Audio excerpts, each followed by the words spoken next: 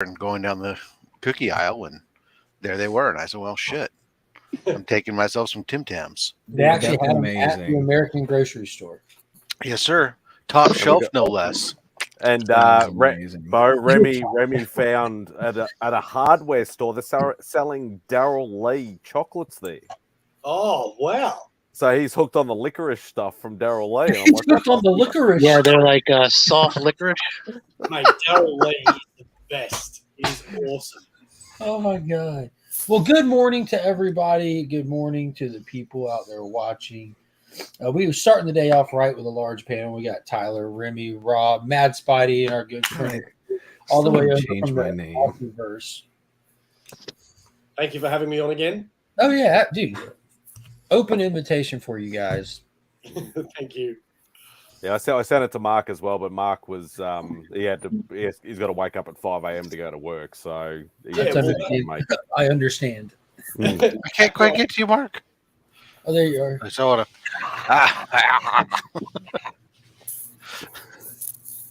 Stupidity done. All right. We got it out of our system, Matt. Spidey. I mean, come on. What do you want? So what's on the menu today? I expect that from Tyler, not from you two. Oh no, you supposed to What did different I him. do? Yeah, got it. Yes. Oh man. Has anybody? I'm going to start it off. Has anybody watched Werewolf by Night yet? Yeah. I watched the. That, I watched that the came first- out already? Yeah, Yeah, it's out. yeah. It's like This it's like morning. two. It's like two episodes into one movie. I watched the first I one. just finished watching it. I watched Oh. the first half. When did it drop? Oh, Today. 4 hours ago. Oh, 4.5 today. hours Oh, ago. okay. No wonder I And it don't was know awesome. about this. Yeah, I love it. Watched Man, the first looked half. It was awesome. fantastic. Dude, Like, it I am was so good. I can't believe Superman made a cameo. We've been waiting for Henry Cavill. There it Yes, was. that was great. I'm such a fan of Elsa Bloodstone, so it was great to be able to see her. I've never heard those words said out loud in my life. She's such a It badass. might be a full eclipse. What is she in? What have you read her in, Bo? She's been in like heaps of, she's never had her own comic, but she's been in a lot of like horror. Recently, she has. She had that little mini series, right? Yeah, Oh, that only last year or this year. Last year, I think. What was the comic she was in? Bloodstone. It was just called Bloodstone. Oh, really? Okay. Well, I didn't know about that. I'm gonna have to go get it. Yeah, I've seen her in a bunch of other things, and she's always this hard ass bitch, you know. And it's great to see her. She's a woman that you definitely don't want to mess with. But man, her father's been in comics and stuff a lot, like in a lot of the old horror stuff and things like that. He pops up every now and again. yeah. But no, it was really good. It was wonderful. I completely agree. I loved every second of it, to be honest. I thought it was funny. It was action packed. I loved the style. I thought it was shot really well. The lighting was amazing. The characters were awesome. Like, I want to see lots of them again, to be honest. I even loved how they went so far as to make it seem so authentic that they even had those black spots that appear. Yeah, cigarette burns on the screen and stuff. When they glue the film together, you know. Mm-hmm. The only thing that would have made it better is if it was in that aspect ratio instead of widescreen. Oh yeah, good point. Yeah. I thought it was gonna be for sure. Or if Elvira was hosting it. Yeah, it's Yeah. Billy and Elvira in there somewhere. Yeah, it was fun. They did It only it could be right. watched at midnight on a Saturday night. Yes, Creature yeah. features. It did feel like that. Hosted by Vincent Price. Yeah. Good morning, Legionnaire, says I Becker. like Mark's face. Good morning, Well, brother John. Mark Flack, hasn't finished it just yet, but Kyle. I'll have to say I enjoyed these characters in this more than the last like 5 Marvel things. All of Moon Knight, every character in Moon Knight. I liked like 3 characters more, Yeah. Good morning, including Foster. Moon Knight Good morning, Miss. and So. all his personalities. Good morning, Maggie. What's up, Maggie? I like Mark's face while the rest of you. Morning, Maggie.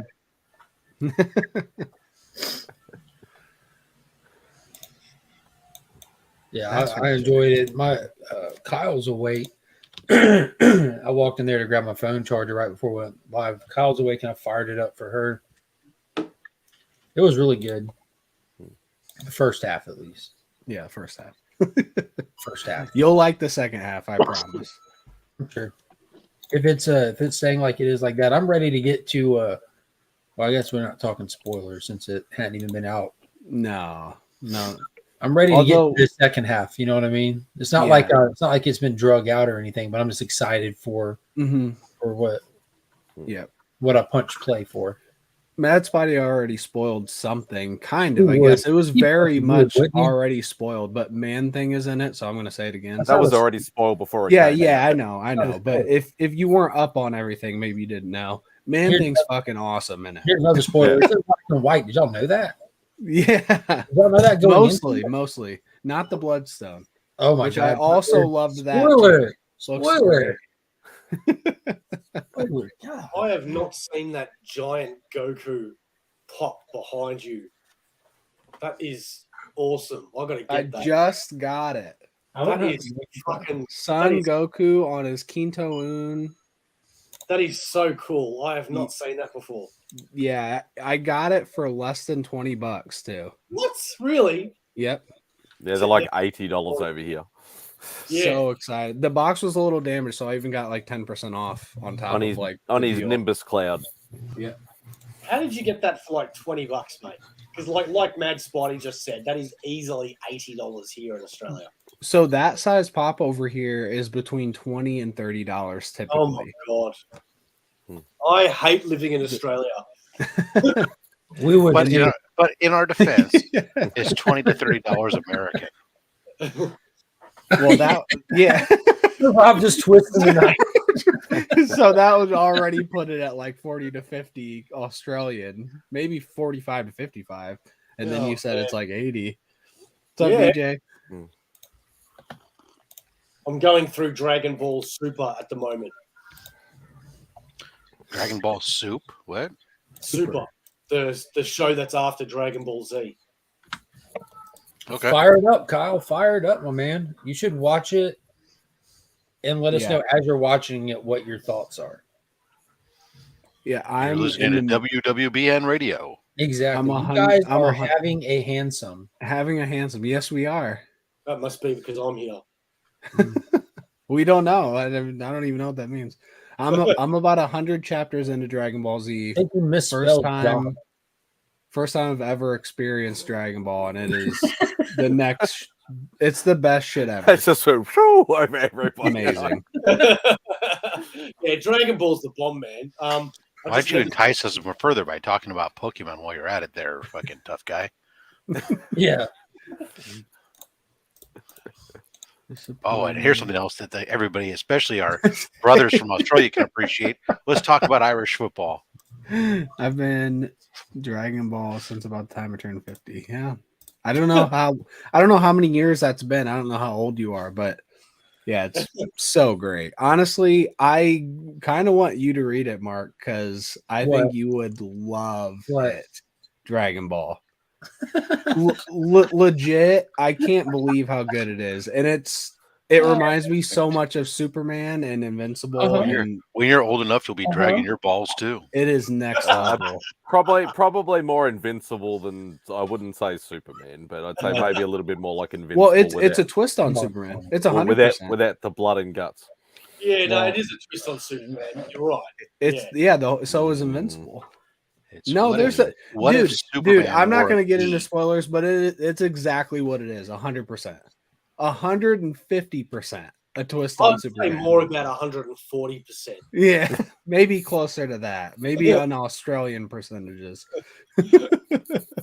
Yeah, I'm not Big going to. percentage the other way. So that'd be about 60% then. Yeah. Yeah, I'm definitely not reading about Dragon Ball. Not Oh really. man. But I'd say I have next nothing to Invincible, this is the most enjoyable reading I've ever had in my Never seen life. it happen. I'm not even kidding. I can't believe how much I love it. I've never read it, but I just bought the Dragon Ball box set and the Dragon Ball Z box set. So I'll be reading those shortly, I think. But yeah. Oh, nice. Yeah. I'll read the audio visual book one day. How about that? Yeah, I could never watch it knowing how extended it is. I would have to read it. I'm not watching it. That's 'Cause one it's reason why I have no really desire drag to out. read it is because my brother watched it when we were growing up. Like, come home from school and he'd be watching the day's episode that aired, kind of thing. And I just don't give a shit. Yeah, I didn't think I did either. It is a harder watch because, like, even like season 2, it takes 22 episodes just to blow up a planet, and it's like, seriously. Who was the villain in season 2? Was that Cell or Frieza? That was Frieza. Frieza. See, Yeah. I remember that. Dragon Ball Kai, because Dragon Ball Kai Is the like, manga version, like the proper telling. Yeah. you know, where it doesn't take like 10 episodes to just watch one power up. Yeah, I couldn't watch it. I don't think I ever want to, but reading it has been just some next level excitement. I actually I'm not saying this jokingly. Do they have like Americanized versions of the book where you can read it like from left to right? No. Then I'm out. Mate. Yeah. Mate. That is so directionist of you. Yeah, I'm very directionist. I get accused of being directionist a lot. Yeah. I haven't read one new comic book day book this week because I couldn't stop reading Dragon Oh Ball. my god, dude, this was such a good week for new comic book days. I read this last night. This was fantastic. Yeah, I can't imagine it being as good as Dragon Ball so far, but I can't stop reading it. I read the old Black Rain Justice Society story where Black Adam, back in the day, like 2002, where he takes over Kandak when he goes and gets his country back. The Swamp Thing book from this week was great. Oh, what was that? That was a cool cover. Yeah, what was that? It was the Steve Beach cover. The guy who's doing like those Action Comics covers. It's the 1 in 25 foily goodness. Yeah. Like the concept of this cover is phenomenal. Like you have the green, but inside of it is the memory of Supergirl dying during Crisis, Jason Todd dying, and Wonder Woman's biggest loss when she broke down and turned Maxwell Lord's head around on his shoulders. Jeez. That was fantastic. It was a good Batman was Batman. Dark Crisis was probably the best issue yet. Like, it was just a good week for comics.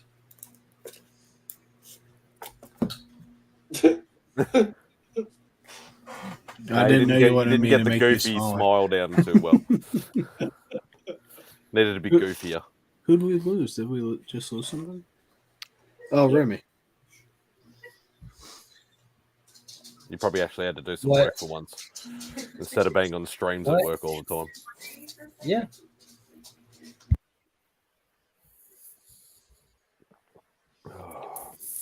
So has everybody watched She-Hulk as well? Yep. She-Hulk.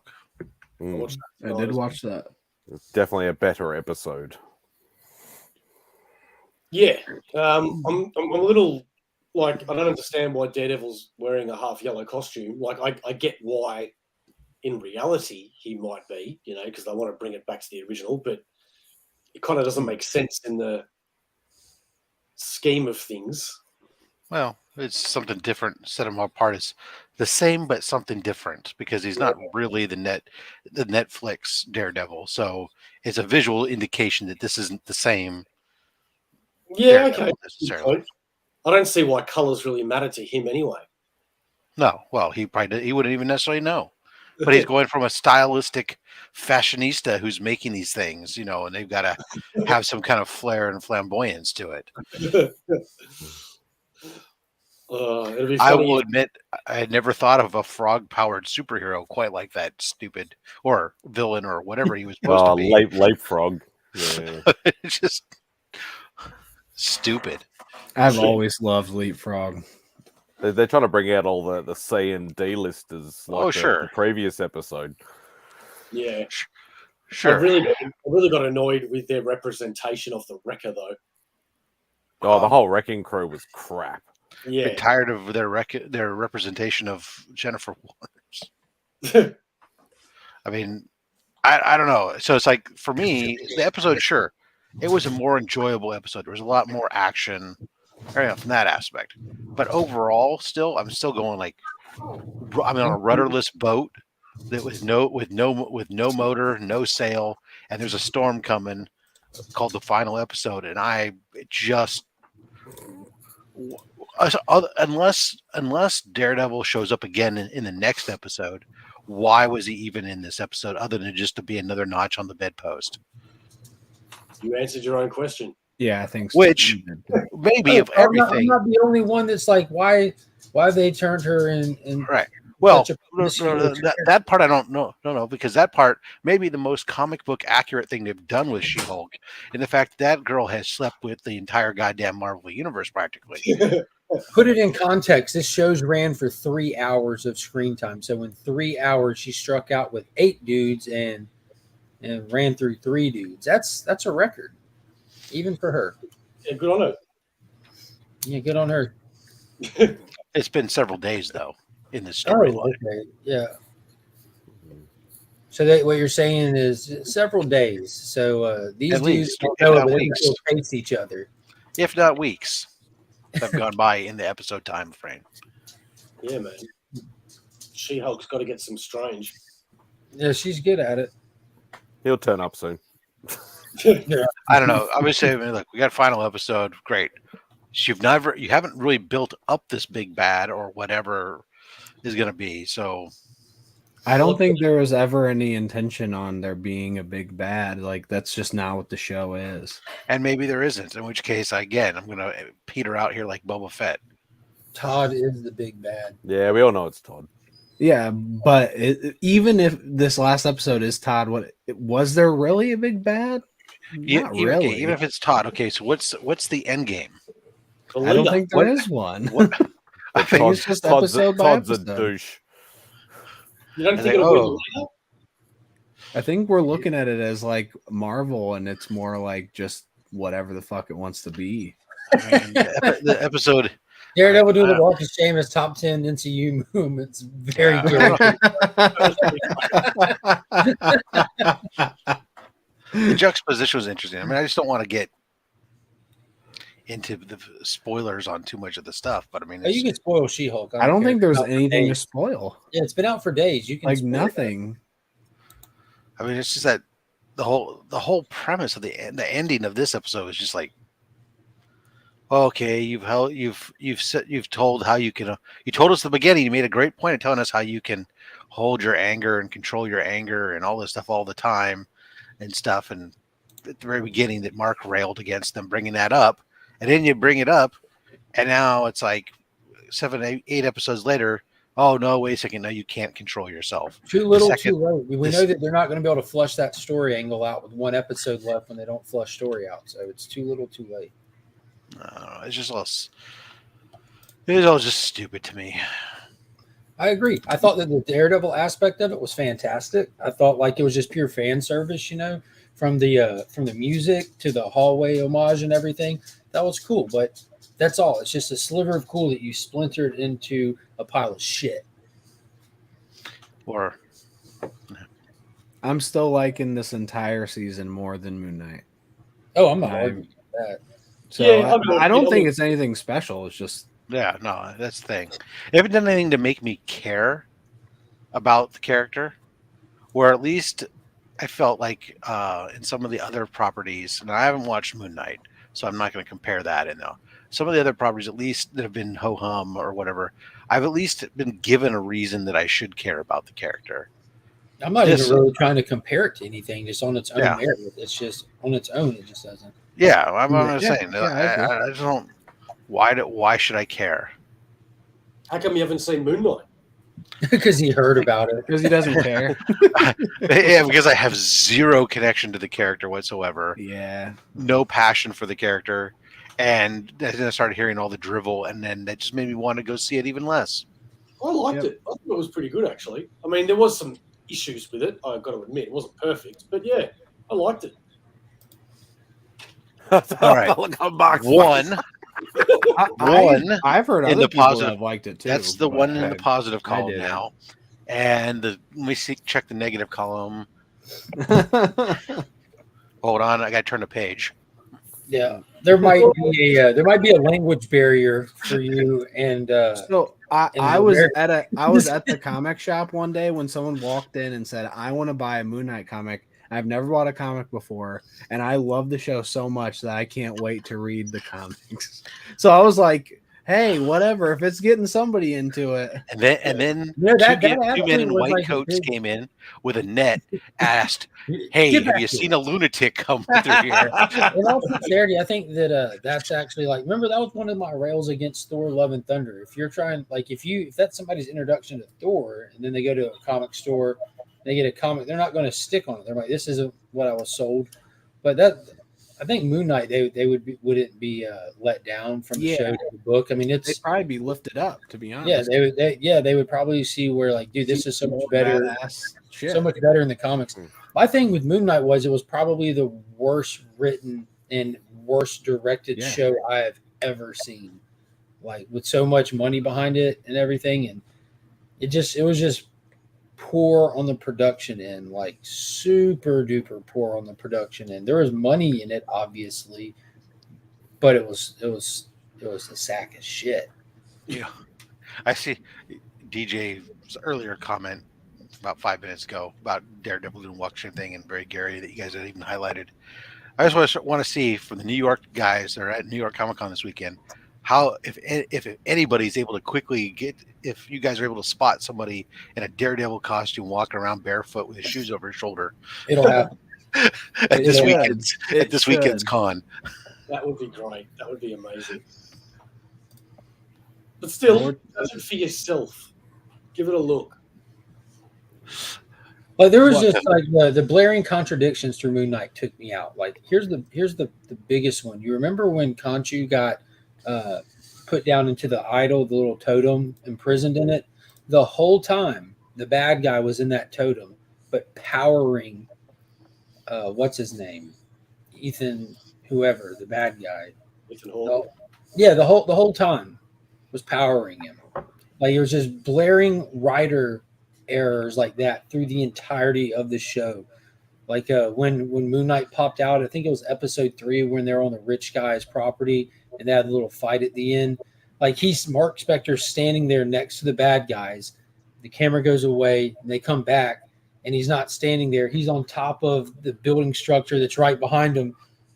Does his little Moon Knight peacock and jumps off at him. Like, bro, like let's stop for 1 second. That was a 3-second scene. That means he had to transform, look at him, say, fuck it, climb a building, stand there and wait on him to turn around, then hop off. Like within I just don't think about that shit. Well, no, it's not. I didn't think about this after the fact. It's while I'm watching it in real time. Like there he is. That's why I'm like, immediately I'm like, why the fuck did he climb that building? Like immediately, that's what my brain said. So when you have writing moments that are so poor for a cheeseball moment or for whatever reason that stop my flow of watching the show to say, what the fuck were they thinking? That just, it takes me out of it. And that's the same scene where they shoot him with bullets and he's bulletproof, but then the guy's poking him with spears and they're going right through him. Like there's no consistency into his armor. Like it was like, dude, I can literally go down a laundry list of writer contradictions in that show. It was insane. And it's well, when you put it that way, you can't argue with that.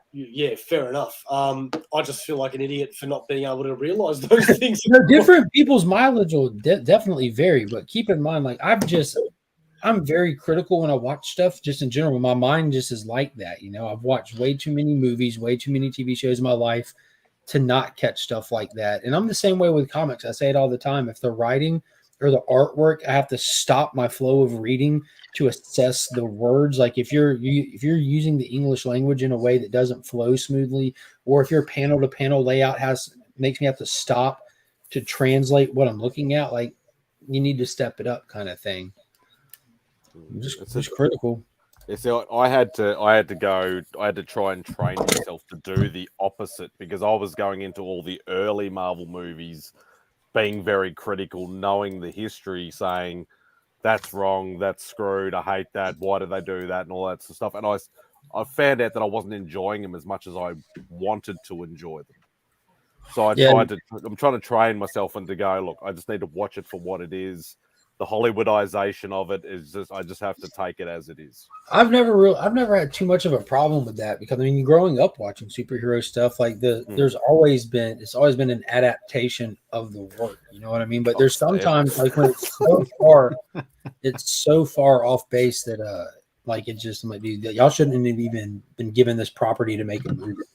Like the way that Thor is in the MCU right now is like the biggest example. Like that's not Thor. Yeah. This character should not be able to pick that hammer up. There's nothing about this character that is worthy, y'all. Y'all have sold his soul to the TikTok crowd. Like in all seriousness, that's the best way to put it. Y'all have sold off Thor to the TikTok crowd. It makes no sense. Yeah. You know, it came to my mind just now during all this talk is I'm thinking about that damn She-Hulk still. I'm thinking to myself, what good lawyer goes to a courtroom and without even interviewing her own client so that she can get blindsided like that in court? Well, if you're thinking of that, why are we assuming that Matt Murdock is allowed to practice law there? Yeah, out of state, right? He's not even allowed to practice law there, but like that kind of stuff, you just let it go. You know what I mean? I can let that, like, I can sit there and critique and break that show down to pieces, but you don't even have to. It's just no, but it's those things that come in like pieces later on. All of a sudden, you're like, you start like, wait a second. You know? See, and this is not true either. Like that defense is just, it's not, because it's a lot of adult content in it. I wouldn't. That's like with She-Hulk, because when She-Hulk started, I had people saying, "Dude, it's cool, man. You just got to remember, this is for your daughter, man. This is for her to have someone to look up to." I'm like, dude, you are outside of your goddamn mind if you think that the She-Hulk character in the MCU is supposed to be somebody for a young lady to look up to. There's nothing about her that is something that I would want my daughter to aspire to be. Period. So, and I think it's a Comic Vet, his LCS. Chris and Kelly are big fans of it, and Kelly pointed out the show's really aimed for her demographic, you know. And I'm not putting nobody's age out there speculating on it, but for the adult female, that's really who it's for, and that's perfectly fine. Absolutely, that's who the showrunners and people behind it are making it, so it makes sense. As people have said before, it's a superhero Ally McBeal. Yeah, without the dancing baby. Yeah, without the dancing baby. What's the next show that's coming out? I have no clue. I don't know about any. I know the next movies, but I can't think of the next show. Yeah, I don't know, to be perfectly honest. I know there's a laundry list of them, but has anybody bought their Black Panther and Shazam? Not Shazam, Black Adam. Black Adam. Mark's already bought his tickets. I know that much. Yeah, I got mine.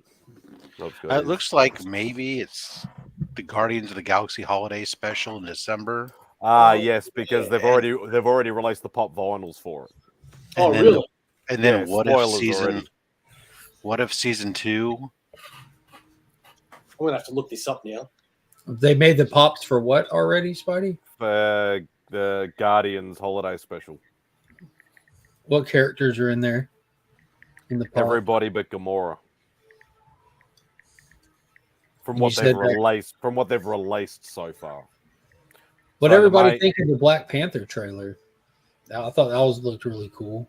Oh yeah, it looks so good. Yeah, seeing Namor flying, I love the way that you could tell. Like it's like his wings are flapping. Like, dude, that's awesome. That is awesome. I cannot fucking wait for that, man. I love Namor. I fucking love Namor, and it's so good to see him on screen for once. I just bought today the Timely Comics Namor Omnibus, and I can't wait to get that.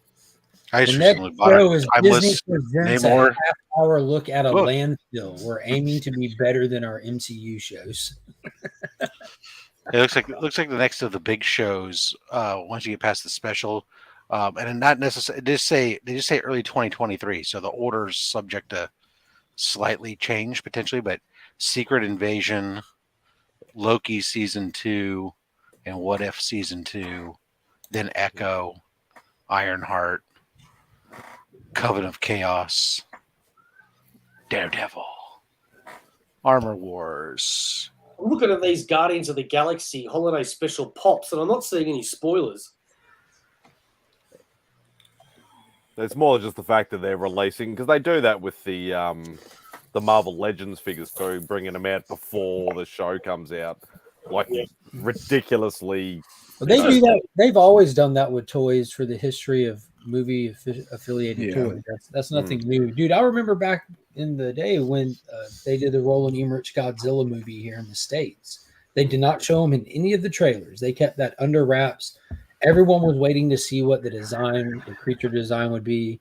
And then you go to Walmart one day or Kmart one day, and there they are. The toys are just sitting there like a month ahead of time.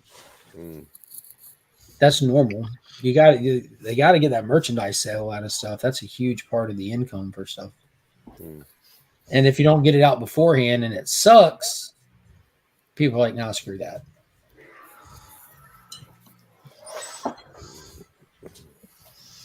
Namor is okay, I guess. He's no Namor already. You and your new Warriors, Becca. And he's no Namora either, for that matter. That is correct. They just use that name a lot. Let's just use the same prefix and weird science. I was going to say you're pulling out the Namor book, but then I'd realise that that's gone to Rogue Trader. Yeah, that's undergoing mold remediation. Silver Knight. I think Namor. It looks like it is going to be done right. Except for all, I don't know whether I'm sold on all this. I suppose you could call it Aztec-looking bloody get-up. I don't know. Yeah, that's something different, but I don't know whether I'm really sold on it. But what were I don't think I care. What were they really meant to dress him up in? Like just his little underwear, you know? Why not? Because it would have looked. They could have gone the what era was he had the black. Oh no. That's pretty modern. That was like Dark X-Men sort of era. No, I think it was 90s maybe. No, was it? I You've think been talking about the John Byrne era. I'm just trying to remember now. Because I think in my Bowen statues, I think I have all three versions, which is the red trunks, the green trunks, and then the black modern. But do any of them have the triangle head? Yeah. I don't know. I'll have to wait till I dive that far into all the boxes to find them. That head was definitely a triangle. That was really weird. Dude, Golden Age is the best. Rob loves the triangle head. That's right. Are we talking about penises? Trust I really don't know what we're talking about. Yeah, the old Namor Timely comics and Atlas comics. The Golden Age Submariner. Yeah. What is that? His head looks like a triangle? His head was literally. It's a flat top. Yeah, and it came down to it. Oh, the hair. Well, but he had a very whole head. Instead of people say, "Hey, you have a square jaw," no, he had a very pointed jaw. It just was how to draw a Submariner in 3 easy steps.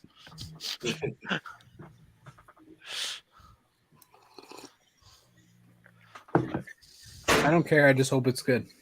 Hey, it might have actually, there you go. It might have actually been the 70s when they introduced the black vesty thing. Yeah. Actually, I think now that I remember, I think I think I have some Bronze Age. I don't Namor recognize books. it. I barely recognize the Silver Age. I love the Silver Age.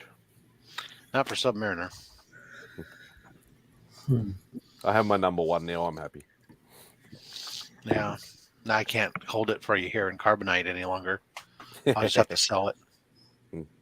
Are you still trying to sell it, Rob? Yes, I am actually. It's really been stupid. I've seen it. I had it listed on eBay at $850, right?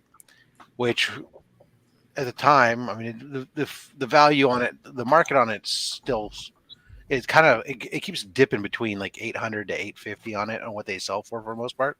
But then, like the other day, I'm like watching. Oh, look at that! One sold for 1,000. One sold for 1,100 on auction, on bids on auctions on eBay. Well, Mhm. meanwhile, mine in the exact same grade as mine. Well, mine is sitting there as a buy it now for 850. I'm like, who the fuck is paying $1,100 for a 7.5 Submariner when you can get one that's fucking buy it now right there? Most likely no one, and they're just trying to bump it up I don't know. because that does make no sense. I don't Oh, know. Green Machine is in the building. Becker asked, wasn't the black suit because he was sick? I responded, no, it was because Marvel had no clue what to do with the character and they couldn't get anyone to like him, so they kept changing him up. I think in the story wise, that was part of them addressing his good guy, bad guy flip flop all the time. But historically, nobody likes Submariner. Nobody has ever liked Submariner unless you're a Golden Age person that enjoys him from that time. But through the actual journey of comics, he's a failed character count. He's not been super popular, nor has Aquaman. It's like apparently we don't like people from under the sea, including the Little Mermaid, which people are railing against that too. Aquaman So has sold consistently through the ages. Aquaman's had TV shows, been on TV shows. He has people sit there and successful even characters. DC as a DC fan, Mark, that you are. Do Mhm. people run around going, "Man, Aquaman's the best. I love Aquaman. Look at my Aquaman tattoo." I mean, it's the stereotype of he's the one to make fun of, right? Yeah, well, that came later. I'm talking about through like even before me existing, Rob, through the journey, the history of comics, Aquaman has been a character that has performed, not like Superman, Batman, and Wonder Woman for sure, not until like probably God, it was in my lifetime that Aquaman became like the joke, like and everything. And they normally use like the old cartoon as the joke. But Submariner, Marvel could not get Submariner to launch. They never could. Like for whatever reason, people just didn't care. Which is so weird. I think he's amazing. They would bring him in for like I like him as a character. that, but I like him just fine as a character. And I remember growing up watching, the limited motion cartoons that Marvel did in the 70s and stuff. I remember The watching ones in the 60s. They did it. I've got that on DVD. I got a Submariner one. Then they did the Spidey and the Iron Man and the Hulk. But Submariner would never take off like their other characters did. That's why they did stuff like the black suit, trying to reinvent him and trying to come out and do stuff. And they couldn't figure out if they wanted to be a good guy or a bad guy. So they did the whole story with the black suit where they discovered if he's away from the water too long, he turns heel and stuff like that. It's just there's a lot of characters like that in both Marvel and DC that for whatever like when Aquaman lost his arm and put a harpoon on and grew out a freaking cool beard and shit. And yeah, that's funny you say that because that Peter David era was like really good. It performed really well. That was like you look back on it now it was one way, but how did it do when it was coming out? Like that was even referenced in the movie. Like that Aquaman issue 0 with him sitting there crouched down with his arms out. They literally homaged it in the movie because that era of comics is so successful and iconic for him. Like that, like he ran long enough to actually have a story arc where his son gets killed, where he loses his hand. Like he's a successful character for DC Comics. I'm not saying right now he performs like he did, but if you just look at the history of that company, Aquaman's done fine for him. You're right. I don't think that this guy who was just created yesterday, this Submariner guy. I mean, he's just a flash in the pan. He'll never I'm not saying last. he's a flash in the pan, but I'm not sitting there spouting off lies either, though, man. I'm just explaining. Like the people at Marvel will tell you this. That's how I know it from listening to people talk about the character, not me. Like I'm not making this up. I'm just passing on the information that was given to me. All I remember is Raj in the Big Bang Theory goes, "I don't want to be Aquaman. He sucks." And even in Entourage, remember they were trying to make the movie in Entourage, and Yeah. the joke about Aquaman riding seahorses. James Wan's like, yeah, but watch this. It's about to be badass, and kind of change the style up. Like it's definitely been a joke with the underwater characters. But it hasn't been like that. I think a lot of people, like for me, who didn't read Aquaman books or whatever, realistically, my entire experience with Aquaman, other than hearsay, is the Super Friends, where he's riding around on freaking seahorses and freaking talking fish, right? And then later on, more recently, the Jason Momoa film. It's a very big juxtaposition. Everything else, really, it's like, okay, I remember seeing Aquaman get a harpoon hand, but I was like, oh, all right, fine. I guess that's kinky. I don't know. And I think with my ages, especially, we grew up having the actual Justice League animated show and stuff, you know. In that whole era with like the toys and everything that were coming out when I was a kid, it was all Harpoon Hand, Beard, like the Total Justice line and stuff. And I don't think this new Namor guy's out of shape. I think I don't either. No. Yeah, I heard that too, and he looks fucking on like he's built. Yeah. He may be like cut like Jason Are we Momoa. critiquing the amount of cut that Yeah, like he's not Jason Momoa. This guy has only 0.1% body fat. I can't believe 0% body fat. It's not like it's me or even worse, maybe, you know. I couldn't get in that This shape guy, with, like, this trainers. guy, in his duct tape playing Submariner. What? You didn't like that? I'm just saying that I don't think you're in Submariner shape is all.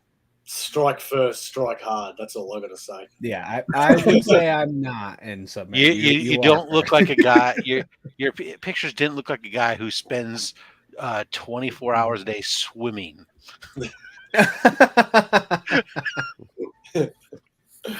You are correct.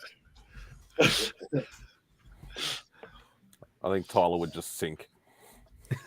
No. We don't sink.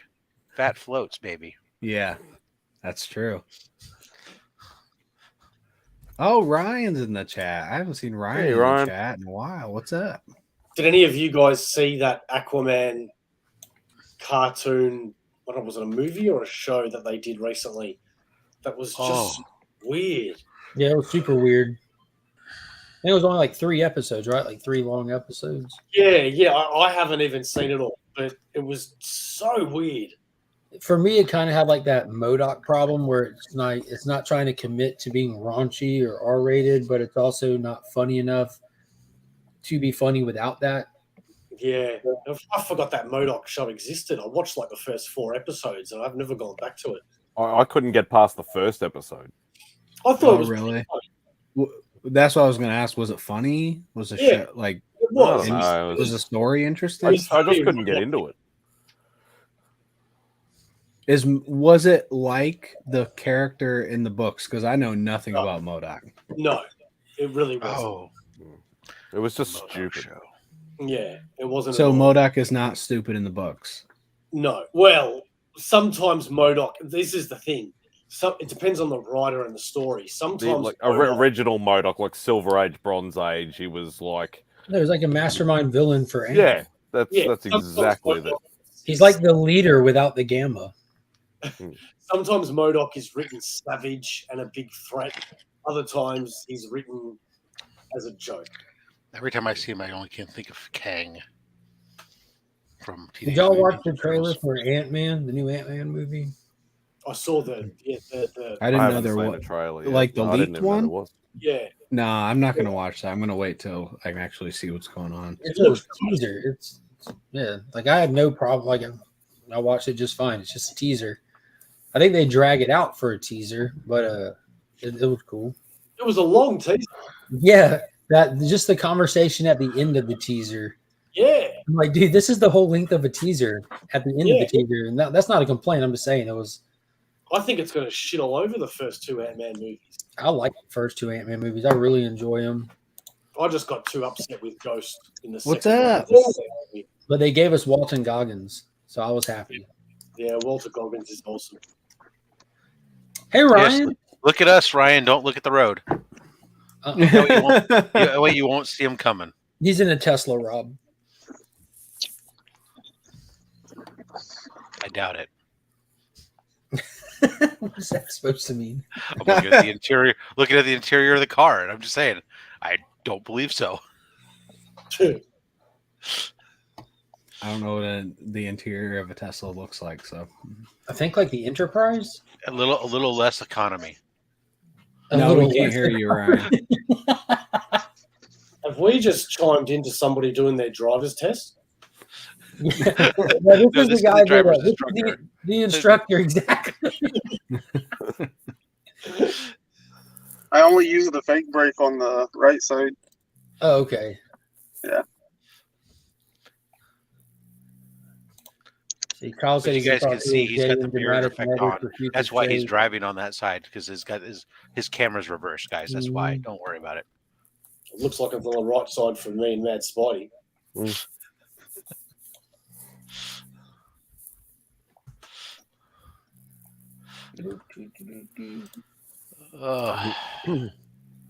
have to start talking, otherwise you're going to hear it. No, I want to hear it. You can't hear that? Anybody who's a regular on Mark's Hangout stream will know exactly what I'm talking about. The snoring? Oh, Oh, yeah. okay. Rob had forgotten. That was the fapping. I kind of The fapping. blacked that out of my brain, but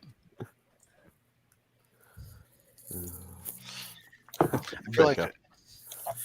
Oh, I'm right back. I'm gonna go grab the books that I got from Mad Spidey. I'll share them here secretly with you guys first. Ooh. Now we don't have to watch Rob's video.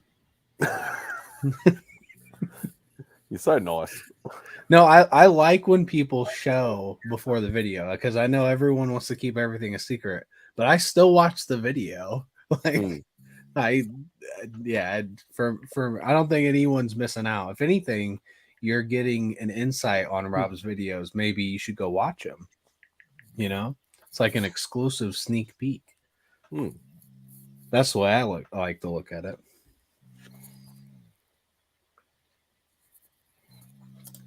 And I'm gonna miss it anyway because I'm gonna hop off here in a minute and go to the post office and come right back and get back on.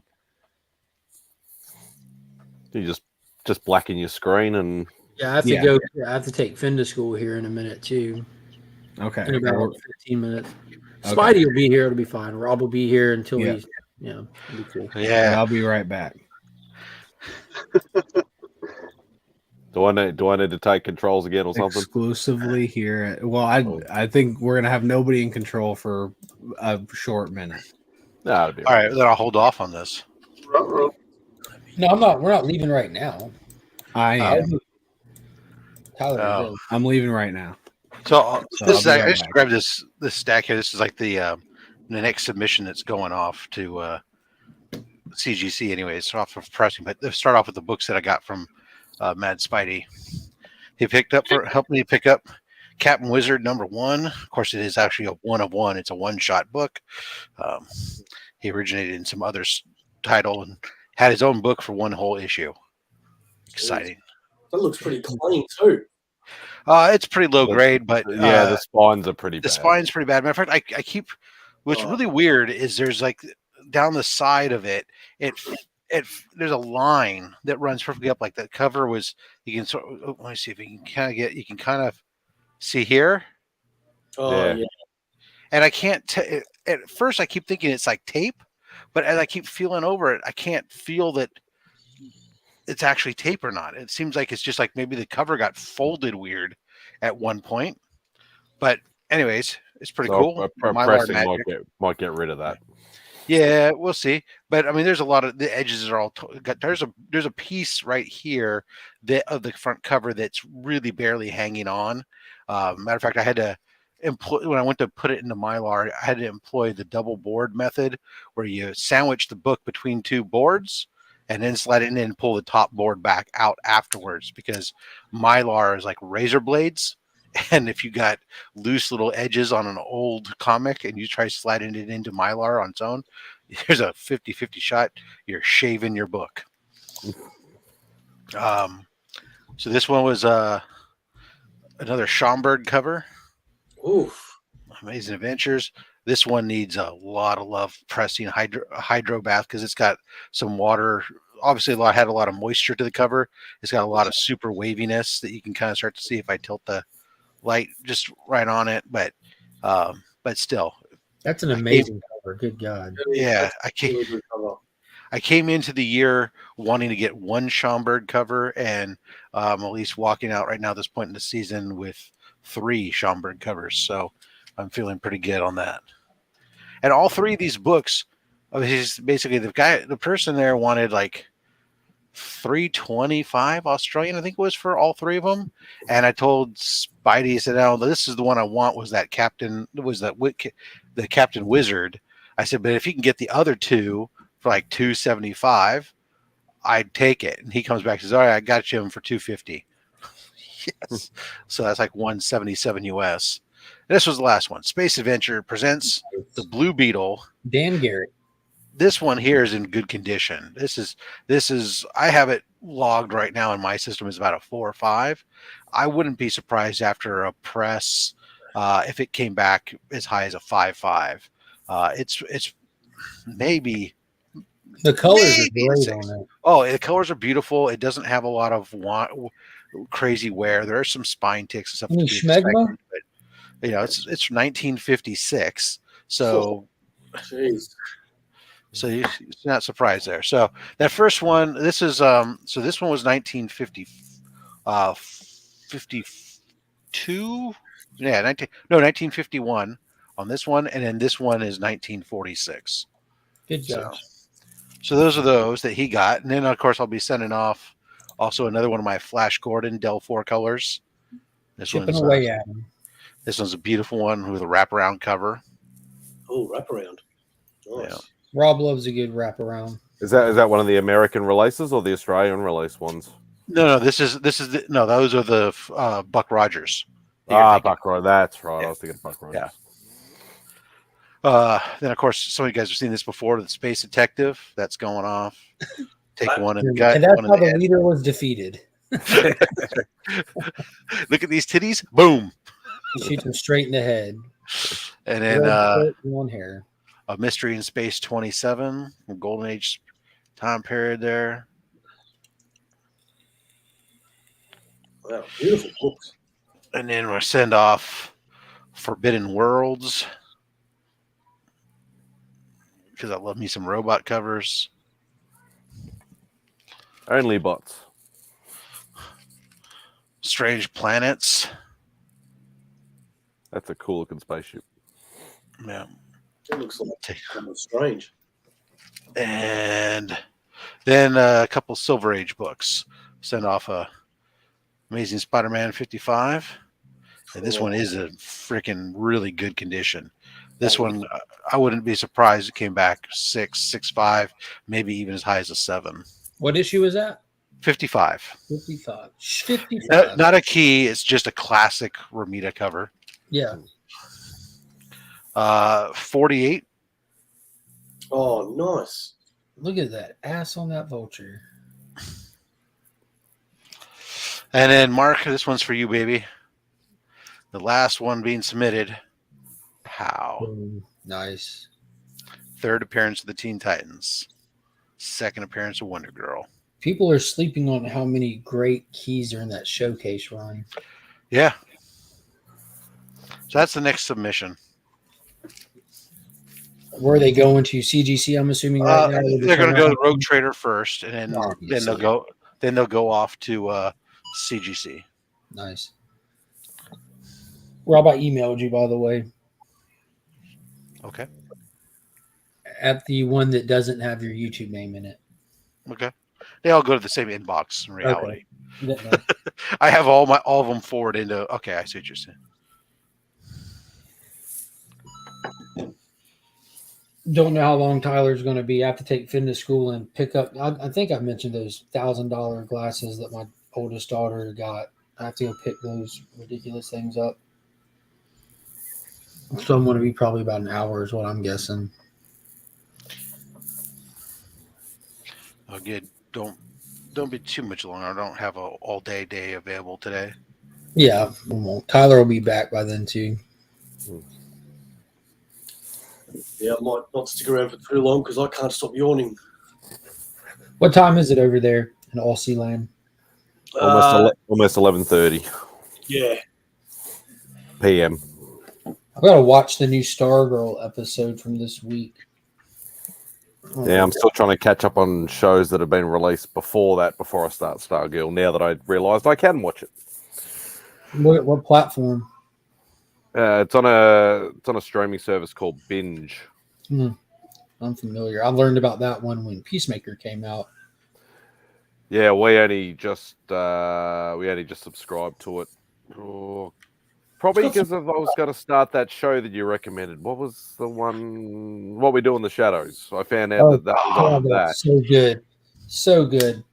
See, like I'll forever forgive the director of Thor because he made that. Like that show's just Harley Quinn season 1 to 3 is on binge as well. that show's hilarious too. It is. So I've got season 1 on DVD, but I don't. They haven't released any more. I just started watching season 3, and man, it is so good.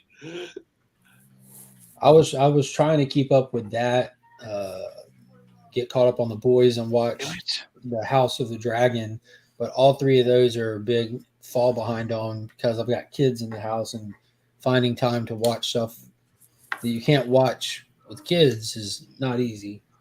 House of the Dragon is killer. Mm-hmm. I'm 4 episodes in and I'm loving it.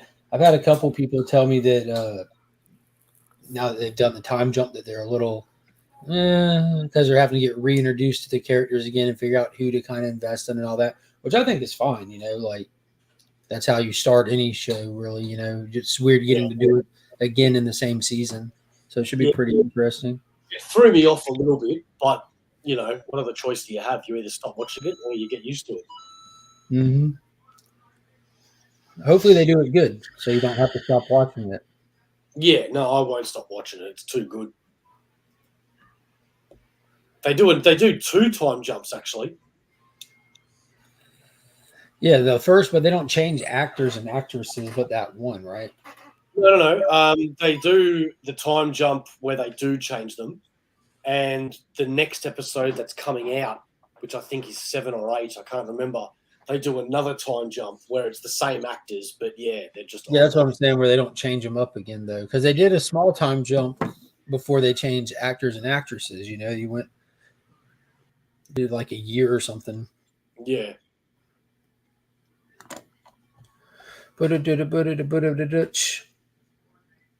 Hey Ryan.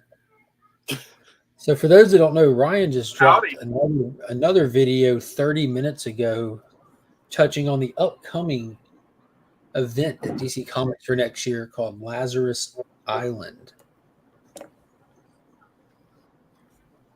What do you think of it?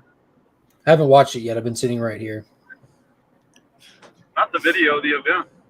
Oh, I'm excited for it because I've already been following the lead up to the event. So it's that announcement was a payoff for the people that are reading World's Finest and Batman versus Robin already. Like, awesome. I'm invested in something that's going to build to an event. Great. I'm already there. I'm already in a car. You know what I mean? There. It's like you're living on a prayer. Waking you up too early, throwing you in the car, and you're all mad about it. But when you finally wake up and you say, "Where are we going?" They say, "We're going to Wally World."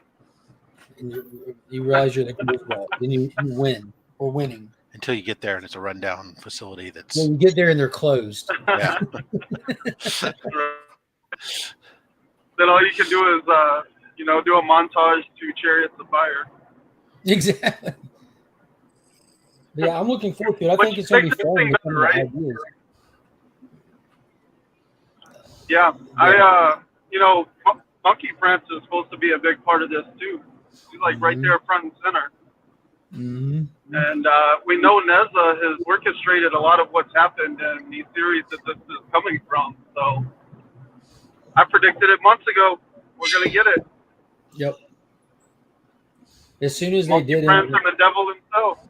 Yeah, as soon as they mentioned that the Demon Neza was doing that little thing for Robin, the Lazarus Island, like, okay, there's definitely more to this guy. So it looks like he's going to be a character that sticks around for a while. Yeah. Yeah, the only thing I don't like about this announcement is that they're like super clear that basically this comes from the end of Batman versus Robin #4, but it's a 5-issue series. Well, they just say that the explosion on the island, the explosion takes place. The teaser, that's just going to be a teaser. That the volcano exploding isn't going to be like a huge deal to that book. I'm sure, like, he's held up there kind of thing, and the volcano ruptures. But I think like Yeah. I hate that they gave us that like when the Lazarus pit oil, water, chemical, whatever starts coming out. Hey, they gave us that teaser where it's coming out in the shape of the Superman S. Like you should have saved that. That would have been a cool page turn. Yeah. But we're getting Yeah, Superman Blue again. John Kent's going Superman Blue. Batman's going to be wearing the Helm of Fate. It looked like you had Martian, Manhunter, and Doomsday twisted up together. What? Yeah. I don't think. Did you say he's going to be going He back has to a Superman? psychic connection to a Doomsday Hive. Mm-hmm. So the volcano on Lazarus Island is going to erupt in Batman versus Superman issue 4, and releasing the chemicals that are embedded in that island. And it starts altering. I think it said heroes and people in general. Like I can almost like my mind immediately went to like the Terrigen mist that got released back in Earth X and altered everybody for that stuff. But we're going to be getting some crazy mashups, some crazy evolutions of characters and stuff for the event. Magic is on the fritz. Like the Demon Neza is like a big deity associated with magic. So like it's going to come down to the Justice League Dark having a big role to play in this. And they're not. I think they're announcing all this and it might feel like teasers, but I don't think it is because I think the real story, the actual story, is going to have to do with Merlin. Yeah. Is there a Yeah. I background think this is a sign of what's to come for 2023 in general. I think this is kind of the prelude to what we've been seeing with Justice League Dark and Merlin and all of that. Mm-hmm. Because everything is all magic connected, like you said with Neza, and his abilities as a manipulator of magic. They poison magic. The Justice League Dark has to be central to this, but other than Dr. Fate's helm, they didn't really announce anything related to any of the Justice League Dark characters. No, we've just been seeing them the way that we left them pop up in other stuff, Dark Crisis and stuff like that. So we know that they're still in that state of defeat and all that stuff, Yeah. But they're being consistent with how we left them. So they wouldn't do that if they were trying to move past that storyline. Yeah, I think this event is going to kind of break Neza's control over magic, but then I think we're going to get another event behind that. Because notice the creative team, or the creatives that are behind this, they didn't even mention Ron B's name. And, I mean, that man has a hold on all of the magic users and stuff. So I kind of suspect he's architecting another event behind this that's going to really deal more in all the magic stuff we've been seeing. My thing is, if Neza's using magic, that means Merlin's going to have to come for him if he's not dispatched soon enough. Yeah. Because Merlin said no to magic, and no one's been able to even slow him down. Yeah. Yeah, that's kind of how I see this playing out. Is our main heroes are going to have to break the hold that Neza has over magic, and then we're going to get some event architected by Ron B, where magic and Merlin's the big bad, and we get all that after this, maybe in the summer.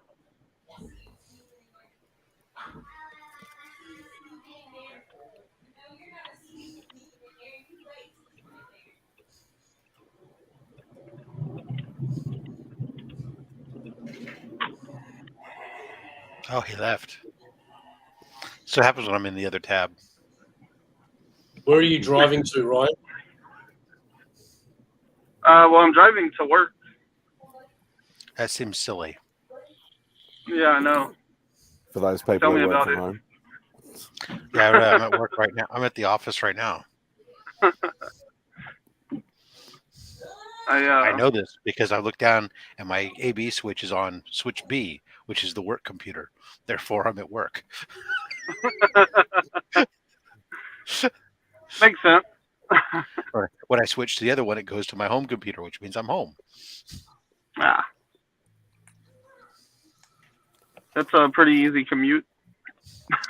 Yeah, every once in a while there's some dog fur, that you have to contend with in the hallway, but I don't know. It's not working from home has its benefits, but sometimes it also has its hindrances too. You put in a lot of extra time in reality. For every CEO that sits there and says, "Oh, I don't know if my employees are working," if you have decent employees, your employees are working if they're working from home, because you know you're working remote and people can't see you. You're super serious about trying to respond to everything in a super timely manner. And so I find myself, I don't take the breaks. I don't take, it's like I eat really quick and I'm like back here at the computer, and it's just like constantly on. And even in you're working extra at the end of the day because you don't have a commute or something. I don't know. It's just, Yeah. I definitely put in more time than if I was in the office jibber jabbering away with everybody around me and going down to the break room and hanging out, and all the other lost time walking the hall. Oh, hey, I haven't seen you in a while. How's your kids doing? Yeah, don't have any of that. I'd feel I'd get too easily distracted at home. Yeah. That's why I try to keep, for the most part, like, except for Fridays for this, because I'm usually working while I'm doing this. I don't do anything on my any personal stuff on the home computer or the work computer. And it's relatively easy to switch back and forth. I can't see the chats and other stuff, and I don't log in from my home computer, so it kind of keeps me focused on that. And then I do make a point of, like, when my day is done, I turn off the other shit and I don't really look back at it unless they ping me on my phone and it's like my boss. Otherwise, I won't respond to stuff that's outside of my office hours to try to keep that separation between the two. Yeah, no, that's fair enough. But yeah, I mean, Tony. the scenery is the same. It is a little bit, your internal scenery is the same, right? You don't have that change, whatever. So when I do go out to the comic book shop on Wednesdays, it's a big deal to me because I do get that's the one day a week I get in my car and drive somewhere. But on the upside, in California, with gas prices coming close to $7-something a gallon, I only go out once a week. Rob, real quick on topic, serious question. When you logged onto the stream today, how did you log in? Or where'd you get the link? Tyler. Yeah. Okay. I was just wondering if there's a way to loophole the admin stuff. Like if I send Tyler the admin link and you're already on here and he goes in through the admin link, what does it do? Does it automatically switch people over? Does it not let him in, or how does that work, kind of thing? You know what I mean? If you could, I don't know. If you could hack the admin link. Isn't there something you like grouping or something you can do? Oh, with the paid version, you can have. Well, if I upscale it, I can upscale and have multiple. Yeah, that's what I have, but it's not cheap. No, it's not. It's a big. It's pretty big expense just to be able to add a couple more people to it. Yeah. Although I got some messages about some new functionality. Hey, I haven't checked yet, like some ability to do some editing of your recorded video content now on the StreamYard. Yeah, it's $10 a month to allow more admins. It allows 2. It says 2, but that's counting the person who owns the channel. So you really just have one. You have the person. It's my stream. Then I have one admin. I don't have 2 admins. Right, and then every day, what's up, Old Wolf? What's going on? Hello. Then there's the next step. I have the next step up from that, which allows me like 4 or 5 people total. Yeah, 5 counting yourself. All right, I'm gonna take Finn to school. I'll talk to y'all. I'm gonna hop over to the chat, but I'll be listening if need be. I'll switch up. I just got to work, so I'm gonna head in as well. All right, Ryan. I'll be outnumbered by these Australians. Hey, Tyler's back. I'm back. Did you let yourself? Perfect timing. All right. Well, should I switch Tyler over to admin before I leave? What? Rob. I don't know. I don't care. That's fine. What just happened? When are you going to go to Romania? You got back in about 20 minutes. Hey, Brian. Oh, hey, no. No, I don't have actually a team meeting with Romania today because they had a bunch of I have some other meetings that are product demonstrations that are scheduled to conflict with my Romania team meeting, and they're doing fine. So Tyler just emailed you the link again. I switched it over to Rob Cup. As you see, I'm about to go. And I've got to run pick up Emma's new glasses and all that, so I didn't know how long I was going to be gone. Okay. So you got the email. I'll see you guys in the chat. Bye-bye. au revoir. What are you doing? Sorry. I'll probably have to reload my page then. Who's Maggie? His sister. Sister. Hence, That's, hence sister he's shat- Maggie's sister- brother. Sister shattered in the when she's in the comments. Yeah. Aussie versus strong. Oh no, not the Oh no prison no view. no no no no no no. Don't Not do the that. prison. Not the prison view. No. Isn't that when they flip you around and pull your pants down? No, it's more the one that makes you look like you're in bars. My favorite pastimes. Biting a pillow?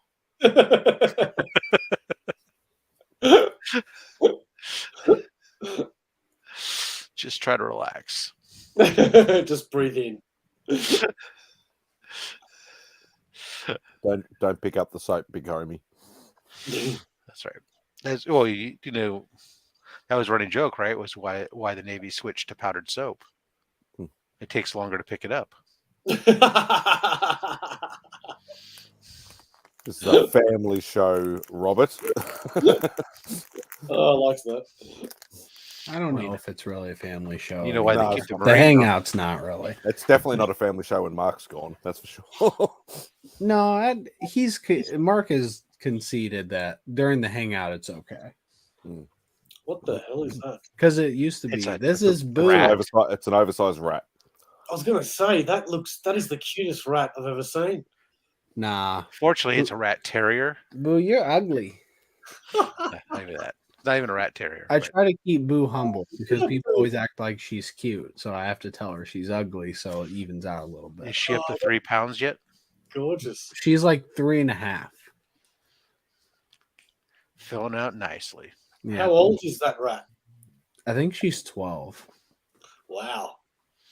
Yeah, so she's almost full size. She's still growing. That is so cute. You're still growing, That- aren't you? The dogs like that are the reason why man should not own a cat, because we bred dogs to deal with the mice and rats. Yeah. Oh, that is so funny. Well, I'd bring mine up, but mine's laying on the couch, still hasn't barely lifted its head since I walked in the room.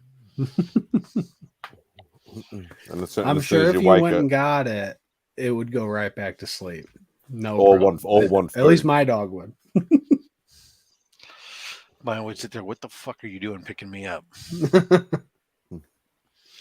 She's about 30 something, 36 pounds now.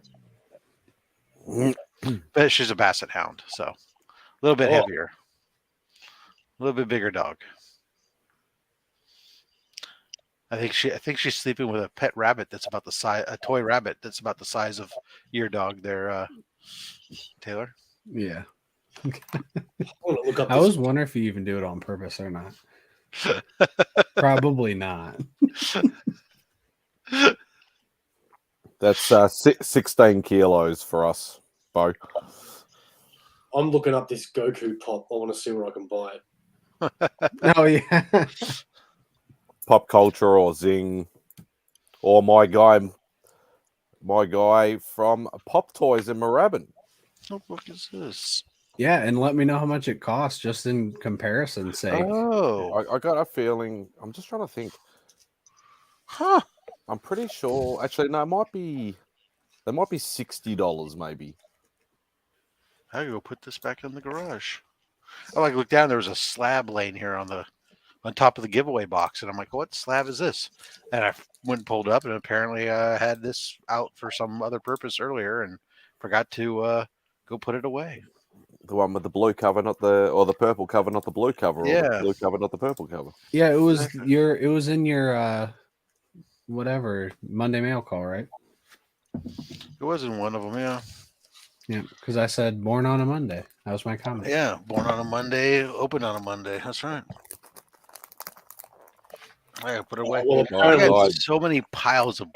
There's like piles. There's the giveaway box down here. There's piles of comics to go into the giveaway box when there's room. There's the pile of comics to read.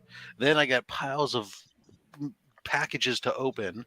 I got 2 CBS submissions sitting here and a third one on the way.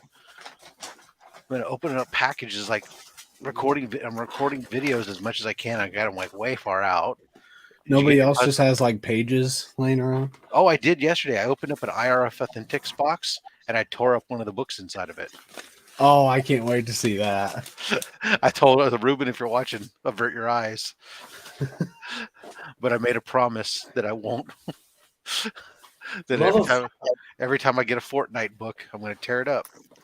$85. What retail, or are you looking on eBay? I'm looking on Zing. $85. Oh, there you go. Yeah, it's more expensive than it should be. That is ridiculous.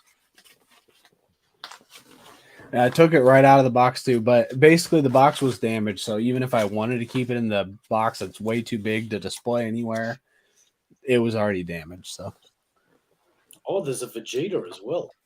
10-inch. Which reminds me, I need to buy some more storage tubs, because I've got so many boxes of pops just piling up in my room at the moment. It's ridiculous. Is this which that okay, is that one? Jesus. Well, you can get a GameStop here for $30. Don't mention GameStop. They are dead to me. They're not good to anyone. But Walmart, you can, if you want, you can pay $90. Just in case you want to pay more. Yeah, I'm starting to think it'll be cheaper getting it from the States. With the wow, shipping. that blows No, my not mind. with the Really? shipping. It was 30 at GameStop. That's where I got it from, by the way. Yeah. And There's 90 20 at Walmart. Yeah, $27.90, whatever. That's At ridiculous. GameStop. Mm. Well, those 10-inch ones, usually they are like around $25 to $30 when they first drop. Yeah. So that seems about right. I mean, because that's what I got my Oogie Boogie and Jack Skellington 10-inch ones were. Like, This one. That's the one they're Yeah. talking about. yeah. Flash rate, it's $85 here for us, which is Yeah, but if I bought it for you for $30 US here, that's going to cost you about $50 Australian. Plus, on top of that, shipping, which will cost you another $50 to $70. Yeah, at least because it's so big. Well, that's And why the you Au- just the, comics to make it worth the shipping. the Aussie dollar has really dropped too. We're only at like 64 cents at the moment, so it's absolutely ridiculous. It's just Oh, really? plummeted. Damn Australia. Mm. Yeah, it'd be $47 Australian for you to buy it here plus shipping. So that $80 actually is pretty good. Mm. You couldn't ship it over there because it's going to cost, like I said, shipping's going to cost me at least probably when I ship it, probably minimum $45 to $50 US to ship to Australia. Because it'd be more on size than weight, because it doesn't weigh much. Yeah, It's dimension- more It'd dimensional be weight. all size. All size. They call it dimensional weight. Which reminds me, Spidey, you still need to send me a message with how much I owe you. just chuck 50, that'll do. All right. Looking on Amazon. Wow. Okay. So Shenron Dragon, for some reason, which I do have, is 10-inch pop, is for some reason I love that. $150. Yeah, because it's been vaulted. Oh, really? Oh, Yeah. really? I didn't know that. It's been vaulted, so. Oh, I'm glad I have that. That's my problem when I want to get my original, the Mayor from Nightmare Before Christmas. They vaulted that a long time ago, and it's always like $400 to $500. I'm like, yeah, that just ain't gonna happen. I think We my actually LCS have has it for one 300. We have one place here. For some reason, they get a lot of vaulted pops. You know, Aussie Collectibles, Bo. Yeah, like they seem to get a lot of vaulted pops. I haven't checked out their new big warehousey place yet. I know Simon and Sarah went and checked it out, and they did one of I their haven't. vlog videos. Yeah, I still want to go to that joint in Geelong as well. Pop culture, Yeah, or the two locations. yeah, it's just so far away. Well, that's why we did a day trip. So like Beck drove, and then we took Simon and Sarah down, and we did like a day trip for it. So can we organise another one of them? Well, I suppose you're a bit closer to us now because you're in Hawthorne, so Yeah. I don't know whether I'd have a.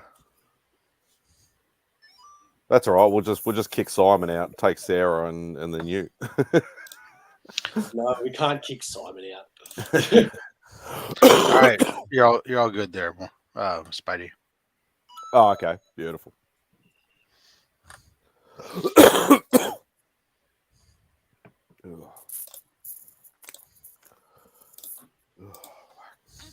Yeah, no, it's good, bro, because like the shop, the main shop that sells all the what I classify more as like all the retail-y sort of items is in the city, and then on the outskirts where they actually have the warehouse where they distribute everything from, which you can't actually go to unless they have one of those big warehouse sale things, but they've got the statue gallery. Oh yeah, that place is freaking awesome. Like it's literally just a big long building, just wall to wall glass cabinets, all just full of statues and stuff. Wow, it's awesome.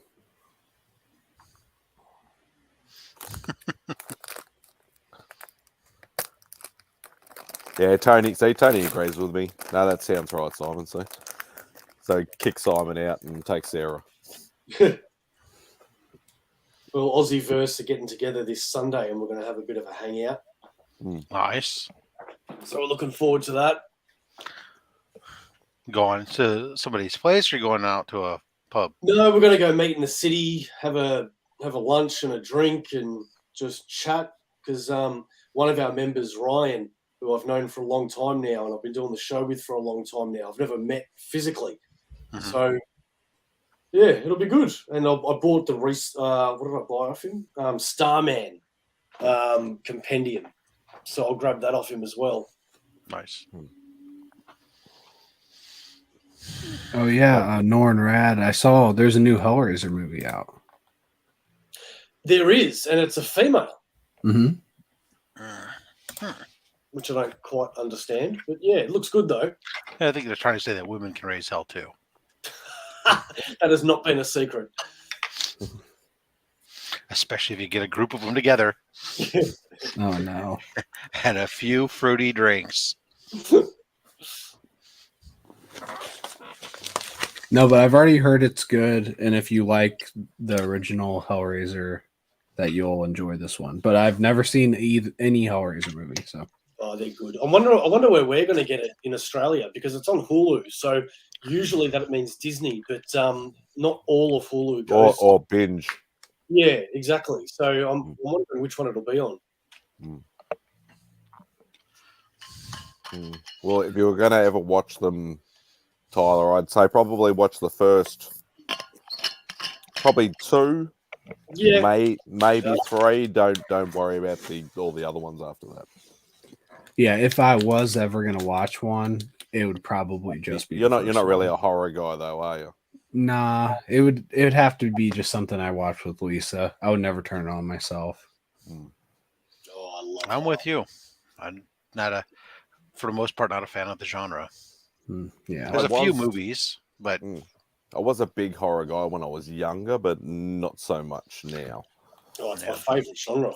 I mean, I love the classic monsters. And some of the stuff like some of the Halloween movies I don't mind. I grew up watching those stuff, but for the most part I just find them. Is there 9 Hellraisers? Yeah, I guess so. I just find a new way to put more blood on the screen. It's like that's what I mean. You watch like the first 2 or 3 and then maybe the new one, but don't worry about the rest of them. I thought there was like 4 maybe. I don't remember 9. There's 5 that I know of. God. But I didn't know there was 9. Yeah. Yeah. Oh. Like this new Werewolf Are by any- Night thing is better than most horror Are movies. any that of I've them seen. though in space? Because Jason is spaceman. Yeah. Jason X. Never seen it, but I've heard a lot about it. Yeah. I didn't mind it actually. Ew. It was cheesy. But yeah. Stupid as fuck. Yeah. I mean, that's the whole point of it, though. It's stupid, right? Yeah. Yeah. It's like, hey, I got this great idea. You remember how cool Aliens was? What if instead it was Jason Voorhees? Well, how did he get up there? It doesn't matter. He's just there. I don't even remember how he got it on the ship. It doesn't even matter. It's just Yeah, like, neither do I. You're making me want to watch it again. I saw it when it first came out, and I if think somebody that was can all I remember think. how the hell Jason Voorhees got on the ship in Jason X, please let us know. Was it like a garbage pod or something? Or The only thing I remember about Jason X was I'm pretty sure he had this God, what I was should trying to be a cool looking new suit. or Yeah, mask. and he had the silver mask instead yeah, Yeah. of the metal, the white like the mask. metal mask. Yeah, And I just remember him killing dudes, which is every other movie too. yeah. It's a shame that license is in limbo at the moment, so they can't make any more. Because Maybe they've that's a good they've thing. Take a break. they've rehashed everything else. So why He was not? frozen on a rehash prison it? ship. Okay, thank you. He was imprisoned in space, and they found him frozen. Oh, okay. I always liked Jason more than Halloween, and so it always annoys me when new Halloween movies comes out because I want more Friday the 13th. Yeah, I haven't seen every Halloween movie, but I think my favorite one is that other director that did two of them. You guys know what I'm talking about? Rob Zombie. Rob Number Zombie. five? I think Oh. that's my favorite one. Those two. I haven't seen any of the Rob Zombie ones. I haven't seen. I think the last one I saw was right before they started bringing back what's her name? Jamie Lee Curtis. Yeah. So I guess that was Halloween Returns or something. I don't know. You know what has been good, surprisingly, because I thought it was going to be trash, but the Chucky series. Yeah, so I haven't watched. As soon as they did Chucky's Bride, I was like, I'm out. I'm not doing this stupid shit. I'd suggest taking a look at Child's Play the series. It's actually a lot better than you'd think. And it's more modernized too, from what I hear. But it's even though there is some humor in it, it's not like the child of Chucky and the son of Chucky. It's more the original ones. And the second season comes out in a few days.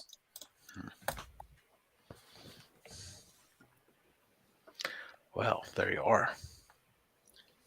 You are. Speaking actually- of horror, there's a Horror. Chainsaw Man. She-Hulk Comes was out. on last night. Yeah, she's pretty much a horror. Sorry. What's up, Glenn? Well, she did go savage.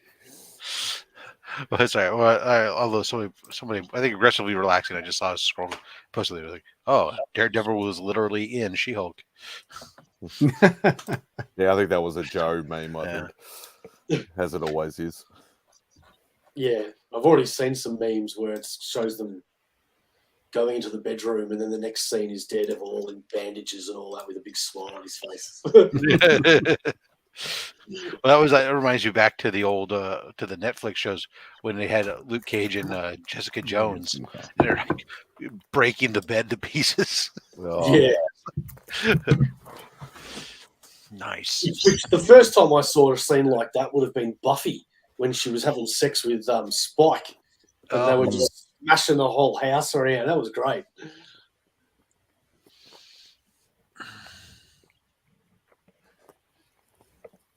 Yeah. Who have we got? That's a rogie. Hello, rogie. Oh, there she goes. Who's that cat? Hmm. Need a pult. She likes to get up on the bed on her own terms, like Everyone most cats do. forgets the villain of Luke Cage is going to be Blade. Yeah, that's right. Yeah, I remember Cottonmouth. Yeah. And that ridiculous costume. Oh, no, that was the other guy.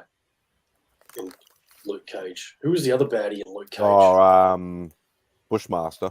Yeah, that was a horrible looking costume.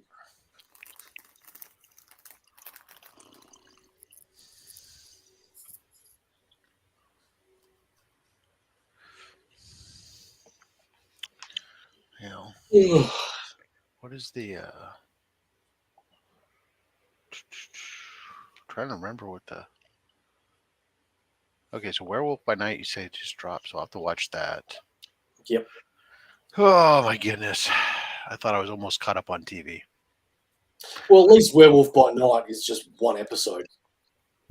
Is it One just hour, 1 hour long episode. And that's the totality, or there's a second piece? Then it's going to be like No, week? that's it. That's it. It's just they made it like It's a the old one-shot. school TV movies. Yeah. All right. So yeah, 54 or 55 minutes, something like that. Yeah, just say an hour.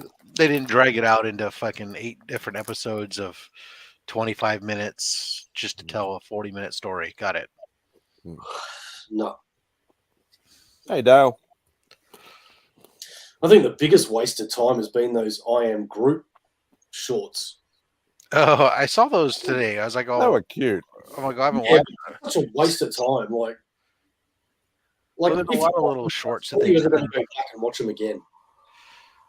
I don't know. Yeah, I haven't watched any of the Groot ones, but I've been watching, or I had watched, like a funny thing happened on the way to Thor's hammer and the Agent Carter. There's like a couple other little shorts that some of them are kind of. Well, they all originally came out on the Blu-rays. Did Mm. they? Okay. Yeah, Yeah. that's right. I don't know why they stopped them because for a while every Marvel Blu-ray had a one-shot, and it was a Most good of them were all Agent Coulson ones. Yeah, and they were really good, all of them. Mm. But then they just stopped doing them. I hadn't seen them. Of course, I haven't gotten any of the Blu-rays for them, so there you go. You can watch them on YouTube. I No, can well, watch they've them got on them all on Disney Disney Plus. They're all right there. I'm going to Thor Team whatever. I don't know. Team Thor or Team. Who's the guy? Oh, that's right. They're all on the timeline thing in Disney Plus. Yeah. There's some. I don't know whoever that Australian guy is that he's hanging out with. Oh, shorts. you're talking about Thor's roommate. Yeah, Mm. that Yeah, he moves in with. Yeah. that's funny. Yeah.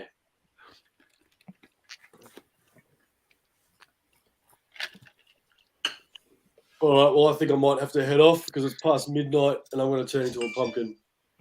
Wow, I'm a pumpkin, no less. Yeah. See you, pumpkin. Just in time for Halloween. Thanks a lot, guys, for inviting me back. It was great to see you all.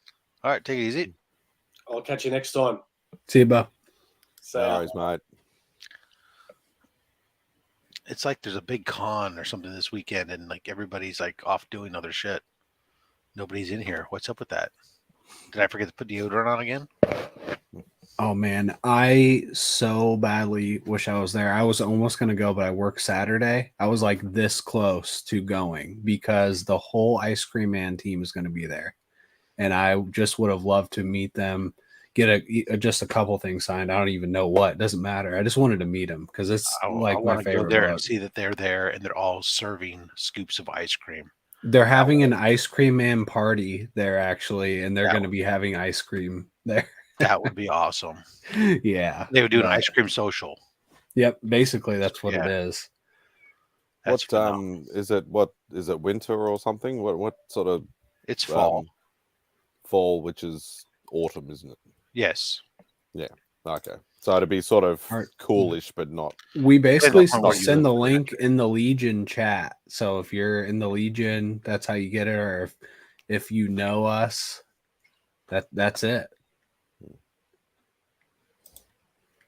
Yes, we've had too many bad experiences with. Yeah, we used to put it Well, in the chat. Yeah, we'll call it randoms. Mm-hmm. Yes, we'll just leave it at that. We don't want to put randoms in just in case things happen. Yeah. Of the sexual variety, typically. Mm. Yes, or I'll gently say annoying. You might know what I'm referring to. Yeah, that too. I actually wasn't thinking that when you started talking about it, but yeah, that too.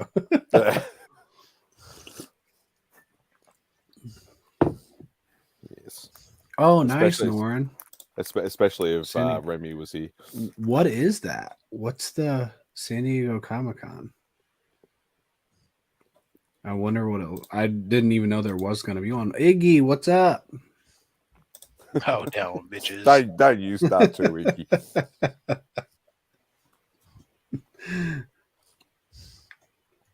You can't take that from Mad Spidey, Iggy. I'm sorry. You can try though. I'm just trying to remember. Who was there at the end. On Remy's stream last weekend. I know it was me and Mark because I had to. Yeah, I had. He started playing that stupid, turkey noise that I made, but he did it off. He did it offline as soon as he killed the stream. He did it about 10 times in a row. I had to turn off my camera because I was in tears laughing at my own stupid bloody thing. And Mark's like, he even called me by name. Mark's like, Spidey, turn on your camera. Spidey, Simon, turn on your camera. He just wanted to see me because I was in tears. Yeah, you've had some gold. Every once in a while, you spew out something like that. It's so great. God. What are you staring at, cat? Oh, you're talking to me for a second until you Yeah, said I cat. thought you were talking to me for a second too. I was like, oh, I have to. It's 6 a.m. now. I have to log in for work. I'm looking at. I did say cat, not the thing that Lay always says. It's nice. I'm gonna have to look up what it looks like. Let me see.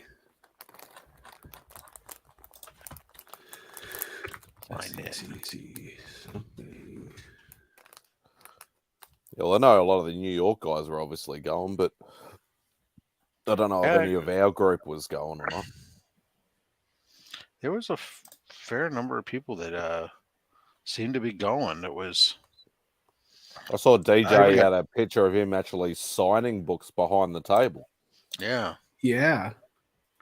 I had people asking me if I was going. And I was like, oh, no. That just isn't in the cards.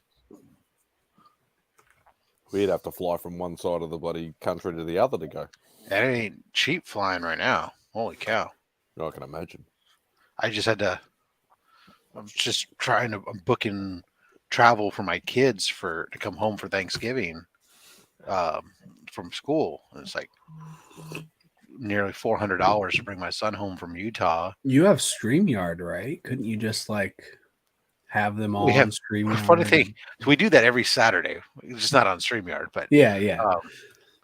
We have every Saturday before I do Only Slabs. I have a family meeting with both my kids and both grandparents, everything all hop on and that's cool. Stuff. But the no, bring them home for Thanksgiving.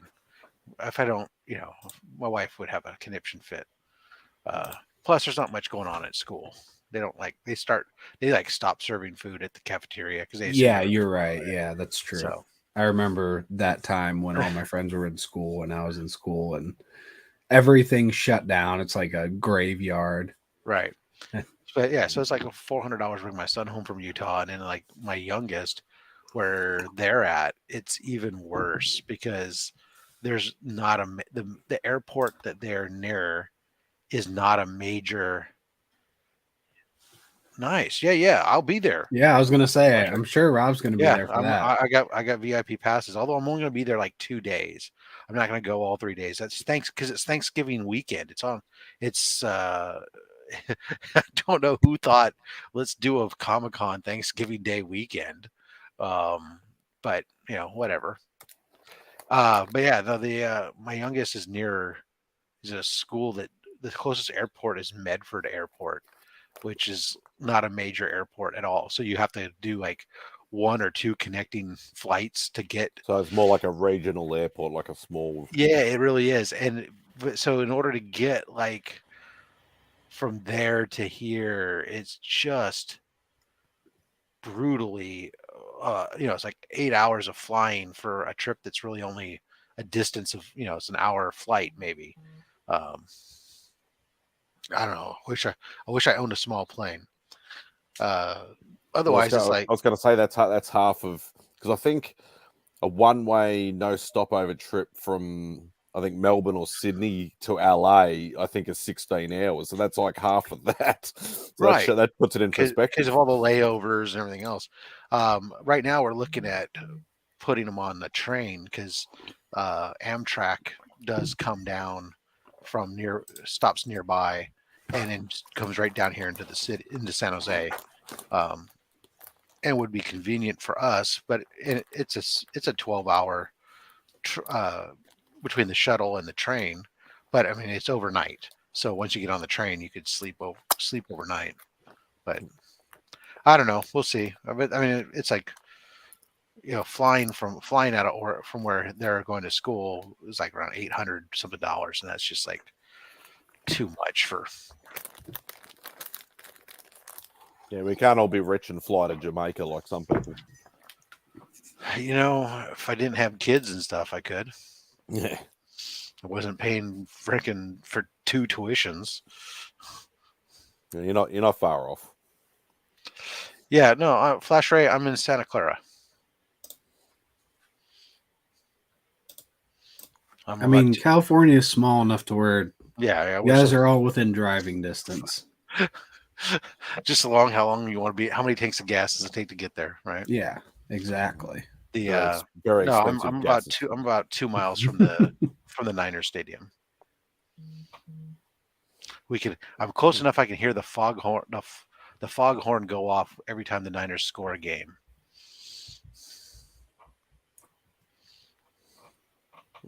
I wish they were bad, so I could have made a joke there, but they're actually pretty good. The defense is, that's for sure. The offensive line is questionable now that we're going to be on a third string left guard on the quarterback's blind side, who hasn't had any time playing in the preseason, so he's figured it all out. And we're on our third running back. Isn't that the NFL every year? Whoever's the best healthy team is the best team. It just sucks when it's the beginning of by game 3, you're on your third stringers. You're like, it happens. It sucks. I mean, the only good thing is that generally they get those guys get that injury out of the way, and then some of them might be available fresh, at the end of the season. Mm-hmm. Yeah. Well, the Colts are not good. An hour and a half drive from me. The Colts got a win last night. That was fugly. Flash Ray, are you up in the North Bay or something? That you're an hour and a half drive? Did you hear the Spawn news? That there is no news? Yeah, we heard it. The news I heard was that the movie's happening. They added a new writer that has done a couple big things. And this has happened actually, I think 2 or 3 times where they've been this far along. And it's like Peter. Again. Yeah. Right. So hopefully it doesn't this time, but I don't know whether I like the idea of Jamie Foxx playing Spawn, but he's a big name. That's it. I don't know. That's what it is. I actually think Michael J. White was a perfect pick for Elsie. It doesn't matter. Just not a big enough name. Oh yeah, Concord, Pittsburgh area. Okay, yeah. Sure. No, that's a little bit of a trick. I know that. Until they get McFarlane out of the way. That's never gonna happen for Spawn. Nah. Never. And to be perfectly honest, he hasn't done anything wrong by Spawn either. He's marketed and he's kept it going, and is the longest going independent book. So did you see the McFarlane figures they announced? Are they the DC ones, or is there some new Spawn ones? DC ones. I wish I could remember them all. I might have to look them up, but there's like DC, so I don't take any notice. I'm gonna look at them. I'm gonna look them up because I'm just gonna get it all wrong if I don't. Give me a It's minute. all right. Mark's not here to judge you. He's in the chat, but he's not physically. I'm sure he saw them. They do look pretty cool though for figures though, but it's just not my thing. I'm sorry to leave you alone with him for a moment, but I have to step away for a couple moments. It's okay. I can handle it.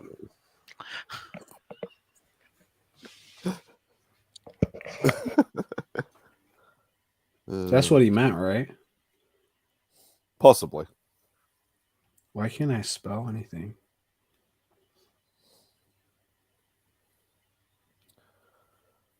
Okay, so there's going to be, what is this called?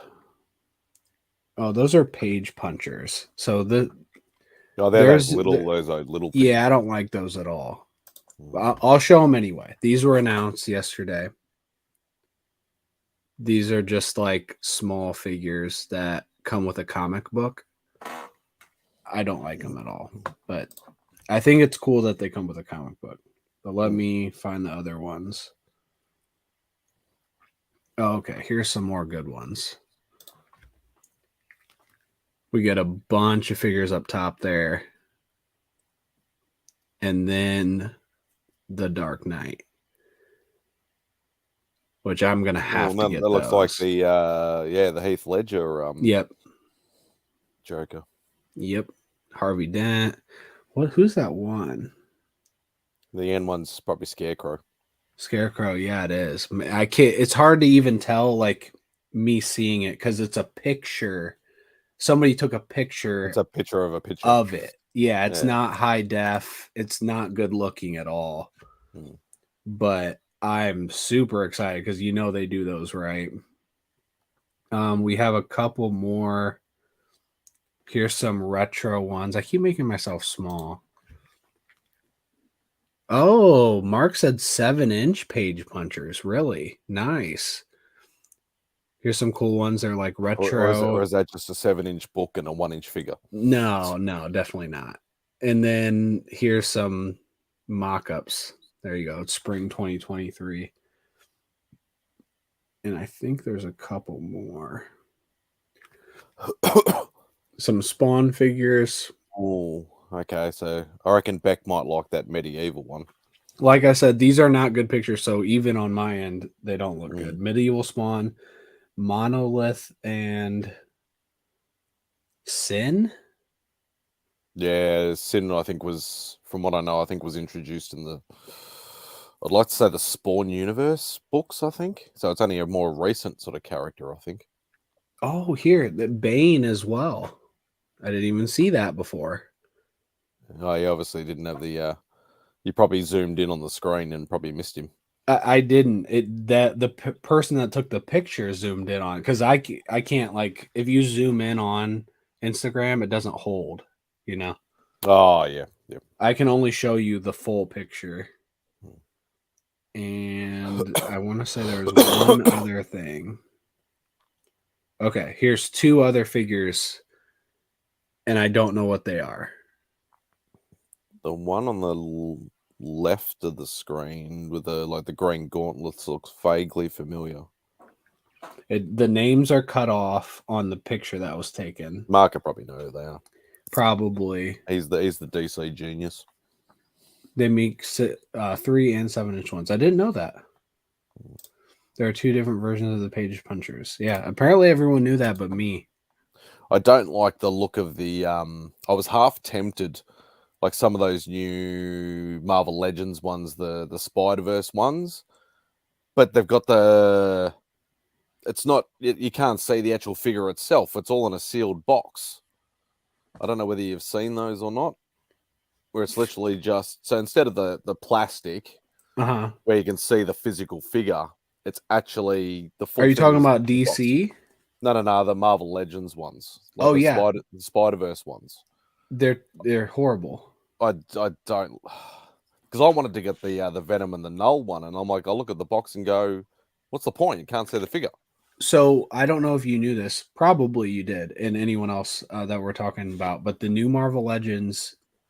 Do I have one behind me? What? No, I don't have one in box behind me. But you know how they always have just like the window box where you Yeah. can see the figure. Well, Mm. now it's just a picture and it's all cardboard in front. So they It's just all going to be like that now. That is what they're doing from now on to cut down on plastic. Oh my god, that is crap. And they look terrible. And the funny thing is, I take all my figures out of box. Yeah, see, But I can't see the figure to know if I like it enough to buy it. So I still can't buy it. Yeah. Because there was a Peter Parker and Ned from Spider-Man Homecoming that just recently came out. You probably know what I'm talking about. Yeah, I've seen that. And that one was one of the first ones that you can't see the figure. So I'm never going to buy it.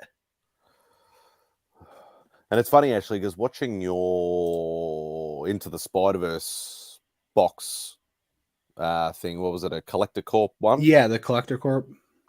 I don't actually know whether I have those pops. It So just came out. What, the pops themselves? Yeah, Or... the day you saw it was like 2 days after they came out. Oh, so they're a brand new release. It's brand new. That's for Across the Spider-Verse. Oh, okay. Because that was supposed to come out, because right now is when the movie was supposed to come out. But it got pushed back. So those are brand new. I can grab them. So I definitely won't have them. I'll have to save my No, pop guy you don't. And they're Collector Corp exclusives as well. Because he's gotten me Collector Corp stuff before.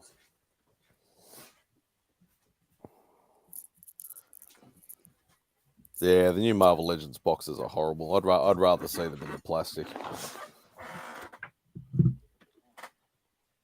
Since we're talking about it,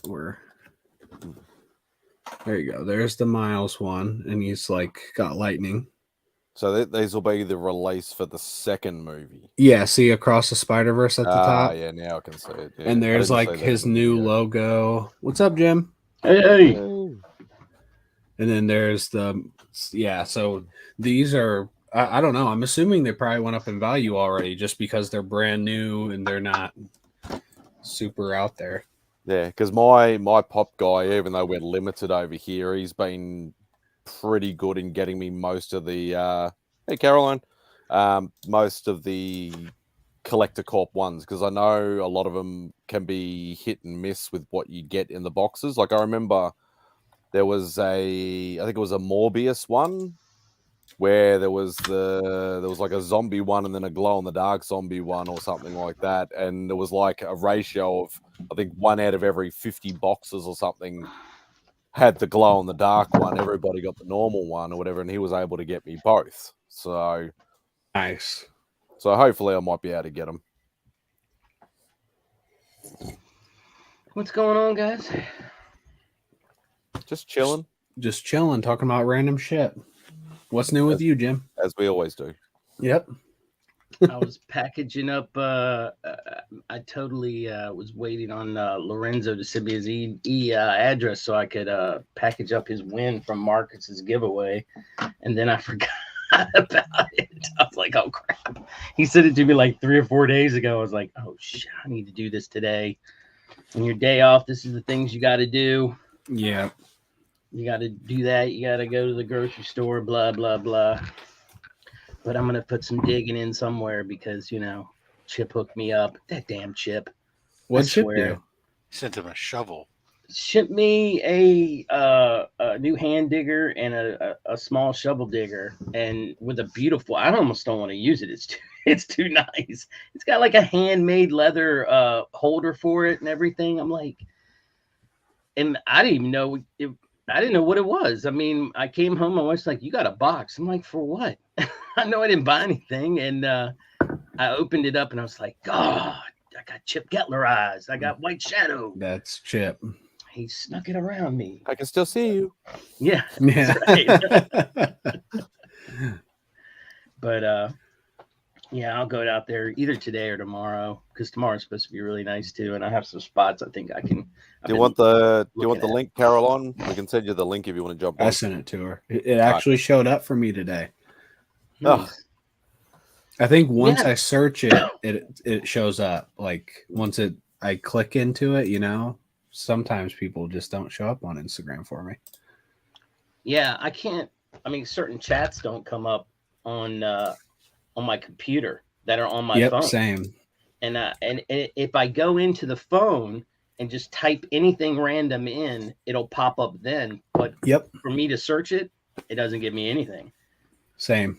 That's how it goes with I don't know what it is with Instagram on my computer, but it's just It's because messy. it's a phone app that's being made to work on the computer. They don't give a shit about the computer environment, even though for some of us they should, because it still matters, right? It doesn't does. even work the same, just work. Because for me, it's like, you know what? Look, I got big, giant, freaking potato hands. They don't work well in a freaking confined typing space like this. I want to be able to type out. I want to be able to.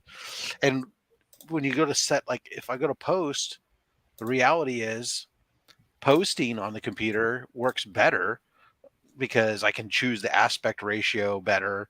I have the ability to type in more hashtags and see it. Whereas if I'm hashtagging the crap out of stuff on this little screen, and I have the keyboard up, eventually I'm like, I can't pick and choose and use the auto completes and right. Not to mention, I judge people on how many hashtags they use, as you should. Yep. I mean, I think that's the less. It's in the Bible. Respect you less if you don't have at least 5. Yeah. I was pretty sure that in the Bible that it says something about like thou shalt have 27 hashtags or more. Yes. Yes. What is that in? Correct. What book is that in? I think it's in the book of Corinthians, but New Testament. I have no idea. That's got to be Old Testament because that's Old Testament work, right? Had to be. It does sound a little more Old Testament. It does. Oh, look, Taylor wrote that he was talking about joining, but his body's not used to this thing called mornings, and he's at his work. Yeah, it was a while ago. Yeah. Yeah, I just saw that because I was thinking about him the other day. I was like, oh, he's going to start his new jabby. It's in Leviticus. There you go. There. Thank you. There it is. Where all the rules are. Rob, do you have control too? Yeah, so I had it and I haven't logged out yet, and he gave it to you. Oh my god! So yeah, there is a hack. This is awesome. Yeah, we need to do this every time. You guys worked your way around the admin. Now the question is could you add a third person? Send me the link and we'll find out. We can't. I bet you could. We'd have to log out to send you a link. So yeah. No, but Mark could send Mad Spidey the link, and then he could log. I guarantee you, we could have like 50 mods. Does it have to be a new link every time, or can it be like use the same email? Because I've got the email that he sent me. No, it has to be a new one. A new one. Yeah, like definitely has to be a new link to that. Yeah. There he is. I knew it would work. You guys, I would have never guessed that. Nice. What did everyone read this week? Anything good? I read Spider-Man 1. I didn't get any books, but I read that, and I read this. These are older books that I got from the other week. I didn't have a chance to go down there. Did you like those? I did. Mark was right. This was really good, and I probably need to go back and. What's up, Chris? Hey, Chris. And I think they have another one, and I want to go get it, book 2. And I'm thoroughly enjoying this Black Adam book.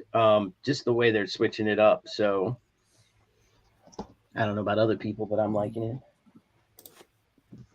Did you see what I got from Brock's box? No, I haven't watched it yet. I haven't watched it yet. Yeah. No. Yes. Man, I'm telling you. I have Brock's box sitting over here waiting to be opened. Yeah, you need to open that thing. That thing is crazy. He did a really good job. I'm giving him a lot of props because there's a little bit of everything in here. This is one of my favorites. How much was the box? $75. And you know the funny thing is he puts little notes like on the back about the value, and I don't even care about the value because I can already tell, Not yet, Chris. I will Yeah, though. come on, Tyler. I watched That yours, was- man. You got some incredible Oh books. man, I that got was the some goofy ass best books. AOK I wanted ever. I to. did. I was like, I kind of want to read Super Fuckers now for sure.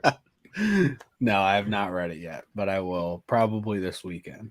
Yeah, I mean, for sure. That I was watching yours, going, "Wow, Chris really got him. He knows exactly what he wants." So good. So I watched the playlist together. So I was expecting it to be full of like Ice Cream Man and like like all that sort of stuff, like stuff that you usually even show. better stuff. Yeah, he just went some weird ass bloody The best. the best stuff AOK. we'd never even heard of. No, this is the best. He found one with a metal detector on it. Jesus Christ! I mean, how hard is that? That is cool. It's That's freaking awesome. insane. And I've got those comic skins coming. I'm gonna Black put Cat. that in there. I gotta Nah, read he this. already check has this that stuff. out. Yeah, that's true. That's true. You went with stuff I definitely didn't have. Got a book in a random condom box called Horny Biker Chicks. Nice. Number 3. Number 3. Completely out of context, you won't even understand it. But Right. you can still enjoy it all the same. Just It's from the number title. 1 and 2 are the beginning of the story. You got to get them. Yeah, you got to Horny get biker 1 and chicks. 2. You got to figure out why they're horny. There's a big twist in number 2 that you probably won't be able to follow if you haven't read it. Uh-uh. Don't forget about those point ones. Oh, yeah.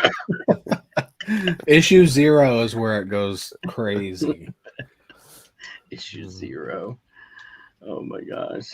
So Tyler, the other video I watched of yours, and I'm kind of nervous now, is I think y'all might have some trouble this weekend with BYU. I mean, you guys were talking up their quarterback like he was the second coming. I'm like, are they padding this so that they don't get disappointed if they get their asses whipped by No, BYU? we expect to win. He's just had a really good year. 12 touchdowns to 1 interception, and he's a decent runner as well. Like he's an NFL prospect for sure. Well, yeah, no. I mean, he's got some skills, but it's the same as North Carolina's offense was super good and their defense was bad. Right. And that's what I was getting ready to say. It's more than just one guy. I mean, if their defense isn't there, you guys could put up some serious points. Yeah, I expect us to win. They're gonna do well as well. We're Right. not just gonna run away with it. Right. If we do, it'd be great.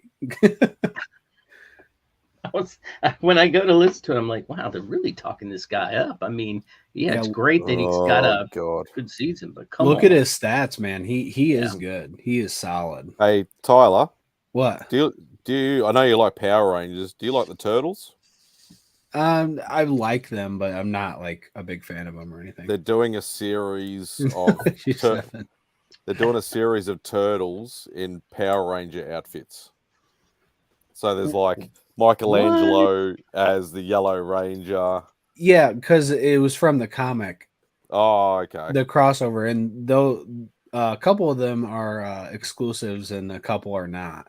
Yeah, these two are fall exclusives. Yep. I've already seen them.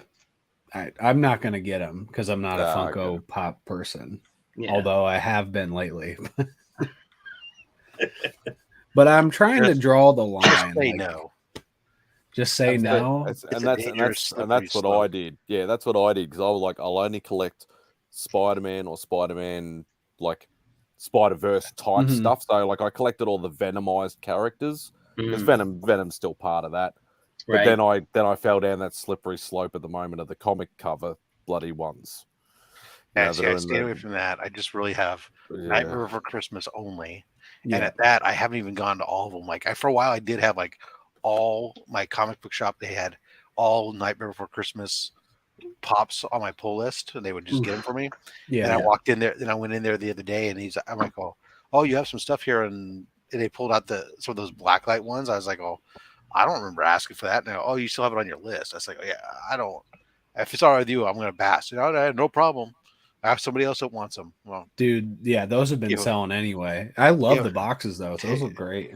I only have the blacklight Oogie Boogie because it's the only one that looks good. The others just look stupid to me. Yeah, I mean, I can't blame you, man. That you got to draw a line somewhere. I'm running out of space. I got to be more selective. I can't just get every single version because then it's like, oh, I got this one, and then I got to get the glow in the dark variant, and then I got to get the whatever variant. Right. I have 4. 4. Yeah, 4.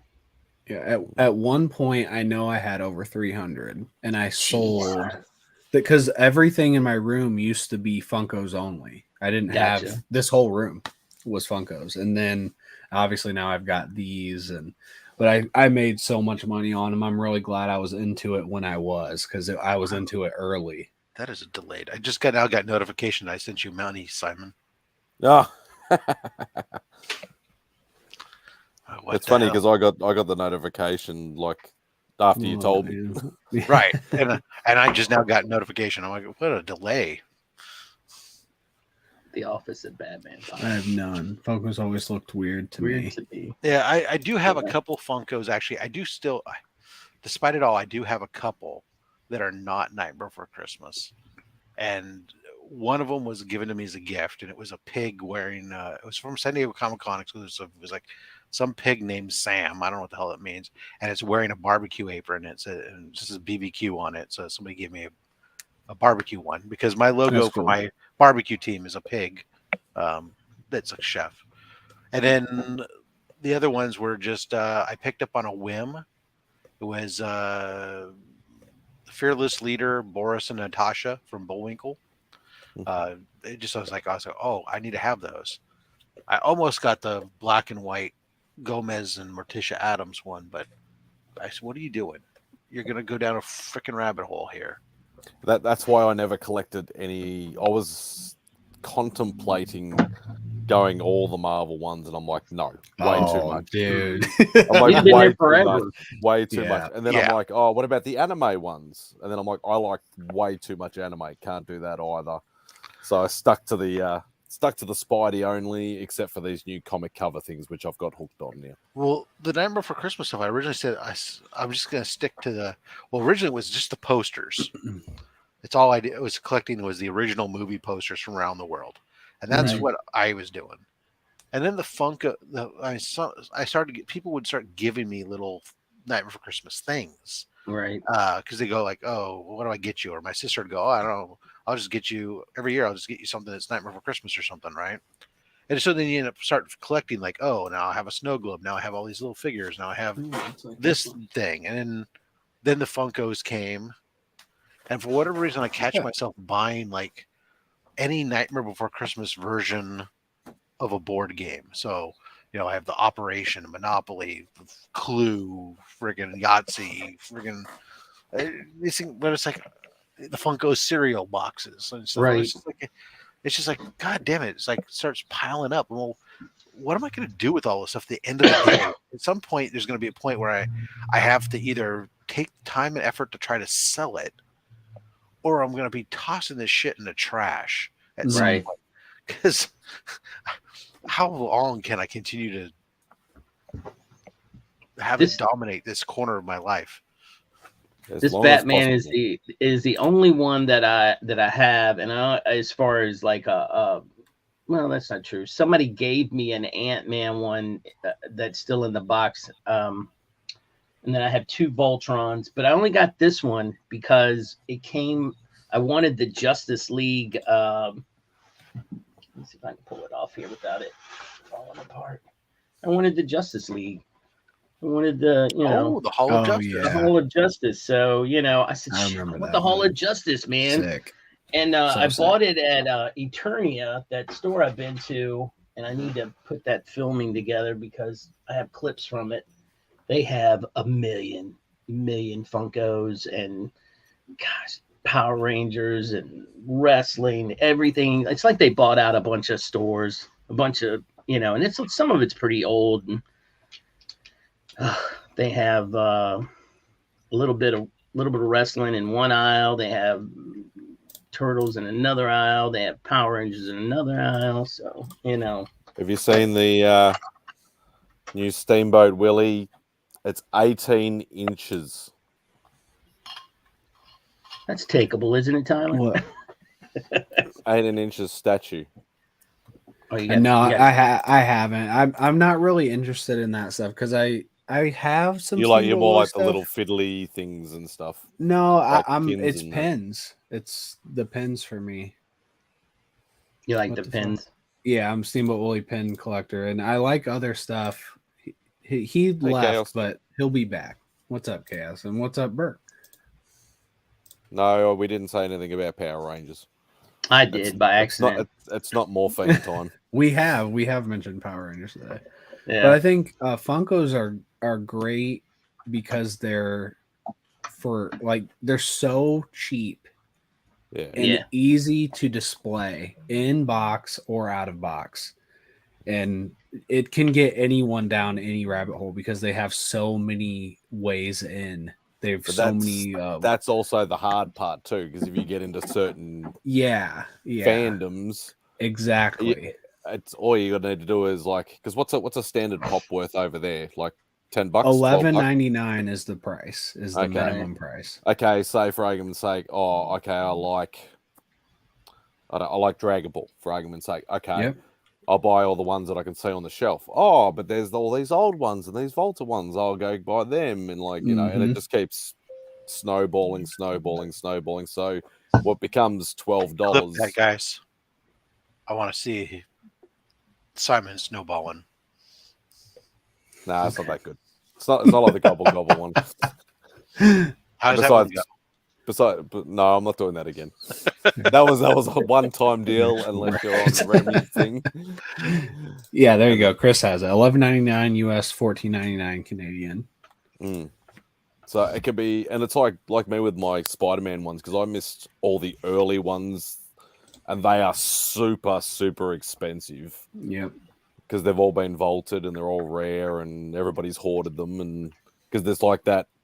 One of the rarest pops that's available is a Spider-Man one that was actually given out at the Spider-Man premiere of the movie in Japan, and they were literally just handing them out to the crowd. But there was only about, I think, 50 of them or 100 of them. Mm-hmm. They're one of the most expensive pops you can buy. I think they're going for about $2,000 or $3,000. What? Yeah, there's some of those.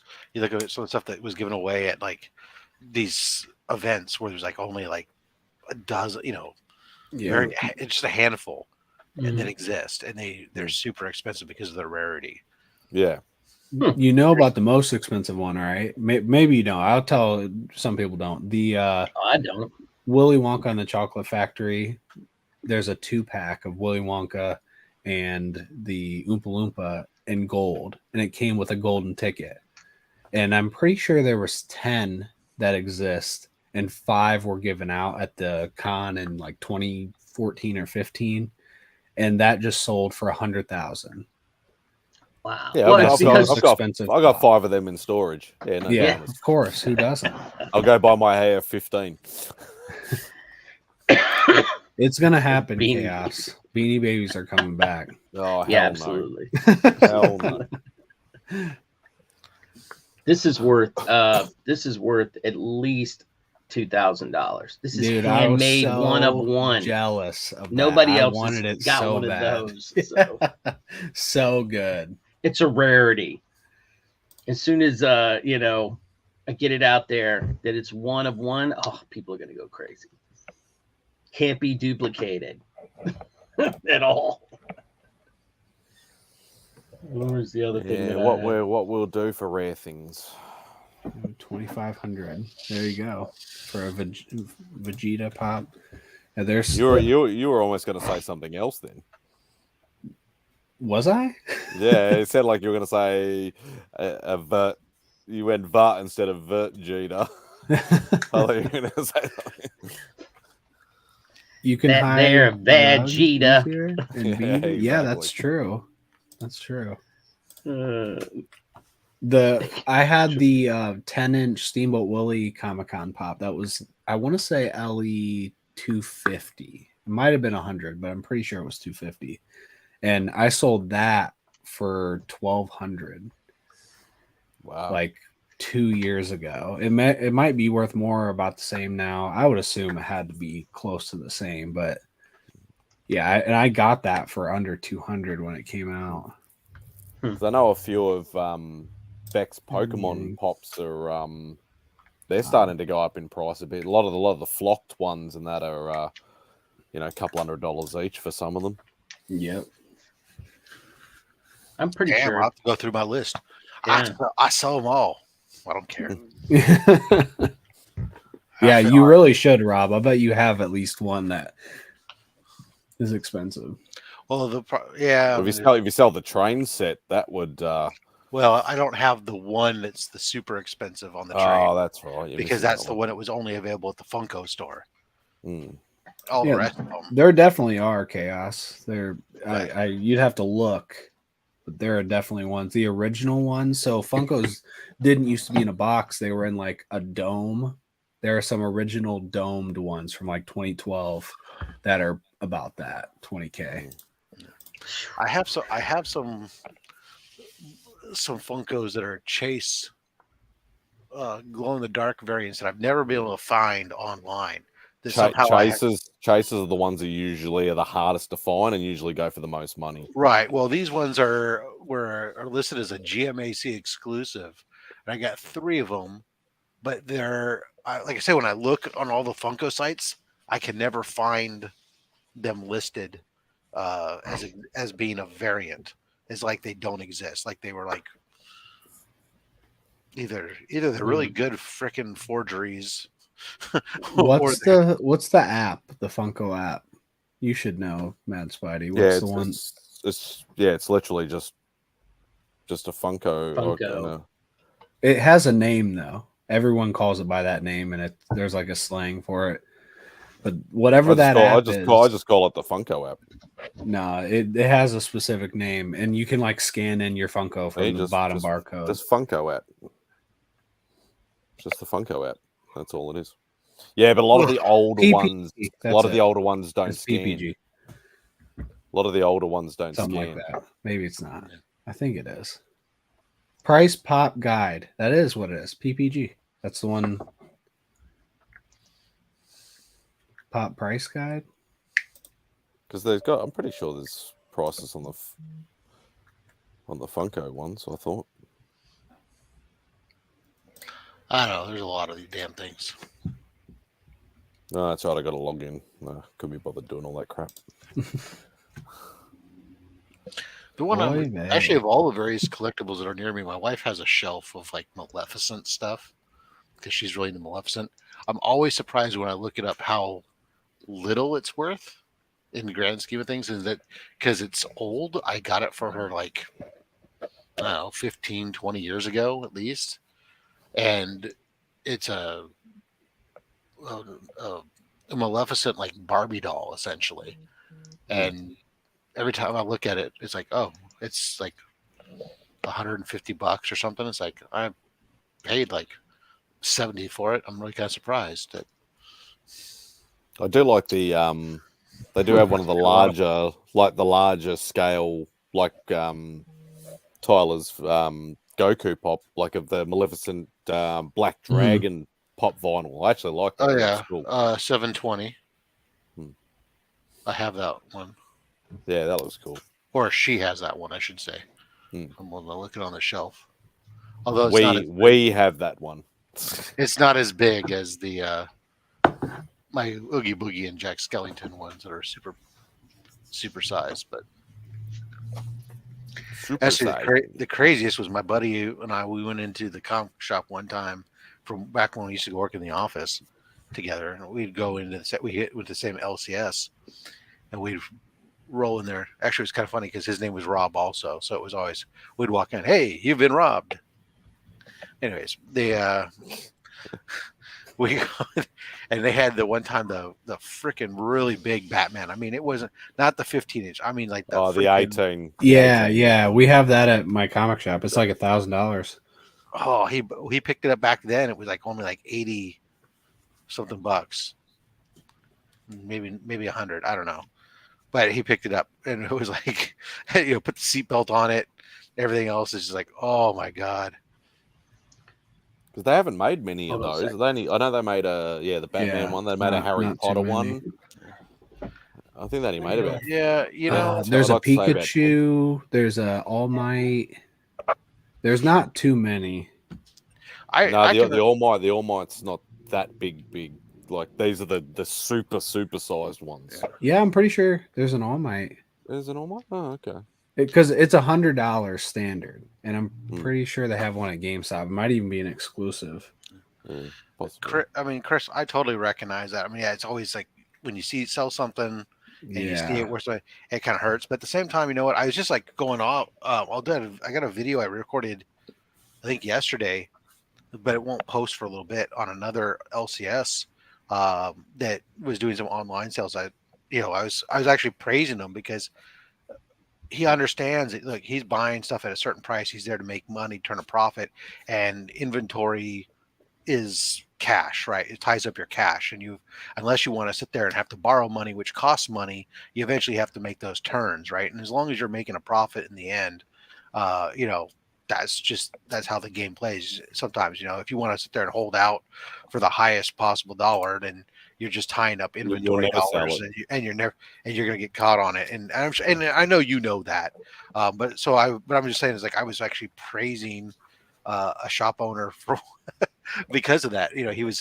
I had bought 3 ASM 365s off of him that were graded as a 9.6 for $50 a piece because he was doing a giant sale where he's buying collections at pennies of the dollar, and so his cost on it, because he got the books as part of a collection and then turned around and was selling, he was making his out of it, but he just can't tie up his dollars for all that time. So and I was going to say, Chris owning a comic shop, you can't live with that sort of thought because you imagine the amount of comics you would have sold at cheap prices. Otherwise, you're going to be like my LCS where I went in there this week and he goes, "Hey, we got some new ASMs in." I'm like, "Oh, okay."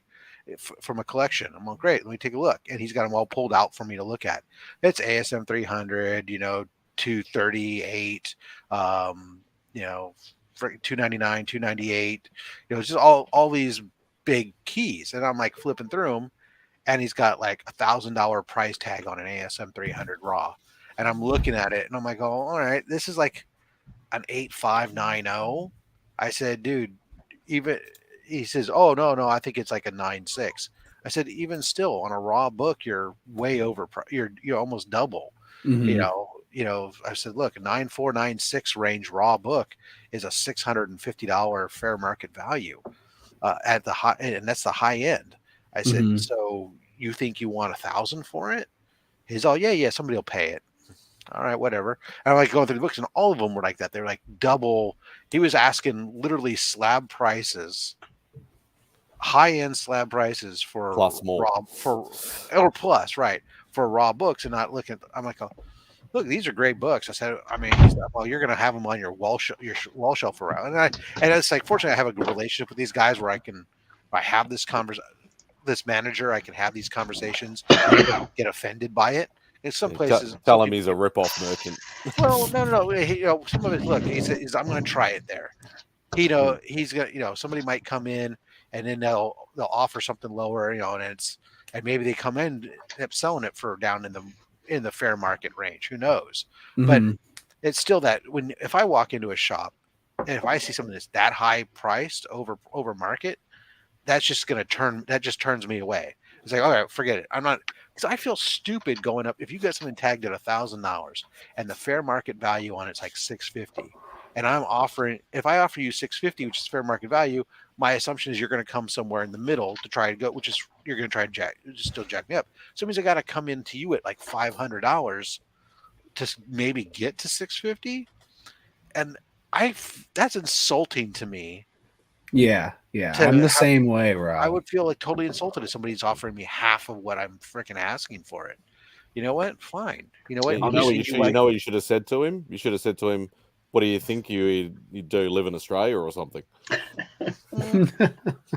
I'll give you $5 American. They're just now getting there. For a while, my shop used to have some nice books on their wall, and then when they moved, they liquidated a bunch of stuff, so they didn't have to transport it. And now they're just starting to get some high-end books up on the wall and stuff again. So maybe really for them, it is about just putting it up there to have seen, to say, "Hey, we have some stuff," and that's great.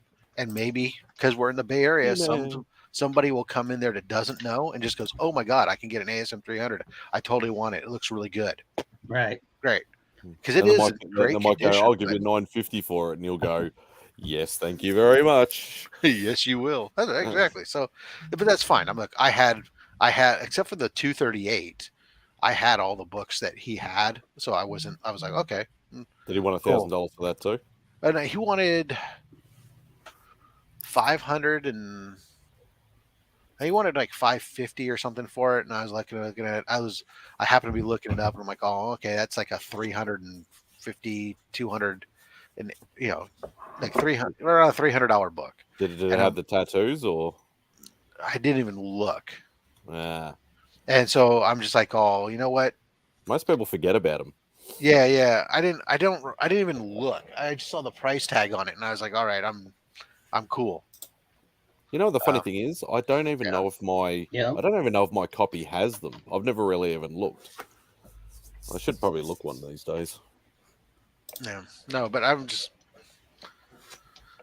my LCS has a lot of nothing right now because they sold a lot of their stuff, and like Rob was saying, and it killed me when they liquidated their back room. Yeah. I mean, all the old. I mean, I understand why. Look, again, it's dollars. It was inventory dollars. It was just sitting there tied up. Right. They were moving they had moving expenses for two shops because they had their comic shop and their game shop, and they were combining them into a new place, and they were having to go through renovating a facility and all this stuff. And the lady who owns the place didn't necessarily have tons of liquid cash for all that. So she found somebody who was willing to come in and take it all off of her, and that's fine. I get it. And now they're just now starting to bring in some news.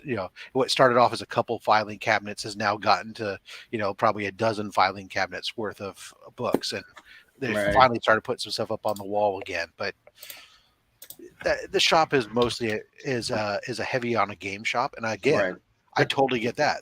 Better margin, you're better able to control, your costs and stuff with gaming supplies. They have a board game rental that they, rent to own thing on board games. They do all kinds of card game and role-playing game tournaments and do summer camps for kids to learn how to play D&D and stuff, which help them to buy. There's a whole lot more margin and profit and all that. I get it.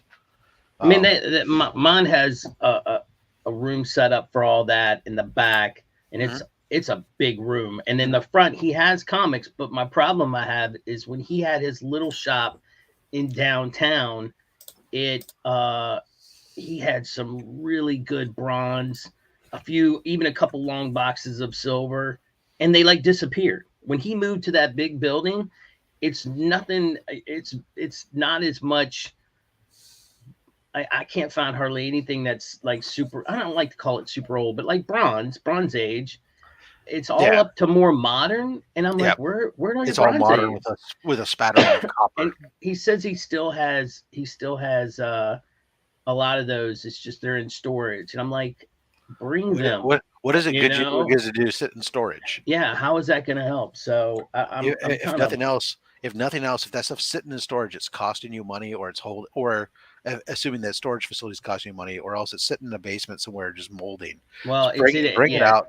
Bring it out, set it out, put it out at $5 a book or something, and then sell as much as you can. And then once it goes down, drop it to $4 a book, whatever. Turn the inventory dollars. He won't do it. He won't do it.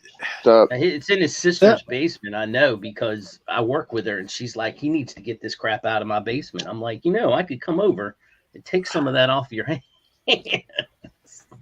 But Rob, I went downstairs and got this. This one's for you. Oh, nice. Lost in Space. Yeah, check it. That's sweet. Let's see if Dave, you got really excited. Let's say it again. I actually got that. That's pretty sweet. That's like from '99. Yeah. See, that's the dangerous thing. I like. For a long time, I have toyed with, but unfortunately, I have stayed away from. I love looking at these vintage robot toys, especially the tin robot toys and stuff. And I've so much wanted to get into collecting those, but I really don't have space or time for that shit. Hey, Chris, the comic vet, have you watched Princess Bride yet? And we all have one of those movies too. Like, I wish I was on the stream because I couldn't type everything I was Yeah. thinking. We all have a movie that's like, how have you never seen that? That's, Right. Well, and the problem is like, so usually it's based on your age too. You have a movie that you think like, why haven't you? How could you have not seen it? Because it was such a staple of your childhood or your yeah. young adult age, right? And then you realize how old the movie really is and who the age of the person you're talking to, and you Mm. realize, wait a second. When I talk to people about certain Blazing Saddles or certain movies, comedies that I grew up with, and you think about they were made in the late 70s, mid 70s, early 80s or something, and you're talking to somebody who's 30 years old, and you realize, oh, Yeah. okay, that movie was made 10, 12 years before you were born. Right. And you start thinking about how many movies from 10 to 12 years before you were born are you intimately aware of that people seem to think that you should have seen, right? Right. So it's that whole thing. Makes you feel old, doesn't it? Although in this case we're talking about a movie that isn't before Yeah, Chris but was born. that's what I'm thinking. Like, even so, there's always the movie that you should have seen and you still haven't. Like, Right. that's in your range. I have a lot of those now that are the modern movies that have come out that people go like, how have you not seen that movie? And it's like, oh, I had kids then. Yeah, exactly. It's just Oh, yeah, like yeah. a small window of your life. Like, I had I have stuff I those was where I was doing. like, well, I was playing baseball or almost going to anything in baseball the games, and I almost just Yeah. missed it. anything between 2021 or 2001 and 2010. There's or especially at least the 2000 through 2010. I had two really young kids. Well, That was all we did. There was no going out and watching. Well, movies. I turned 18 at 19, so I was kind of out on my own at like 21, 22, and I couldn't afford fucking cable. Right. right. Yeah. There's always that too. I wanted beer instead of cable. I wanted to go to bars instead of cable. My roommate and I both were like, do we need cable? Nah, all right, let's go to the Yeah, bar. I mean, instead. who needs cable when you got PS2 and DVDs and games and shit, you know? Yeah. Well, that's the exactly. other thing, Tyler. Exactly what Piggy's saying. I mean, I think a lot of people are saying that now. It's because there's so many different platforms where you, even if it was that window where you can see it now because it on damn near everything. You can't keep up with everything that's streaming. Yeah, No. everything's out now. It's so much. Yeah, well, Every I week. mean, even without all the streaming sites, just having YouTube, you could fucking watch almost anything. Once I Right. saw YouTube, I was like, oh, okay. I can't even keep up with all you guys. I mean, it's just like, geez.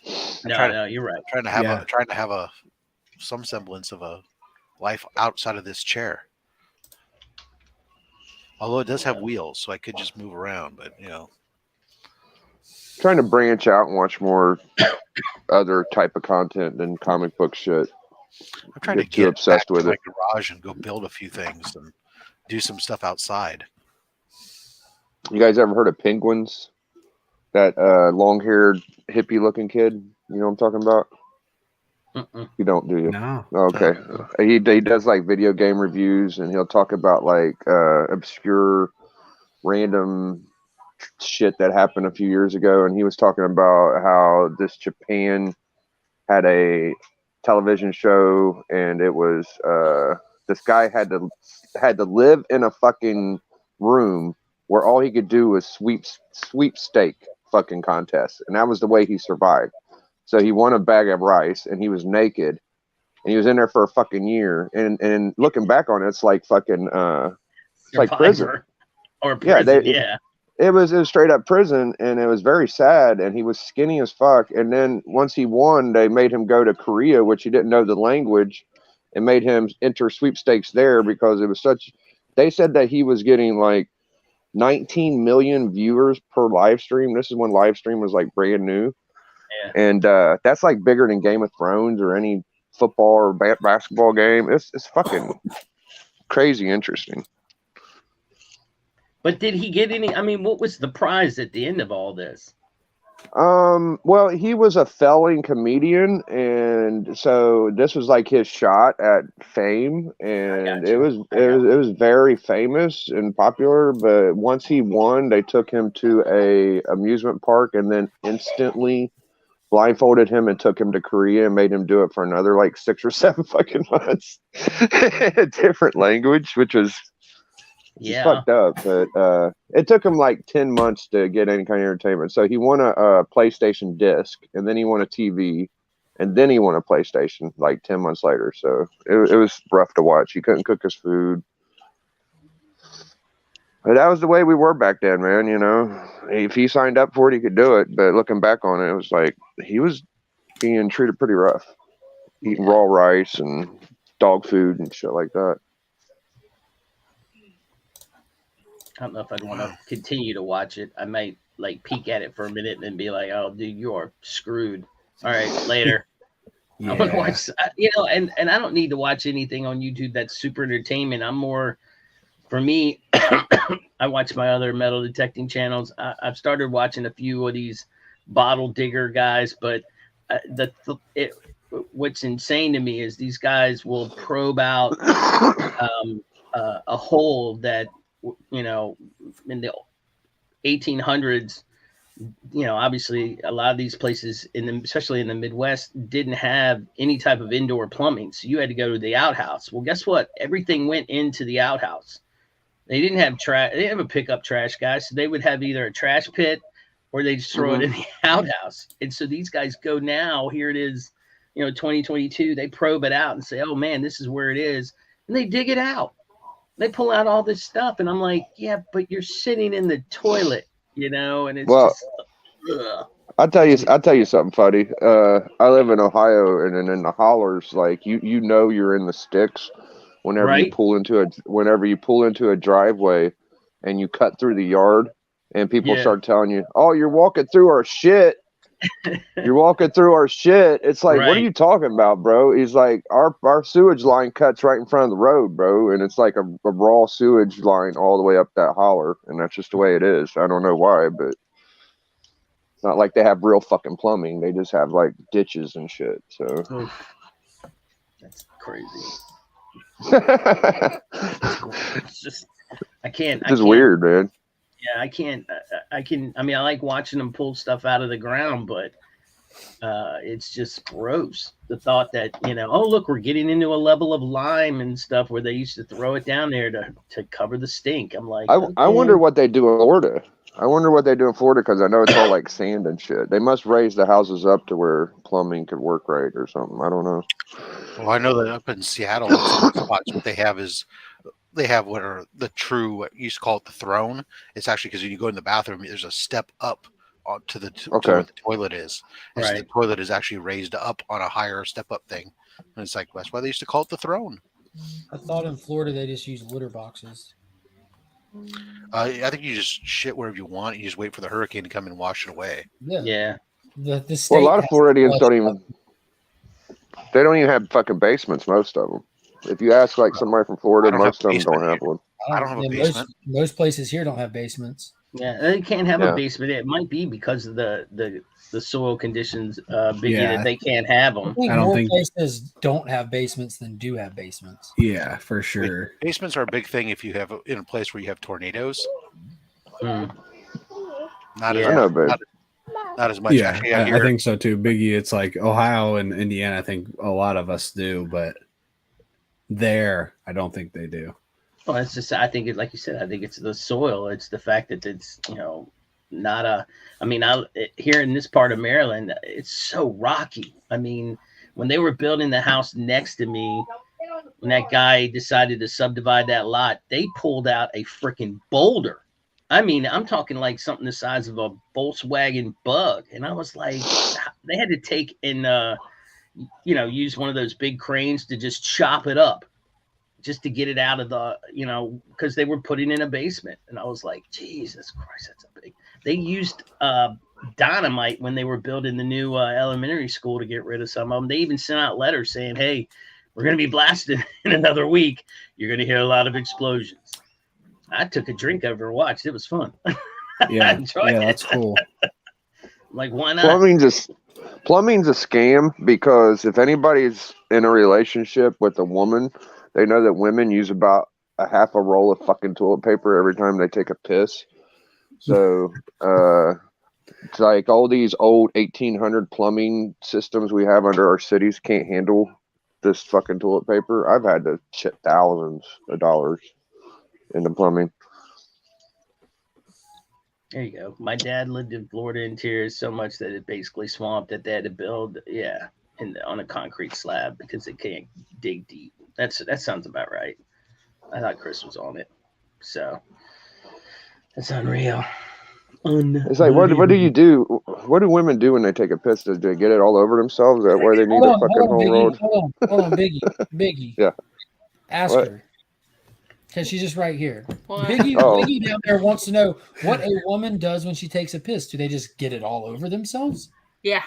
It's just a huge mess. And especially for her, because she does a handstand when she pees. It covers even more. It's like literally like a shower spewing out. It's like a sprinkler. Nice.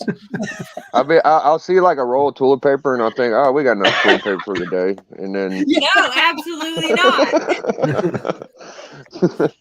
it's not. Never. Wow. You Comic guys books, gotta be though. clean, so I'm not Well, going. some people say the thing I'm not about gonna say guys, them. if you ever had to clean public restrooms, I mean, Yeah, we don't get it on ourselves because we get it on everything you else. already got a hose that you should be able to point and shoot. So why the hell is it all over the goddamn fucking place? I don't know. Ask the bathroom at your house too. Yeah, that's got rough. They're thin, like the front of the toilet always has like if you pick it up, you always gotta wipe it. You say just the front? Have you looked down the front, like the Yeah, whole toilet? he's rough. Well, luckily last night when they were playing in the bath, they decided to tidal wave over the side, so it should have washed it up. The entire. You stepped on the carpet in green there rug is and the water just comes between your toes. Yeah. It's so gross. That's why I made him get out last night. But yeah, I'm about to pull those out and wash them, and pull the other. They had rest out fun, of the bathroom though. and wash them. They were in a good. What do you guys think about YouTubers calling the people fans? Is that fucking weird or cringy to you? Calling what people fans? The Fans people or fans. non-fans? Viewers. Well, to put it into context, Biggie. Yeah, what people? I'm one of your fans. I wouldn't want to I be like called. what you do No, because no. you create content and you speak on a topic that I'm interested in, and you do it a way that I enjoy. So I'm a fan of your content and of you, really. Oh, so you're saying like calling people who watch you fans instead of viewers? Yeah. You, I just Well, here's my thought on that. I don't like it. And Okay. here's why. Mark did All a video review of that comic book God. recently. Not Jesus everyone Christ. was a fan, but he clearly had the viewers. So let's be I need clear an on update on that. Remember, Mark? Well, let me They're put it this way. viewers. I don't call my fans. I just call them part of the Legion. They are the Legion. You know. right. You know, there are Oh, plenty come of together. viewers, but I don't consider there's plenty of people out there that are not your fan. Yeah, they weren't my fans. No, I'm because I not didn't saying see them anybody on the have big panels- walk on water. I'm not saying anybody on the panel's guilty of it, or even if they did do it, there's nothing to feel guilty about. I just feel like when I hear it, sometimes I'm like, Doesn't sound right. I wouldn't want people. Okay. Now, if someone else says I'm a fan of yours, that's a different thing than me saying I have fans that watch Yeah, me. I So agree. I- That's cringy. Yeah, That's that's That is correct. Now, also to put in more context, Biggie, when the magical day comes, when I know we're going to be at the same con, I'm going to have my tits ready, and I'm going to run up to you with a Sharpie in the middle of that con and wig out and pull my shirt up and demand you sign my chest, just so everyone knows. Everyone in that building will know that the immortal Biggie Shack has got fans from all over. Jesus, Legion, that's hilarious. They're going to I put had some. some respect on me. stuff like that going on. Yeah, it was fun. All right. Well, I didn't sign any titties, so. Hopefully, I'll be your first titty to sign. Yeah. Unbelievable. I'm gonna hop off, guys. I gotta go to bed. It's ready. Bed. All right, Been man. good hanging out, guys. Have fun, bro. See ya. I miss you already. Go Irish. Go Irish. While we have 14 viewers, I do want to take this time to point out that Mr. Rob's Fat Sacks of Comic has been doing a phenomenal job of organizing the Comics Curing Cancer event that'll be kicking off on the 21st of this month, right here on this live stream. So it'll be starting at the regular time, but I'll be bringing some stuff to the table to make it fun for people to be able to donate to the American Is it a society or association? Society, ACS. The American Cancer Society, and start raising funds for that. It's going to be a huge weekend of awesome shows, great sales, raffles, giveaways, just fun events in general. It'll be a string of shows starting Friday morning, ending in a great auction on Sunday. But we're going to be trying to raise funds the whole way. So there'll be a lot of content creators involved in kind of making it a hop from one stream to the other for the whole weekend. And just want to remind everyone to start saving your money. And you can do straight donations, or you can run a gamble and try to hold your money for certain things that'll be announced later throughout the way, or bring it all to the auction on Sunday. But for those that do straight donations, I do want to say we've already got it in place. We'll be able to track those donations. We'll be adding you to a giveaway wheel that'll be spun on Saturday night. Being that Sunday's the auction, we'll be doing all the straight donation giveaway wheel on Saturday night. So, a lot of great prizes on there. There'll be a lot of there's several slabs, a lot of keys and signed books, including some Adam signed books as well. A lot of creators in the comic book industry have already donated, whether it be their time, pieces, prizes, to their fans to be able to help raise money for this great cause. Last year, it made approximately $8,000. This year, we're shooting for more. Our stretch goal is 10K. We'd like to at least match. We want to do at least as good. If we can't do as good as last year on it was just on a single channel and we're spread across multiples, then we got to bring Cardboard Crazies back. But the only reason why he's not here this year is because he's going to be dealing with some family. He's expecting. Stuff. Yeah, he's got a baby coming. Right? He's been posting it on social media, so he's excited. We're excited for him. So absolutely we're happy to pick up the torch for him and get it going. It's an amazing thing that he started. So I hope that everybody who's watching or listening marks their calendar. It's going to be a great weekend. Crossing shows from this one to Bearded Comic Bro, DJ Links, John's Comics with Kids is going to be kicking off Saturday morning. Only Slabs will have a special episode. Actually, Brian LCS will be kicking off Saturday morning. Yeah, perfect. Breakfast with Brian. Breakfast with Brian. Yep, and then John's Comics with Kids, and then Only Slabs and some more content. And then Tylox. Tylox Mighty. Yeah, I think Burt Family 54 is going to be doing Sunday morning before the auction. Whack will be doing an all Aussie whack as well.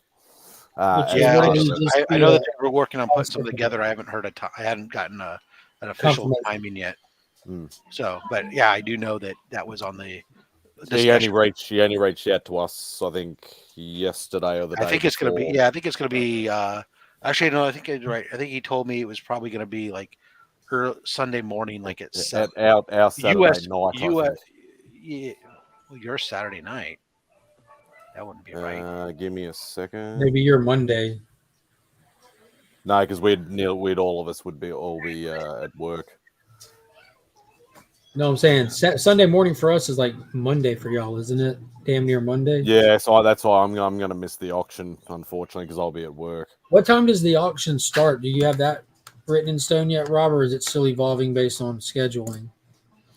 I do. Hold on, I just see if I'm not on that computer, so I don't. So I don't know if you guys have been around long enough to know that there was a time and place where people made a big mess out of a charity for cancer.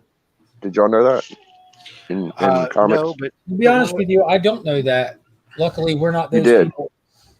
Yeah, one of the nice things that's going to keep this so it's clean, Biggie. I don't know. Good. No, I know you will. Is that this is now an official American Cancer Society event. It's not like people doing something on behalf of it and then trust us, we're going to donate the money later. Right. The portal is actually the American Cancer Society's events portal. Donation link is a direct link to the yes. Yeah. That's a big thing. Yes. Yeah. That's huge. So people know that their money is really going where we're saying it's going. Right. Not only that is there's no third parties taking a percentage off the top or anything else. It's all going directly there.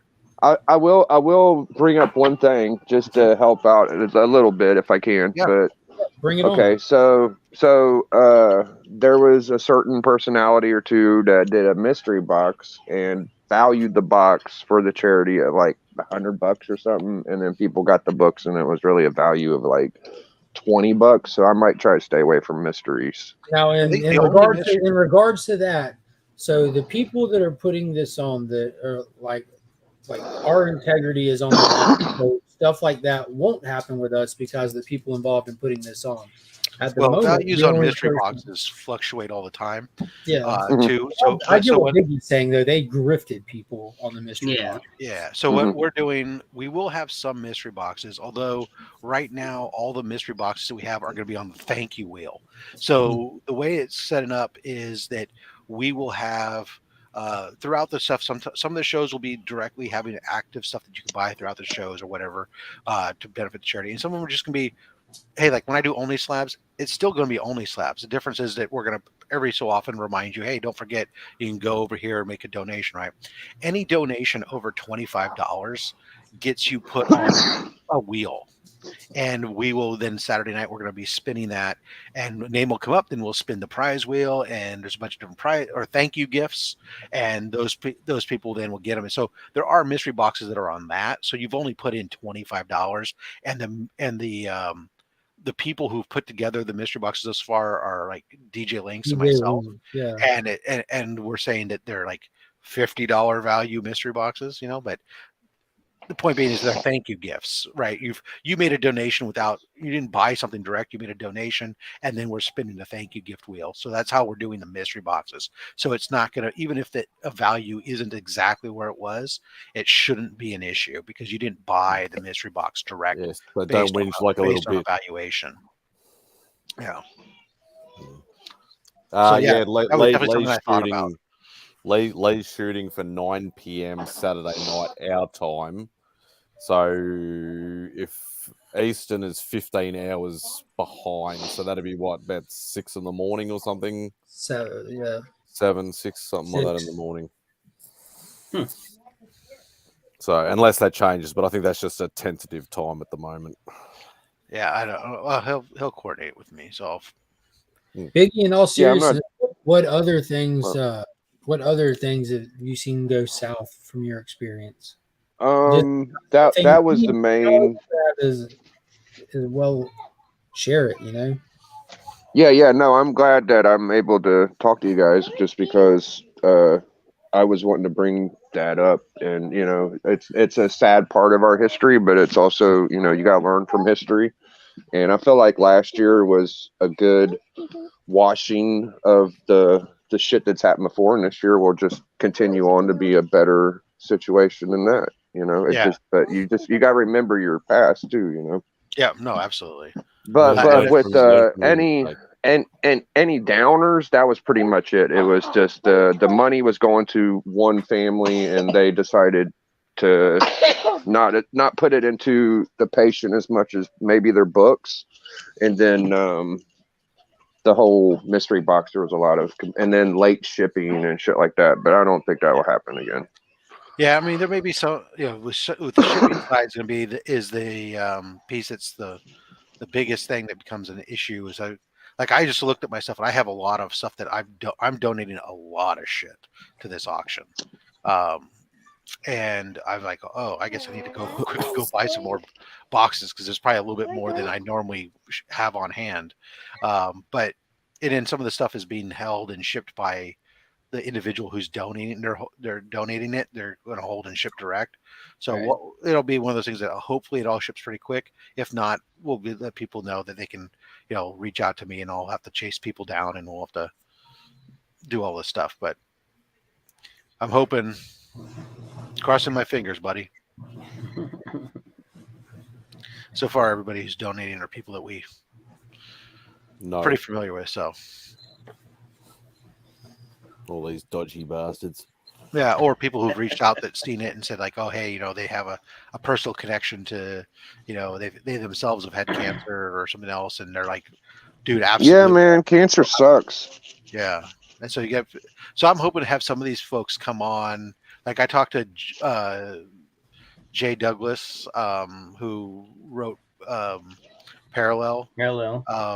He's currently fighting cancer.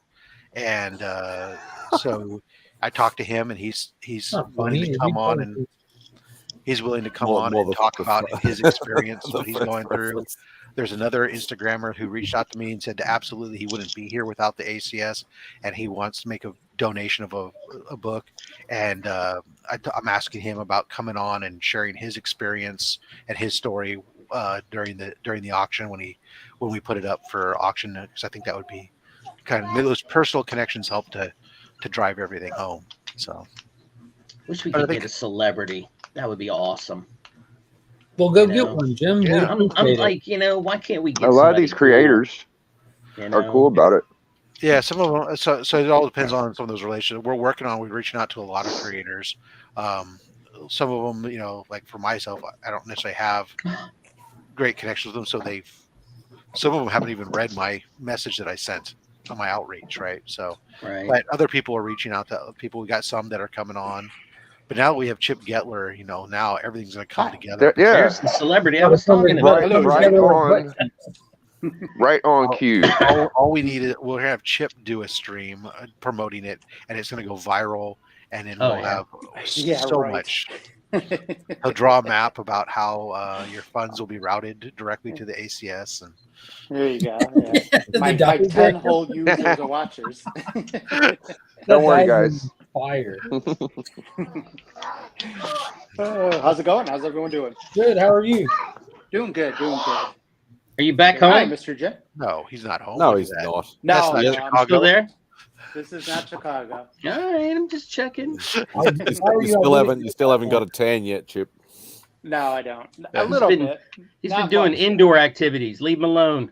Yeah, Someone yeah, says the yeah, word indoor celebrity, and activities, Chip exactly. magically appears. That's It's funny right. how that happens, isn't it? It Hey, is. hey, It's crazy. It's either that or acetate. I called the corners.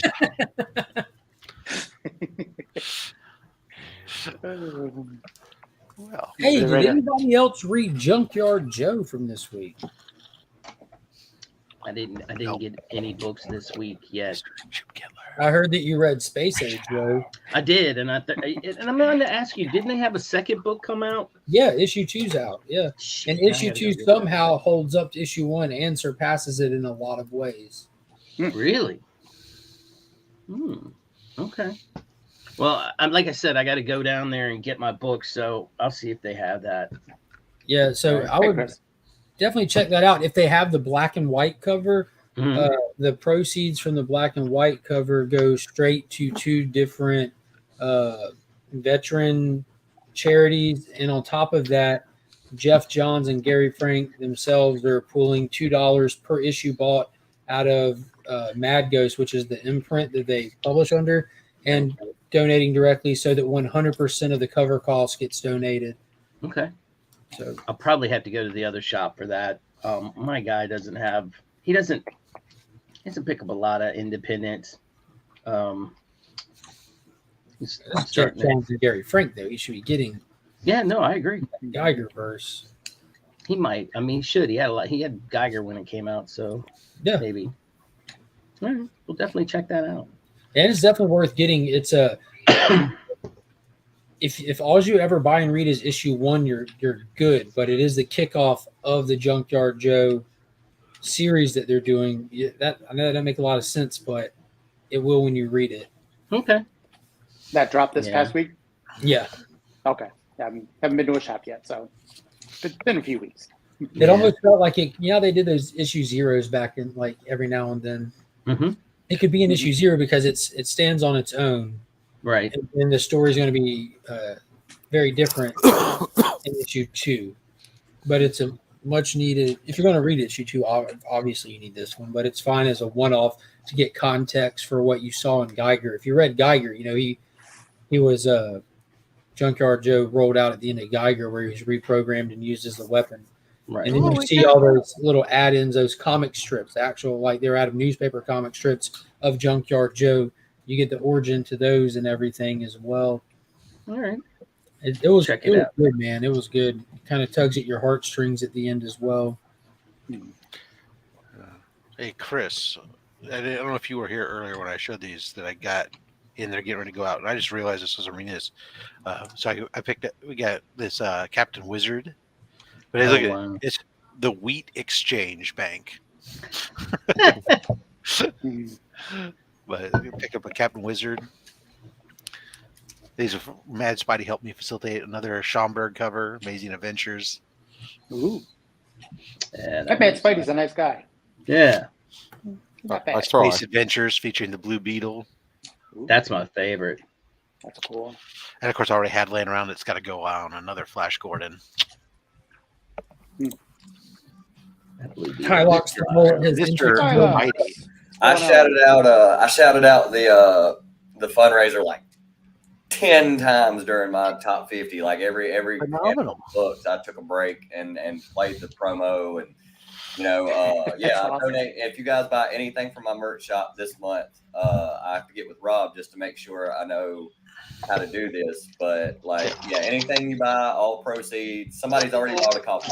So there's everything's. The way you do it, Tylock, is at the end of the month you cash out your store or just share I need to make it what the a total is, and then you hit the link that will be provided and donate that amount of money. And you can put your name in as the whatever your shop name is, Tylock Shop or whatever. Right. It's like on mine, like when I pull it up, it shows that Fat Stacks Rob merch. merch, yeah. Yeah, because my shops always do that, and I did the first cash out on it, and then obviously I also get the donations from my presser, who's always got the deal set up to get $10 over for each time the code is used. Right.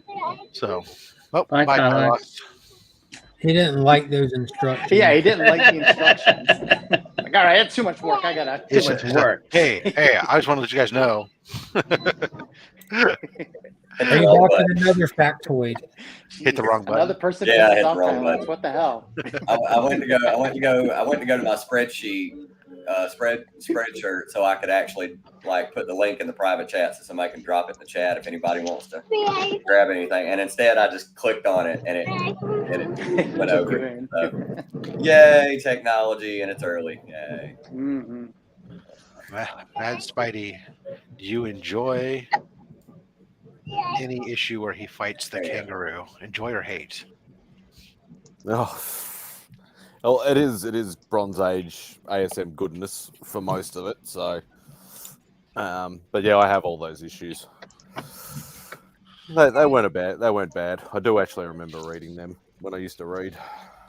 I just dropped Can a you Tylock link store merch thing in the chat if anybody wants to go. He's got some cool stuff on there. He's got brass knuckles. He's got mullets you clip onto the back of your hair. It wouldn't work for Rob or myself since we're short back there, but it's like a clip-on tie, but it's a mullet thing. So you can give it on a shoestring so you can tie And it. also buy wife beaters that are surprisingly Hanes brands. I didn't realize you could sell your own Hanes wife beaters on your own merch store. Yeah, I but was it's pretty shooting cool. for Port Authority to get the real high quality ones, but Hanes will work. Yeah. Hey, Rob. Yeah. You know Comic Bet pretty good, right? Somewhat. Mark does too. I might have met him once or twice. Is there any chance that he could be a love child of Bass Rutten, the retired MMA fighter? Only 100%. 100%. I don't know what you're talking about, but if Love Child is involved, Yeah. That's funny. I just saw Bass Rutten the other day. I was like, damn, that looks a lot like fucking Comic Vet. If that was like a child. Mm. I like that you have a barbecue apron. Oh, Tyler. Yeah. I'm eyeballing the cap. Although it's called Tylock's Logo 2. It's a weird name for a product, but whatever. Yeah. Logo too, you know? That's funny. I'm new. I don't know what to do. Chip, I love the digger and stuff. I'll have to get out there and do some digging now. Oh, I gotta very good, find me good. some spots. Very good. I Glad you like it. I was totally shocked. You shouldn't have done it, sir. It's crazy. It's almost too good to use. That damn leather pouch that holds it and everything is custom made, for Christ's sake. Yeah, I'm like, yeah. I don't even know if I want to use this. It's so nice. Of course you do. Dirty that shit up, man. Use it what it's made for. So, I didn't know, like, is that small shovel like something you would use? Well, I know the usually hand use one. yeah, I usually use one that has a longer handle. But sometimes when I go into the woods, it's better to carry one like that because I can just stuff it in the back of my backpack, and then Yeah. that type of shovel is like killer if I have to get around roots and whatnot. So yeah, I'll definitely. I'm looking at an area that there's like this natural spring back in the and they have photos. I've actually found photos on a Facebook thing in this area where back in the late 1800s, early 1900s, people would go and picnic around this spring, and so I kind of was able to figure out where it was, but I'm gonna have to go through the woods, like park a ways away, and then hike in through the woods to get to it. And so I'll probably take that shovel with me. The hand digger I can use right now, but the shovel I'll probably use in places like that. Yeah, it's just easier. Yeah, good. I just figured, okay, if you're on your knees and you're like in the ground, and get out and grab a shovel real quick, that would be a good one to use. Right. Because they did have the longer ones, but I'm like, well, I don't know if he already has one. I do for so I have several different ones. So get a fold up trenching trowel. Yeah. There's so many pieces of equipment you can use. But hey, Chip, let me ask you: is that shirt you're wearing? Is that the Battleship Star Wars shirt? It is. Yeah, that's so cool. Yeah, I pointed that out to my buddy. I was like, "Man, listen, you got to check this artist out, man. He incorporates Ludwig. He incorporates old photographs with current with Star Wars in it. I don't know if you ever did. There's some artists that do that with they go around and get old paintings from like Goodwill and whatnot, and then they add in Star Wars stuff to these paintings. That's kind of cool. Yeah, I thought it was pretty cool. He usually hits up the conventions. Okay, babe. I'll take you right now. So, that's awesome. All right. Well, speaking of digging, I'm going to go. I got to go and drop this thing off at the mail so I can get this package out. I got to start doing my errands. So I will talk to you guys later. Have a good one. Later, Digger. Have a good one. What a great name. Digger Jim. Yeah. Digger Jim. How you ever want to go on vacation again, Chip? Say that again? I said, now you got me wanting to go on vacation again. I was about to say, man, when y'all go on vacation, y'all go on vacation. When I go on vacation, I don't want to leave. Like a trip to the mountains an hour away. Y'all go like all out. Okay, babe. We're going right now. Yeah. I'm kind of jealous of a buddy of ours from the guild leader in my Star Wars online guild. Yeah. He's taking a leave because he's taking a nearly 2-month cruise, and it's like, oh my, wow. I mean, that's like going hard. I mean, I've done 14-day cruises and whatnot. I said I'm building my way up, and on my bucket list is eventually to do the 28-day cruise that gets me to Australia or something. But it's like fucking 2 months. That's like a lot.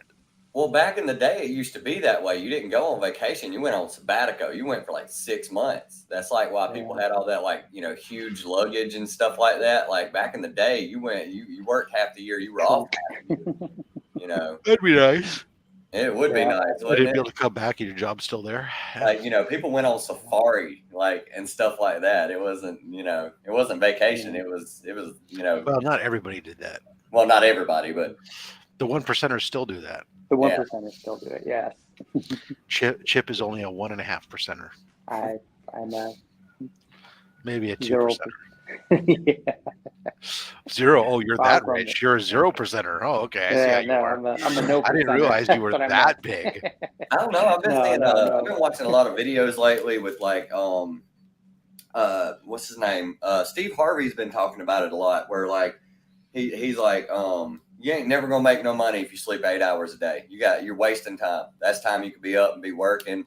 And these people say they work like 7 days a week, like months and months and months at a time. It's like they don't take vacations, but when they do, and you see them go on vacation, it's like, you know, to Tahiti and stuff like that, because it's like a break because they've been working like all year. So it's kind of crazy to like listen to what they say, and it because as far as I see, it's just like, oh, they go on vacation like anytime they want. They just drop everything and just take off to all these places and stuff like that. And apparently it's not that way. It's been a couple years since I've been on vacation. You got to plan for a cruise or plan for a vacation. So it's like, yeah, it's weird. It's like we have a kind of different. It's also different where you're at. So what's really odd is, so here in the U.S., right, we're used to the idea of like, okay, you get like 2 weeks vacation, or maybe if you've been there at the company for a certain period of time, maybe you get 3 weeks or something, right? And if you've been there a really long time, you might get 4, right? Who knows? Yeah. But, or in some cases, like my job now, where they changed recently, where now I have unlimited PTO, so I can have as many days off as I want, but you know, at the same time, it's a double-edged sword. You still got to get your stuff done, and if you take too much time off, they're going, well, why do we keep you if you're just going to come here to work and take all this time off? So it's kind of a weird situation, but it's nice when I have, this year I need 16 days instead of 14 days or something stupid. Meanwhile, my Romanian team, based on Romanian law, they get like 4 weeks paid time off period each year, and then on top of that they get all their holidays. And now they're here in the US, my company only gives us 10 paid holidays.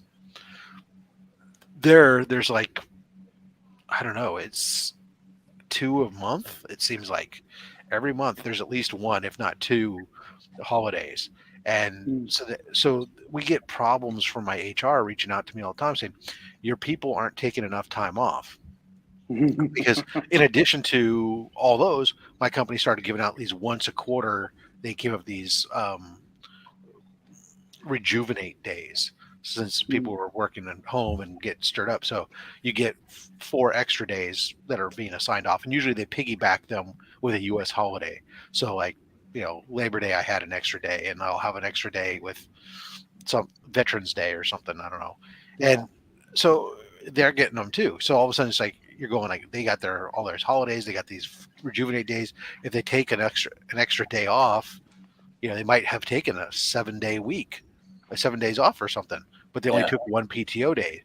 And then I got HR calling me up saying, why aren't you letting your people take time off? I am letting them take all the time off they request. Well, why aren't they taking off time? Like, they haven't taken more than a week off. It's like, they've taken a week off, but they've only had to use 1 day because you got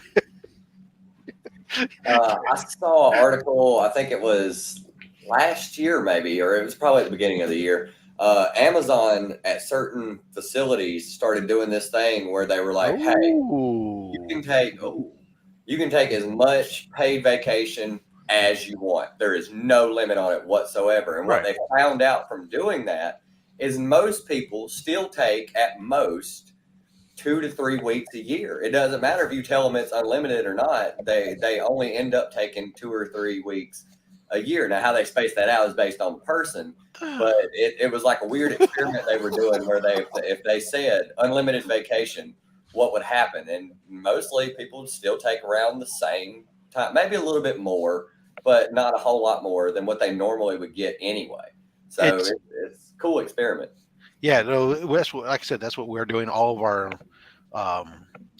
our salaried staff has unlimited vacation time, but like I said, it, you know, most of that staff has a lot anyways. What does that even mean, Rob? It means that nobody's tracking. I don't have a certain accrual rate of PTO, and nobody's tracking how much I take off. Technically, I can if I request 2 months off, and my company and my boss grants it, I can take 2 months off, and I get paid. Yes.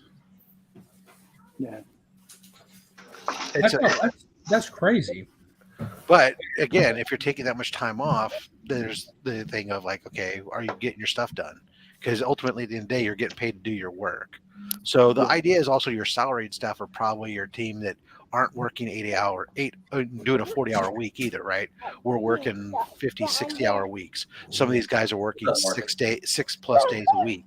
And so were you expected to work No. or you expected to vacation? Pardon? While you're on vacation? No. Although some of us are monitoring, well, at least when you're getting some of the management staff, we're monitoring the messaging system and looking for if there's something that's super urgent.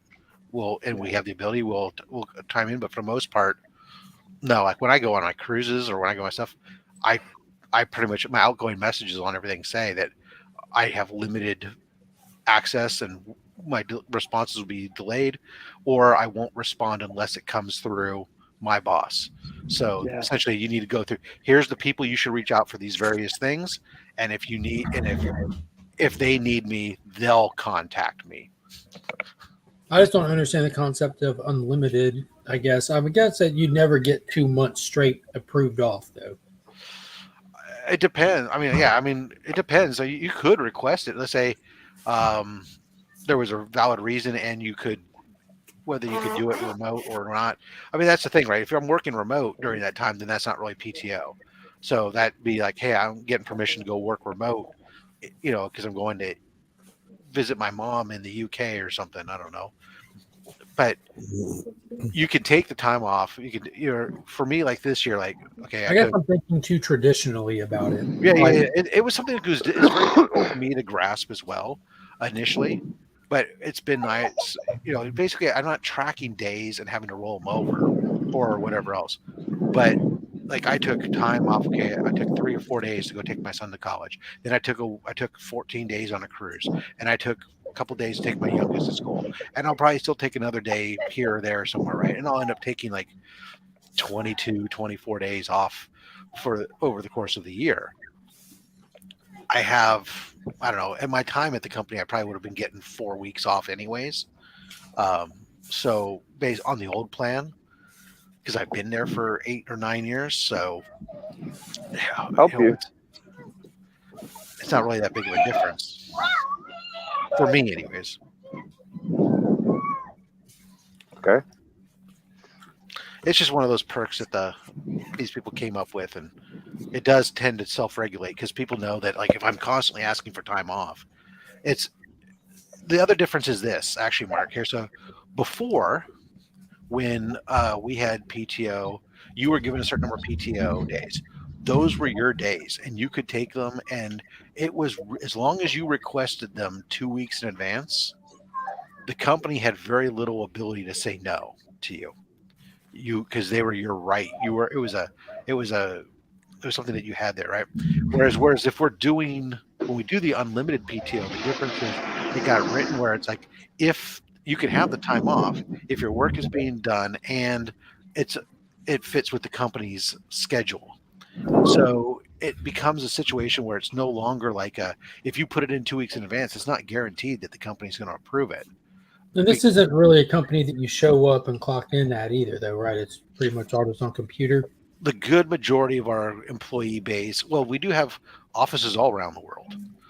And it's only post-pandemic that we're really kind of, some of us are still remote, but there's a lot of people go to the office. And a lot of my job, where you have to be there physically with your hands on. Right. No, there's none of that. It's mostly computer stuff. And also in our case, we have a good portion of our staff is a salary-based staff that gets paid to do a job, and it doesn't matter. And there's no counting of hours, although there's a whole group of our business that is. So like even my team, I have some of my team members are hourly and some of them aren't, depending upon what their role is and how much autonomy they have within making a decision on what they have. So they have I think that works out your tax bracket, bro. Yeah, so exactly. I just build up X amount of time for vacation and sick every pay period. It totals out to 150 when you total it all out by the end of the year, I get 150 hours of paid time off. No. The other thing that from a company standpoint, from a corporate standpoint, that going to the unlimited PTO option does. So when you on a normal company that does, you get X no, you have a certain accrual rate, right? Mm-hmm. If you're not using it, that's something they have to keep track of. It's money that it's on an accounting ledger. It's something they have to track and for everything else from tax and purposes and all their as a liability and all this stuff. Whereas when it's just unlimited PTO, it's no longer tracked like that. So like if you accumulate certain PTO and when you leave the company, if there's PTO dollars that you have stacked up there, they have to pay you out that money. I don't have an accrual. Therefore, when I leave the company, I just leave the company. I don't get paid out on any vacation days or sitting there and stuff. So it's not so from an accounting standpoint, there's a business advantage as well for them on that aspect. Wait a minute, what's this? It's Friday. Hey, what's up? You playing What up, hooky, though? or is it an in-service day? I took the day off. Don't forget the cough perk. Perk world. There you go. See, he's using one of his, accrual days. No, his kid is sick. Oh, okay. Yeah, my kid is sick actually. Got a package from Paul. Yeah, I figured I'd jump on here and unbox it if you don't mind. Do it. Okay. Let me find it. What are you guys up to? What you guys talking about? What's up, Big? Talking about What's up, vacation sick days and some companies that have unlimited access to vacation and sick The days. conversation going all over the Fucking place. Rob took us through his employee guideline fucking notebook there for a minute. Sounds like he was taking everyone down Santa Monica. Yeah. Yo, my son has these pants on though, bro. They're so fucking fly, dude. They're like really soft, like cashmere kind of softness. I gotta get some. I gotta get some. Will you fit? This dude, I don't know. holy cow. This dude used packing tape to. Nice. So now you know. Now I know. That's fantastic. That's fantastic. I hope he packaged Do you get your books from the Augusta Book Exchange yet? Not yet. I just checked this morning. What do you guys think about that? What do you guys think about that Celtics coach just banging everybody's players? What? That's awesome. All right, here we go. Power Rangers number 16. So these are all run fillers, so it's nothing big. Power Rangers 16. So I was missing a few books from different runs. Teen Titans Academy 12. What? Okay. And then Thor 22. Nice. This cover is sick, dude. Yeah, these covers have been big. And that's it. That's it. Oh. So you had one good book out of them.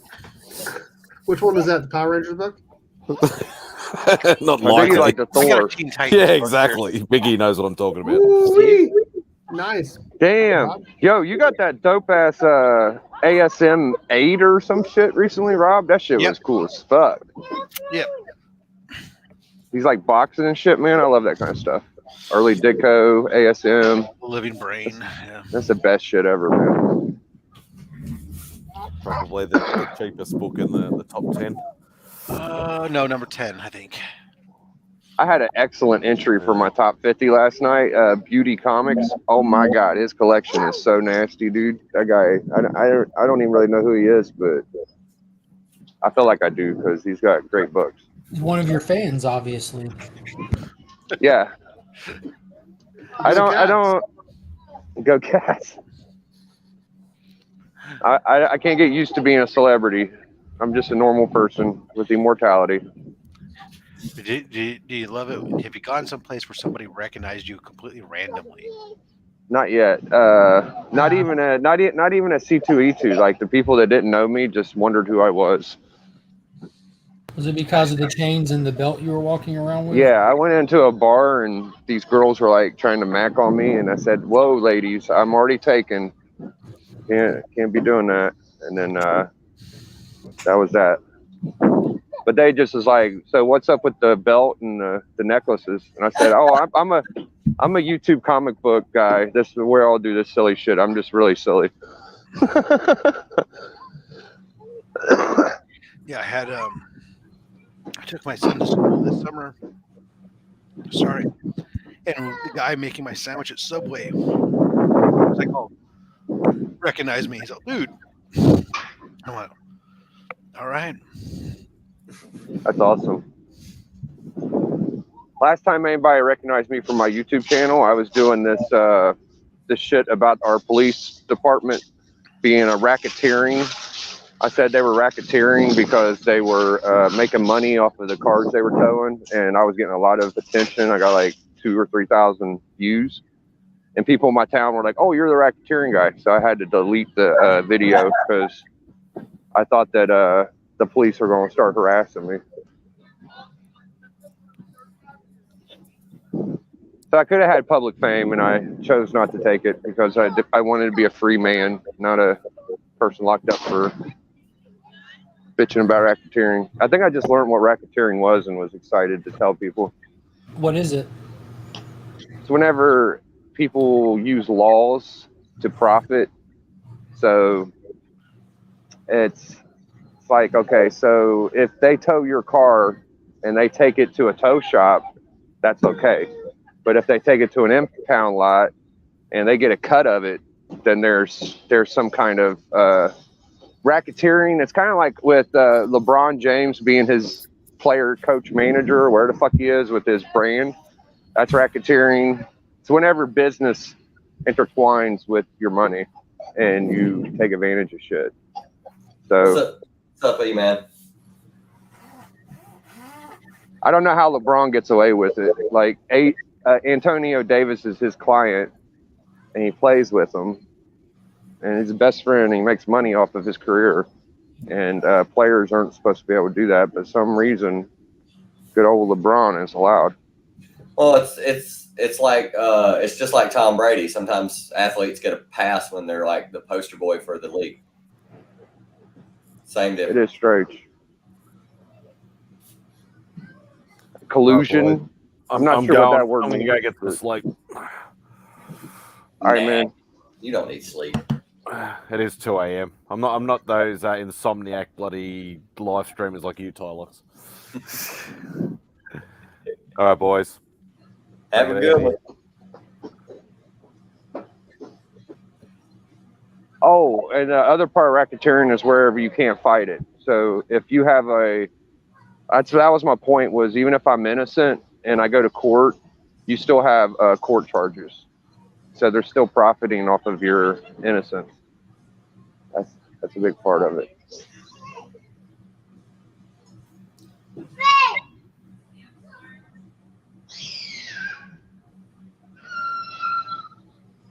What you doing, Mark? Catching up on messages and stuff, and looking at bank stuff and paying bills and stuff. Just a bunch of bullshit. I just replied to somebody's comment on a post. It had a picture of Daredevil, and they said, "How does he even know what yellow looks like?" Like, bro, he wasn't born blind. That's a good point. Hey, I heard Werewolf by Night came out today. Yeah, it was really cool. I watched yesterday's She-Hulk, and it was the best episode yet. It had the fan service of having Daredevil in there. Yep. I was about to say, I've been hearing people say this is the best one, and it's just the hype, the excitement to see Daredevil fight. Yep. So it wasn't the best She-Hulk episode. It was just had somebody on there. No, it was like like there's no real like story or motive to this show other than She-Hulk trying to get laid. But it's an action episode for once. Like, it's the first time you see Daredevil fighting since Netflix. You see She-Hulk fighting in it, and they're short episodes, so that takes up the whole thing. You know, I wonder if y'all feel the same way I do. Who is She-Hulk's babe? Who does She-Hulk usually is her boyfriend in the comics? Would y'all say? Do you want me to tell you who I think it is, or he's got a body count as high as Thanos? So who knows? I would say, like right now, it's like Jack of Hearts. Yeah. I think Hercules is the one that usually is fucking her. From the way I remember it, Hercules was like her main boo. Am I wrong? I'm probably wrong. In the comics, I have no idea. I'm thinking She-Hulk. This is my first She-Hulk. So She-Hulk was, or Hercules was the most reoccurring thing I remember. Which is, I think, why people are shocked when I say I'm just, when I'm watching an episode and then I'm just kind of like, and they're like, and I was like, well, I have no prerequisite to the John Byrne run or anything like that, and it's still So if people are really deep into it and they've been reading it for a while, then they're probably really, really not going to be they're probably going to just be like, nah. So Steven in the sweater. What? Did you see the Did you see the announcement for the Lazarus Island event? I did. Yes, I was a little confused, but next year it's their event. It's for the beginning of the year, and it's like it's not like an event like Dark Crisis or stuff like that. You remember how they did Endless Winter? Yeah. 2 December ago, where it's just like told across a few stories. It's really just it's an event the way that like the Shadow War was between Batman, Deathstroke, stuff like that. It's an event in that sense. It's not like a summer event spectacle, but it just sounds like it's bookending what's been going on with World's Finest and the Batman vs. Robin thing. Just kind of bookending the Demon Nazar storyline. But it looks super fun. Getting some mashup characters, getting some altered, evolved characters, and just get real wild. Magic is all thrown off. I know you love the mashups. Oh yeah. Yeah, I saw it. I'm excited. Anything DC related, I'm excited. Yes, sir. I got one of those shirts too. No, I'm a little too fat to wear it anymore, so I don't wear it, but I have one. Well, if you just cut out like a circle in the middle. There we go. I had one of my friends. I couldn't find the shirts online, so I had a friend make me one. Oh, wow. Did that comment come in since I said it? I enjoyed Endless Winter by Ron Mars. Yes, sir, Trev. Yes, sir. I didn't know that Ron Mars did Endless Winter. I didn't have a clue who wrote it. It was written across numerous. I just assumed different creators. I didn't keep up with it, but that Endless Winter event that they did was really fun with the Justice League Viking. You had the Viking prince on there, and you had Black Adam and Hippolyta back before Wonder Woman was even born. That was really cool.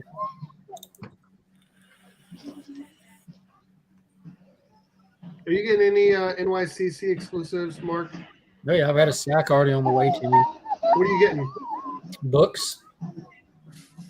Hey, I'm going through a toddler tantrum. I better get out of here. I'll try to come back. Later. All right, man. Appreciate it, guys. I kind of want to get those foils for Tech 27 and Action 1, but I have no desire to get the Tech 27 one. It's super cool. It's definitely super cool, but for $40, it feels really high. Well, I mean, for what it is, I was about to say, you mean that one? It's an exclusive, at a con, which is about average price, and it's foil, which tend to cost a little bit more. But it is an oversized book, being Tech 27. A foil facsimile. Yeah. Yeah. It's just a novelty gift, but because I collect Action 1s, the foil Action 1 actually falls into one of my little collecting niches. You know what I mean?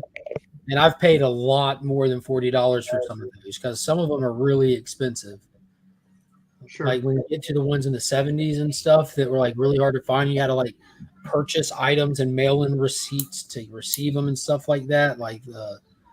But this one, $40 ain't bad in my opinion. And I'll actually have 2 of those coming. You getting the Jang exclusives? I've already got the Jang exclusives. Okay. All right. What other ones you getting? 2 Superman, 2 Jang until they drop any secret variants for Jang stuff. If they do, which some shops tend to do that a lot at cons, like Hive Comics did it at MegaCon and stuff like that. So if anything drops while they're there, but yeah, I just went with the red foil Superman from Big Time Collectibles. Yeah.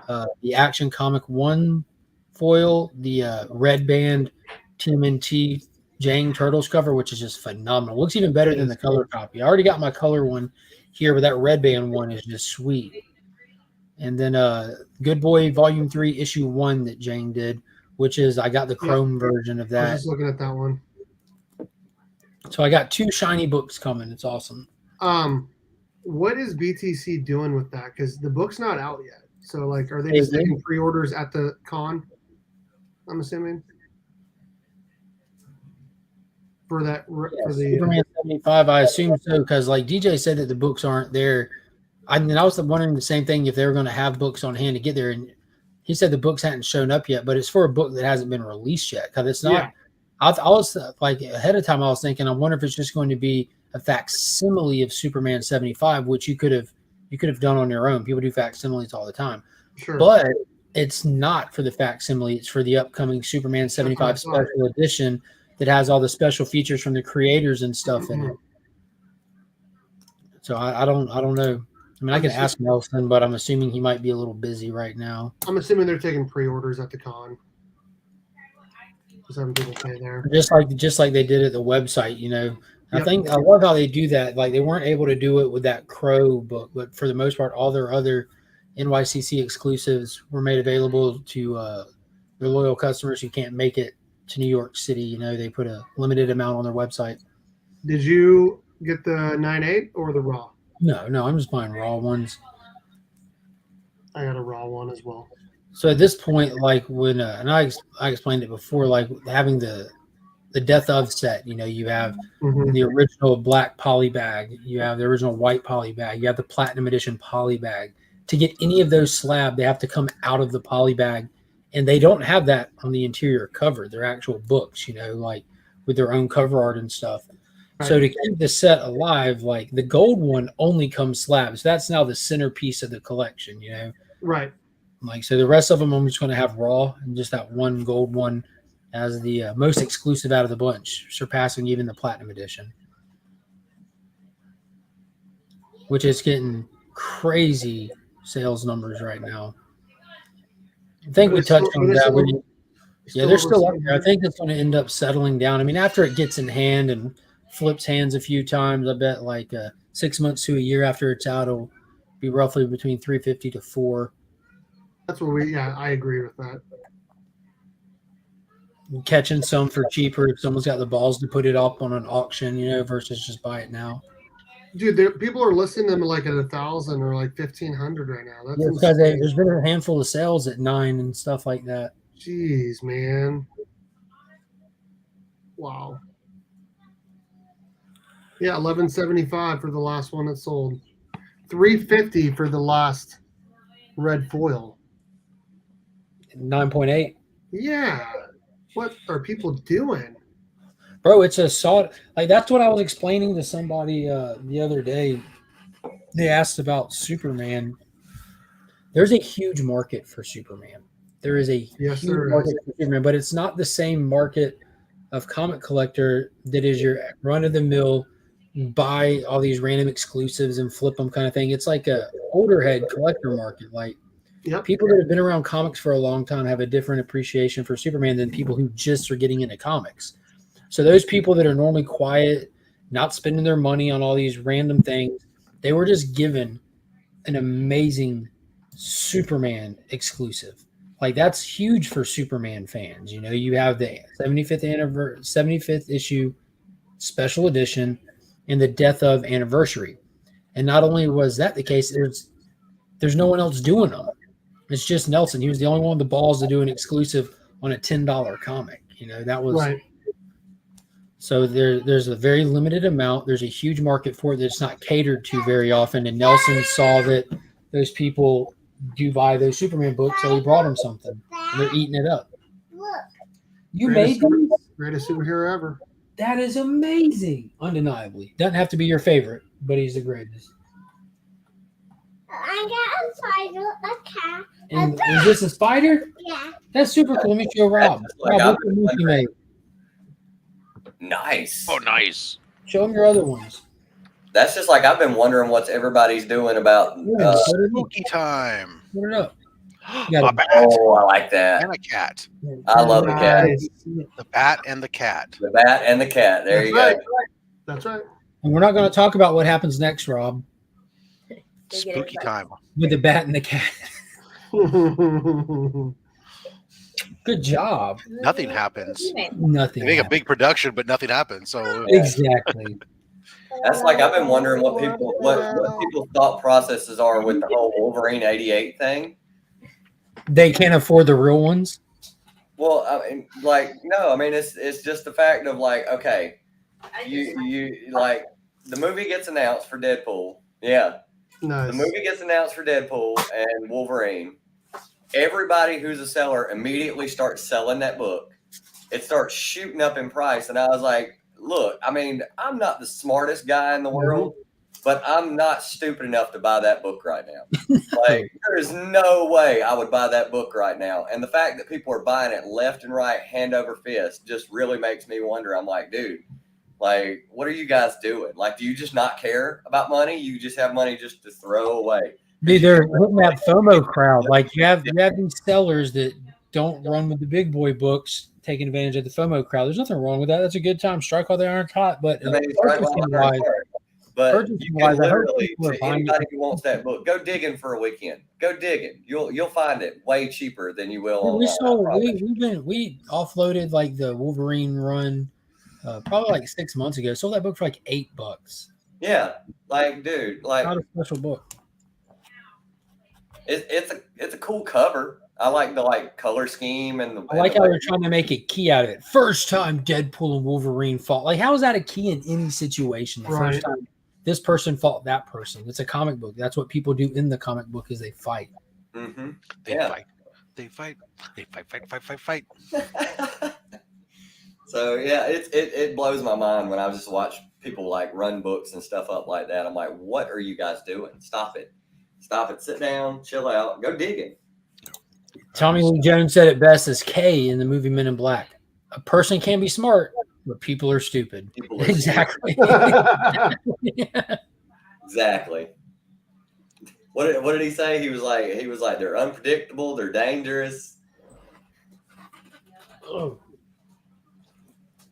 So, Kyle, are we picking those up today? Yeah. All right, watch your time. Oh, you mean this Roscoe? You mean this itchy and scratchy right here? You mean that itchy and scratchy? Sure, why not? I can't wait to read that. And my Bartman #1.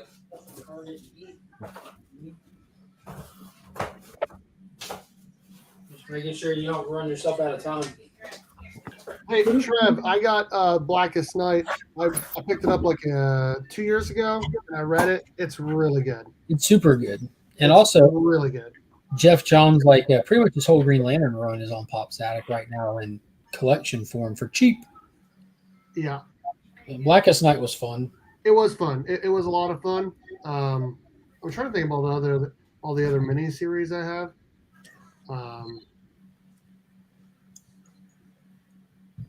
Kingdom Come is probably my favorite. Best of the best, hands down. What is up, baby? Man, what's up, baby? Good morning, my friends. How's everyone doing today? That sounds sexy. Hi. I'm here on the Legion of Comics community hangout with my fellow comic collectors. Good morning, everyone. Wet. Wet. Oh, look at this sexy guy right here. This is a face I rarely see on this chat. What's up, baby? That's Sweater Steven. That's who that is. I know, like I don't even recognize you anymore, man. Those sleeves totally hid like I expect identity, bro. I see Steve, I see Sweater, I expect to see a little blue animated dog. Yeah. It finally got cold here, man. It's like 50 degrees outside. Oh, do you have cold? 50 degrees? Well, and ironically enough, he just had a letter. It was 85 degrees yesterday. Now it's 50 today. It touched like 65 degrees last night, and everyone here at the house went out to a local brewery wearing their sweaters. We're like, oh man, it's cold. So 65 here in the Bay is really cold for us. That's like straight up sweater. Now this is the thing. Now, Eman and I live maybe 20 miles away from each other. Yeah. And never hugged. My house. No, we have. You know, we had to make sure that we, kind of did the pelvis tilts with no tips touched. But actually, our bellies probably kept it. I was gonna say it was the bellies.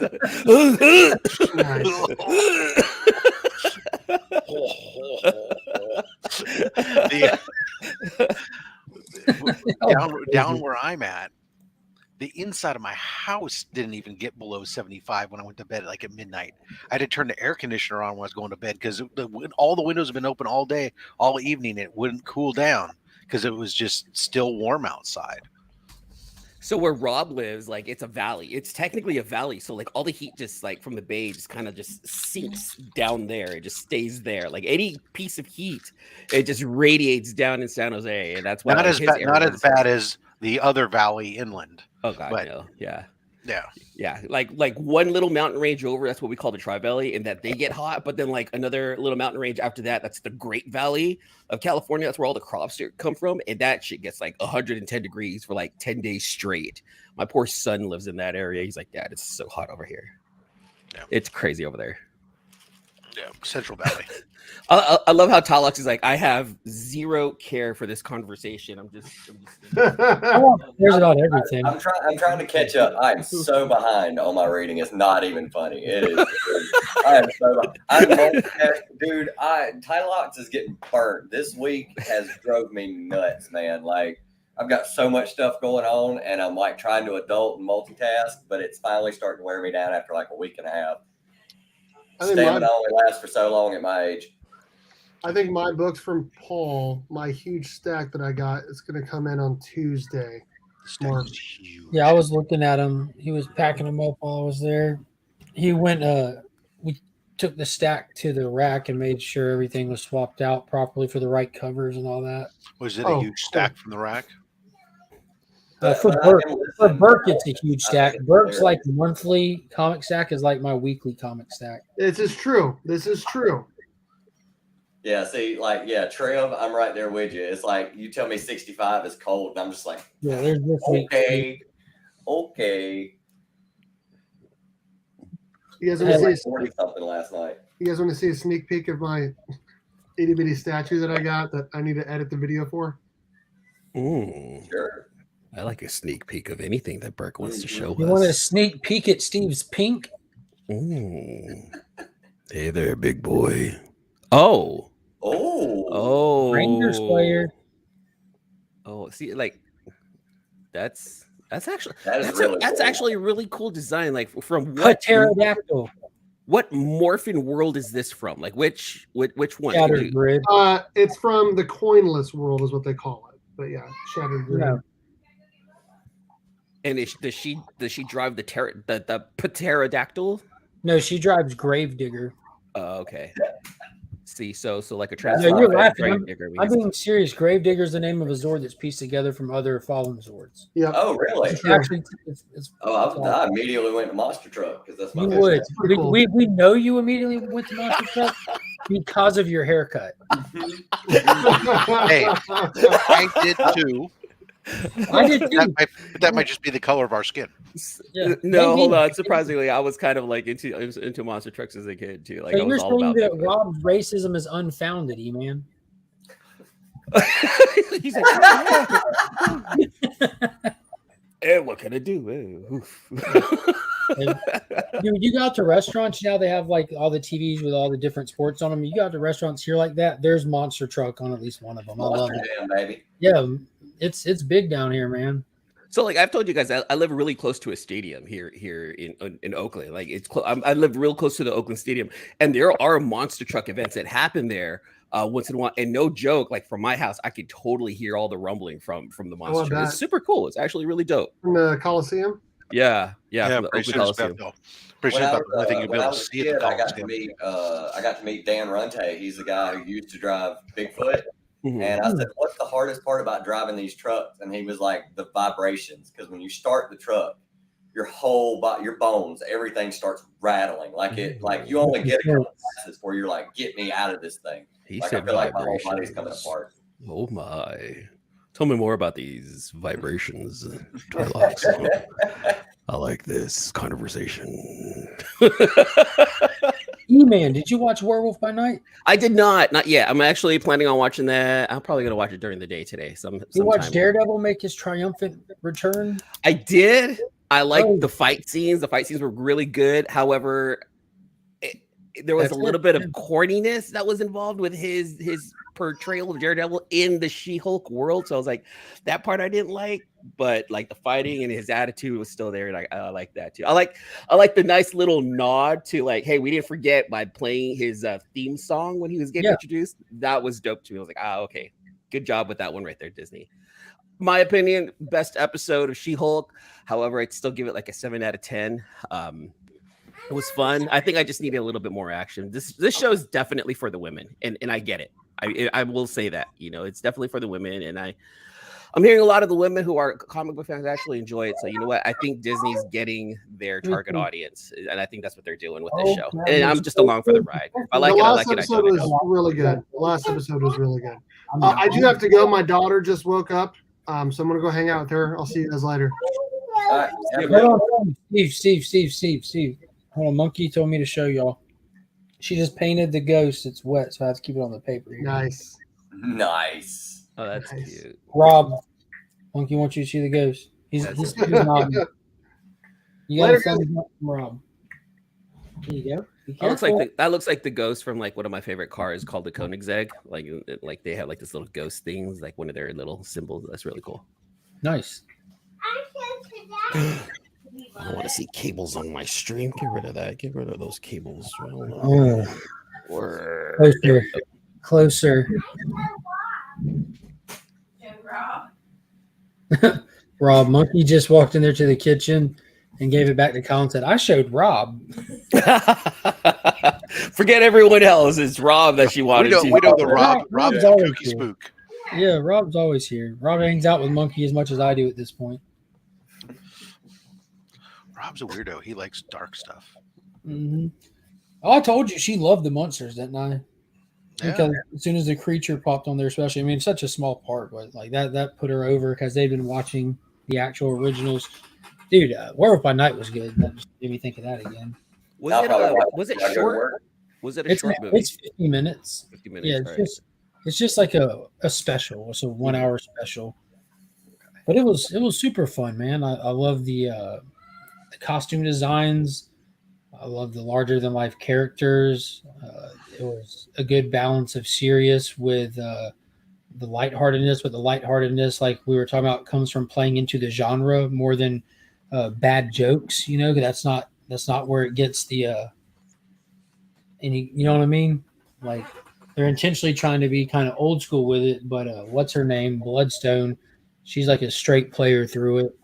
It just works well. It works really well. Now, is it shot like how it is in the trailer? Does it look like it's shot in 35 millimeter? For the most part, I mean, it's pretty pristine, but like blood will splatter on the screen and stay there, and move and run. And they really play with a lot of elements in this. And it really, man, it was so fun. It reminds you how shitty the other stuff they do is and how there's no reason for it to be shitty. You're telling me you have creatives working for you that are actually talented, artistic, and can deliver this specific, but yet you do mediocre stuff every other time. You do Thor Love and Thunder. It makes 0 sense. 0 sense to be dropping the ball at you. To me, it's them just trying to make as much money as possible, right? As fast as possible, instead of letting the idea soak in, instead of letting the idea simmer, letting it marinate, and then coming out with a solid product. Instead, they're just pushing product out just to push it out. And I'm unhappy with how the MCU is being ran right now. Now, I don't know if that's Feige or if that's Disney, but I feel like both. It's definitely both because Feige is a very vocal person. He's not a secretive person. Like this current state of the MCU right now, he came out and said he described it perfectly like 2 years ago in multiple interviews where where it's at right now is exactly what he said it would look like, and it would be. The reception of it is not what they were hoping for, obviously. Because even though they're still bringing in money, they're not on any kind of upward trend doing it like they were for so long. They've been steady, like they were so far in the green, they can afford to fail for so long. Like it's ridiculous. They can fail and still be in the green because you have a built-in trusted audience that you're slowly chipping away at. But slowly is the key word there. They're going to need stuff like this to remind people, okay, this is why I enjoy watching it. They're going to need Black Panther to actually be good because they haven't dropped anything good, like objectively good across the board. People will say, I didn't really care for it, but it was good. You know, you're always going to have those random keyboard trolls. I'm not referring to them that just hate to hate, but like everything that they've done has been split down the middle. You know, like people love it or hate it. Now this one, this is a no-brainer. This was good. Like it might not be everyone's taste to watch something in black and white, for example, but it was good. I'm hoping Black Panther's that way too, but it's gonna be tricky. My prediction for that is a little complex. I think everyone, just like No Way Home, is going to go in and come out loving it because they're playing with our real world emotions on this one with the passing of Chadwick Boseman. Yeah. There's no way nobody walks out of that theater moved at least from that. Like the feelings we get from how that's handled in the movie. The trailer's already doing it to us. Maybe not Rob, but he's that keyboard warrior that doesn't actually keyboard or warrior. He doesn't do those things, but he just doesn't care. I get that. But you know what I mean? Like you're gonna have that initial emotional reaction. Like No Way Home gave me so many feels. Like watching Andrew catch MJ, like that crushed me. Like I teared up, dude. I'm a huge fan of Gwen Stacy. Like she's the one I think that Peter should have been with. But anyways, don't make that beard at me. But anyways, after watching No Way Home a couple of times, you realize it's not an actual good movie. It's a fan service fest, which that's done great. It wasn't trying to be a good movie. It was trying to be a payoff Spider-Man fan service fest, and they knocked that out of the park. Story, plot, all that is plot hole ridden, but it's forgivable because they were going for something else. Yeah. I'm wondering how much Black Panther is going to ride on the emotions and then get that actual honest review of its quality. I'm trusting Ryan Coogler is going to be that director that we need right now, where we do need. He can put a lot of emotion into his movies. Like he has a lot. Do that in? I'm sorry. What have you seen him do that in? Well, like with what's that Fruitvale movie about the young kid who got killed on the train station here in the Bay? Like there was a lot of emotion put into that one right there. There was a Fruitvale Station, I think was the name of that movie. And there was a lot of emotion. Yeah, there should be emotion put into a movie about the murder of a child. Yeah, and it was real. So I trust that he can handle it because he's done it in the past. He's been able to bring real life tragedy to a movie screen and give us the emotion that we need. So I trust. I like the first Black Panther a lot. I enjoyed it. It gets a little corny and cliche, Black Panther fighting Black Panther and the CGI fight scene in the end. And I know a lot of people a surprising a lot of people detracted from that movie and saying it was mid at best and this and that. But I liked it. I liked it a lot. I felt the same way though. I felt like it was mid. I thought as a Marvel movie, I thought it was okay. I loved the characters. Don't get me wrong. I like the characters a lot. Just as a movie as a whole, I just thought it was okay. But I also understand what it does for the culture around places like where I live. Like I saw a lot of kids around here like Black Panther, and it's really sad to say. That's really cool that they do that, but that has no bearing on an actual movie's quality. Like if you're, what I mean, just placating to any one culture, like that's just representation. Representation's awesome. That doesn't speak to the quality of the product. Yeah, it's exactly how I felt about that movie, and I'm hoping that it doesn't happen again with Black Panther 2, because a lot of the Latino culture, they're kind of like, okay, let's watch this, but a lot of questions are being raised again, because there's a lot of in the inner cities, there's a lot of Latino versus Black, tension, and they're afraid that who's going to raise that. Starting a turf war in a movie. That's what a lot of people have said. A lot of people in my family have even said that. But I'm thinking, and I think I said this on the thread before. I don't think that Namor is going to come out and be the villain that we all think that he's going to be. Atuma is about to be the villain. Who? Atuma is about to be the villain. The actual villain of Submariner, who's in the movie Black Panther, who's in the trailer. There you go. Then see, I missed that because I don't read. Might just be this kind of like guy who takes care of his own people, like he is like in the comics. Oh, I 100% think Yeah. he is, but I think he's going to. There's going to be more to play than that. You know what I'm saying? Like, No, I don't think there's going to make. I don't think I can see this being like the classic Batman v Superman, Godzilla versus Kong format of we're going to get Submariner fighting like the his people fighting the Wakandan people. Sure. And by the end of it, we're going to have them side by side fighting against the forces of Batumba that are loyal to him. Kind of thing. That's what I'm expecting. I'm just looking forward to watching M'Baku again. M'Baku was my favorite, like one of my favorite characters from the last movie, and I'm looking forward most to Namor. Like I think he looks awesome. I like them pulling like I get why they did the differences because like him and Aquaman are carbon copies, and this is one of those times where DC did beat them to the silver screen with the character, and they switched it up. But I think they're playing with it smart. Comic Head 84 even did a post how they're calling him the winged serpent. He's got the wings like that's an actual like old South American deity, and they're adding him into that lore. The fact that he has winged feet and he has scales on his trunks and stuff. He's the winged serpent, by like they're being smart with it, obviously. So as long as it's executed well, it looks like it has all the markers to be fantastic. M'Baku pretty much said that right there during the trailer, right? They don't call him guardian or king. They call him Kulkan, the serpent feather god. I love that part. I don't know. Just that little line right there. I was like, yeah. I came back and Eman speaking in tongues. I was like, what did I walk into? He's being moved by the spirit, my dude.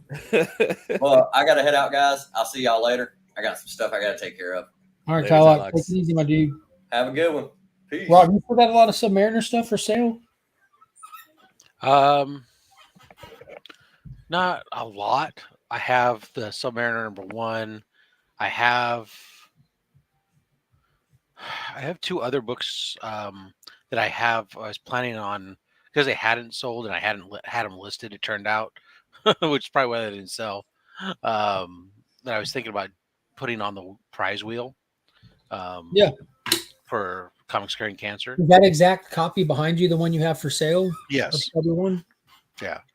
Do you have another copy where you upgraded or anything? You just offloading them? I originally bought the Silver Age Submariner for sole purpose of eventually moving them. I didn't have. You're keeping your Golden Age ones though, yes, right? Okay, yes. I was about to say. I can't picture you not having Subby in your collection. Yeah, no. The timely and those things I like. But no, I'm not too familiar, but I want to know: was there a run? Was there a run where there was a Black Panther versus a Submariner, like in Marvel? Yeah, it happens throughout the comics. Yeah, they. Oh, okay. So would there be? Do you think like the first time that they? Okay, I am speaking a little bit on spec here, but do you think that first fight in comics? Do you think that's something that people are going to be hunting for? Not unless it's Wolverine versus Deadpool. But here recently, it wasn't long ago that they had the. It's in very modern times that they had the Atlantis Wakanda war thing. Atlantis Attacks. I think that was the run. Maybe. I think so. Hey Nick, how's it going? I think it was called Wakandan War or something like that. Also, I have no clue. Are you in a different room, Dick? Like this looks completely different, bro. Dude, you just made his day, E-Man. You just made his day. I actually sent a picture to Remy the other day, a video of me going to the other place, walking into this room. He's like, how do I know you didn't just make that room just for the specific purpose of this video? It's a green screen. He just rearranged. He just moved his desk to the other wall. That's all it is. It's a green screen, man. We know it. That's how Remy do. Remy's got that one green screen where he's like in this large, grandiose, like living room with a big old grand piano. Like that's his actual living room. That's the one with the piano. Oh man, he's always streaming when the piano's getting clean, so it's very inconvenient. Very inconvenient. I finished most of my TV watching this morning. I have. What do you think of Werewolf by Night? I thought it was decent. I thought the design on Man-Thing was perfect. Yeah, I like that first half a lot because it's kind of like 2 quick little story arcs and one over. Like there you go. Rob just moved to his living room as well. Yes. Man, that's a beautiful. And emoji. the couch behind him is the one from the Pokemon meme that Whack Comics did. Don't bring that up. Look at his face, like, for the love of God, don't bring Yeah, that up. like it's, you know what I mean, Nick? How you have like the man thing front half and the werewolf by night back half. Yeah, I thought it was more violent than pretty much. It was more violent than Moon Knight was. Yeah, it was more violent than any MCU project, Pretty much. but it's because that black and white lends to a lot of forgiveness in that area. You know, you don't get actual blood colors, but like I was telling E-Man, you get like blood on the lens that stays there and stuff. And You're they right. give one character we get an all new hallway scene in this show. Oh, it reminded me a little bit of a toned down Sin City almost. Extremely toned down. Extremely toned down. So we get two hallway scenes this week. Is that what's happening? Yeah, because we got one in Shulky, and now we get one in this. Shulky. Mm-hmm. Yeah, you can instantly see the difference between Netflix and MCU Daredevil. Yeah. Oh yeah. But that E-Man was saying that is like the toned down, more lighthearted. He's more of like it's more like Sex in the City Daredevil than Netflix Daredevil. But it wasn't. I didn't feel it forced though. I felt that he had the potential in Netflix to be that kind of guy, that kind of humor. Yeah, just never had the opportunity to. Hell's Kitchen's a little bit rougher than her world. He was charming. And I mean, I don't understand how a guy who can't see gets all these good-looking women. Because he can't see, so they don't. He's got no fear. He doesn't know they're out of his league. The man without fear. Man. Exactly. The man without beer. Goggles. You can only ever strike out if you never step to the plate. Yeah, and him doing the walk of shame was hilarious. Too. Yeah. I didn't like the costume colors though, but I like Shulky pointing out mustard and ketchup. Yeah. It was okay. It was passable.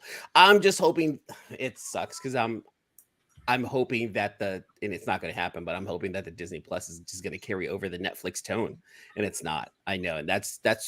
I think that's where us as fans need to just reset our expectations for the next Daredevil. That we're going to have a good show, but it's not going to be Netflix. It's going to be hopefully what we think it's going to be. However, it's going to be toned down, and we have to be okay with that because it is Disney, and that's the part that sucks for me. Yeah, I absolutely loved the Netflix Daredevil. I don't think they're not gonna have the excuse this time around where it's not going to be for guys like you and me. You know what I mean? Like She-Hulk is definitely that female adult demographic, but there isn't going to be that excuse with Daredevil. I just want to know how they're going to be able to pull that off. You know, and then they're pressing 18 episodes, so they're really trying to build that hype. Yeah. So it's I'm just really. That's a long time, and I think if She-Hulk would have kept with villains like Frogman, Leapfrog, the whole entire time, it would have been a lot better. It would have been a lot better. I want Mark to be here for this, but Leapfrog reminded me a lot of Vigilante, just. Scrawny little kid, small voice, trying to be big, but of course Vigilante is way better. Don't get me wrong, but Leapfrog had a lot of elements from Vigilante in him. Way more of a badass. Like I would have preferred to see, like Stiltman and Paste Pot Pete instead of badasses like the Wrecker become like those. But you know what though? C-list, because C-list is obviously already taken. But J-list villains like that. Here's the thing. I also feel like they're trying to capture like what James Gunn is doing by bringing in a lot of the C-list villains, But they're just trying to bring like all the obscure you heard it here, villains. Folks. E-Man has been approached by James Gunn to be in the next Guardians of the Galaxy film. Spec on E-Man's first appearance. Wait. It's still pending. But yeah, like I feel like that's what they were doing with this show. They're just trying to capture the charm of a lot of the the lower class villains with this show. And hit or miss, I guess. I'd like to see them refine that for sure. You know what? On that whole thing, there was a news article I read the other day. It was totally spins off of this sort of. It was the headline was something I'm trying to remember, but it was like, let me see if I can Google search it real quick because I would really like to read it exactly. But Sony's.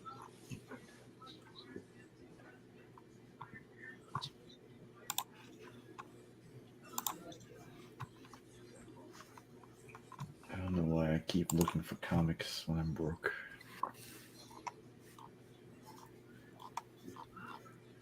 I have bought comics in the last 2 weeks. I just haven't had time to go down to my LCS. So I'm pretty behind right now. But also, like, I know my stack isn't that big because I was looking at all the comics that came out over the last couple of weeks. I'm like, meh. No, this week was brutal. Brutal as in what? Brutal as in $220 worth of weekly books this week. Son of a bitch, Nick. Yeah, that's done. That's done. But I also picked up a Voltron #1 newsstand for $20. 4 feet and legs, 4 arms and torso, and all for the head. And a Stan Lee signed book for under $200.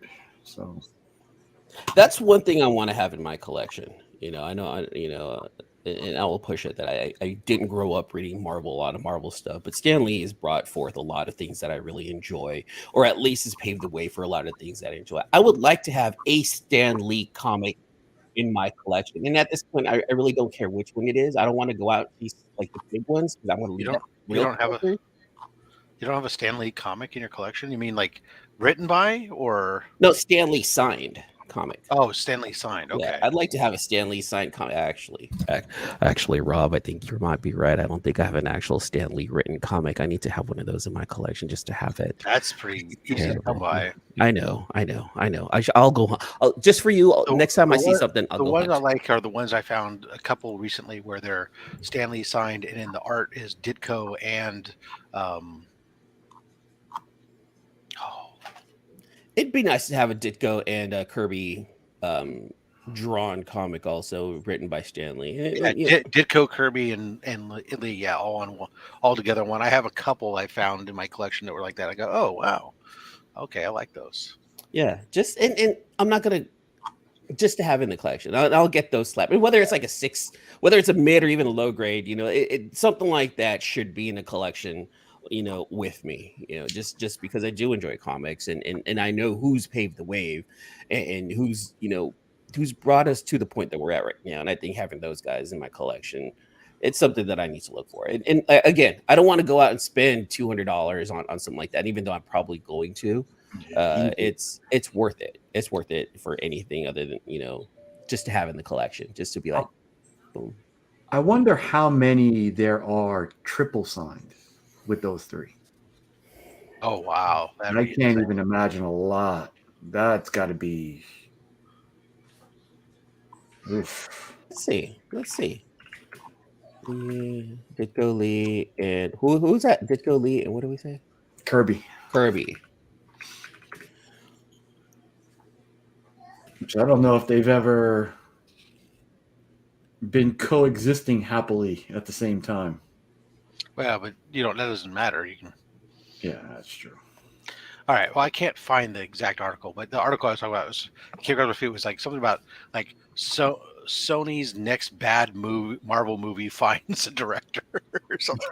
And it's like it's gonna be bad. And it was funny. It was like I googled it, and those words and the title, the article I was looking for didn't come up, but what came up was all what the movie is, that El Muerto movie with Bad Bunny. Yeah. It's like, El Muerto. And you know what? I was like, okay, let me see if I can give Bad Bunny a shot. Let's I watched Bullet Train earlier this year, and I absolutely loved that movie. I thought that movie was super fun. It was great. Brad Pitt, a bunch of other characters in it. Zazie Beetz was in it. It was just an overall fun movie. We have a special cameo at the end by a big A-list artist. I'm not going to say who it is. I don't want to ruin his show. But then Bad Bunny was in. I was like, okay, up until this point, I've enjoyed the movie. Let's see how Bad Bunny performs. And I don't know if it was for the amount of time that man was in or the actual fight scene, but Bad Bunny was actually kind of okay in the movie. Like I wanted to hate him, but I didn't. When he showed up and did his stint in the WWE, it was the same thing where I go, oh, okay, what? But dude had gone out and done some training and put the work in because he busted out the Canadian Destroyer. He's doing like all kinds of crazy moves, not just the I'm going to give you a clothesline and run into you and maybe do some kind of toss. I mean, he was doing crazy shit. But it was funny with my wife and I was talking about it to my wife and I says, "Hey, listen to this article. The name of this is lead into this article," and she's like, "I've never heard of this El Muerto." I said, "Oh, I'm not surprised. He's all of 3 comic books. Period." I said, and they're making a movie about him. I said, now, I guess so that tells you that it could be a pile of crap because who cares? But at the same time, I said, I guess the counter argument is nobody can say he's not comic accurate. I mean, they can do whatever the hell they want because there is no story or character development yet to this guy, other than that essentially he's a wrestler superhero, right? So as long as you get a good writer in there, you pretty much should have free reign, and nobody can complain that that's not the freaking El Muerto I knew in the comics. Yeah. we've seen that in Star Wars when it's not attached to the Skywalker stuff. It happens to be pretty decent. Mostly, yeah. With the whole El Muerto thing, I was upset that we didn't get a actual luchador like to play that. Like, there's a lot of talented Mexican actors out in Mexico. A lot of talented Mexican actors who've lived that luchador life, and I was really hoping to get that. When I heard that Bad Bunny was in it, I was like, "Come on, dude! Like, for real? That's really dumb." But then by you explaining that Bad Bunny actually put in some work to be in the WWE, I'm like, okay. I gave him a little bit more respect there. He's the reason why the movie is even happening because he wanted to do it, and Sony wants to work with him because it's a name, right? That will carry. Yeah, 2 years from now he'll be like Pitbull. No, who? Yeah, Mr. Worldwide. He's playing the Indian casino up this. Actually, you go see him at Cache Creek, man. I think Pitbull is playing Cache Creek. So why is that Cache Creek? Huh? People will try to put him on the most remote place on Earth to have a concert. But yeah, no. If you're Mr. Worldwide, you can play. Middle America, Louisiana. So there are 2 things that came out in actual true comic book kind of news stuff that came out that I thought were kind of interesting. One was I just stumbled across it today, so I've been kind of like, rude. So Shortbox, have either of you guys ever used Shortbox before? Yep. I haven't used it, but we interviewed Gene on the show once. Yeah, so a while back they started beta testing where they were putting basically when you went into a comic, the values of recently sold would show up there on the thing. So on some books, if the data was there, you could scroll down and see, okay, what were the recent sales? Well, now they added a new feature, I guess piggybacking off of that, which is basically just when you're looking at, instead of having to go into them to get the value data, it's basically got the red, amber, green. So like a stop, green for good, yellow for so-so, red for not so great. And next to the price, and it indicates how it is in relation to the FMV. So as you're kind of scrolling through these books and you see a green dot next to it, that means that it's favorable with the FMV versus a yellow, it's maybe drifting away some, and red, it's probably overpriced. That's crazy. Right. I like this concept of a selling platform that is catering to the buyer and reining in, making it more like, hey, look, if you're going to be on our platform, we want to be a platform that people want to come to because they feel they get deals. So we're going to put things on there. They're going to make you not just sit there and go, well, I'm going to go hop on this train right now. Submariner's coming out. This 7.5 is worth $800. Let me go put it up for $1,200 and see if some stupid moron will buy it. Right? These types of things and somebody who is going through there and maybe you don't know all these books to be able to real quickly just go, oh, that's not okay, that's an overpriced book. If I was something I'm really interested, great, I can try to go make the guy an offer or everything else, but understand that, where it is in the price range, everything. I think that's a freaking great little feature that they added. Yeah, and you got to wonder too. It's got to apply to the seller part too, because if they're priced outside that spectrum, it's got to let them know too. Yep.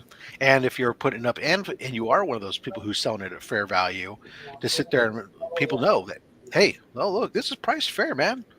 I'm not trying to take advantage of you.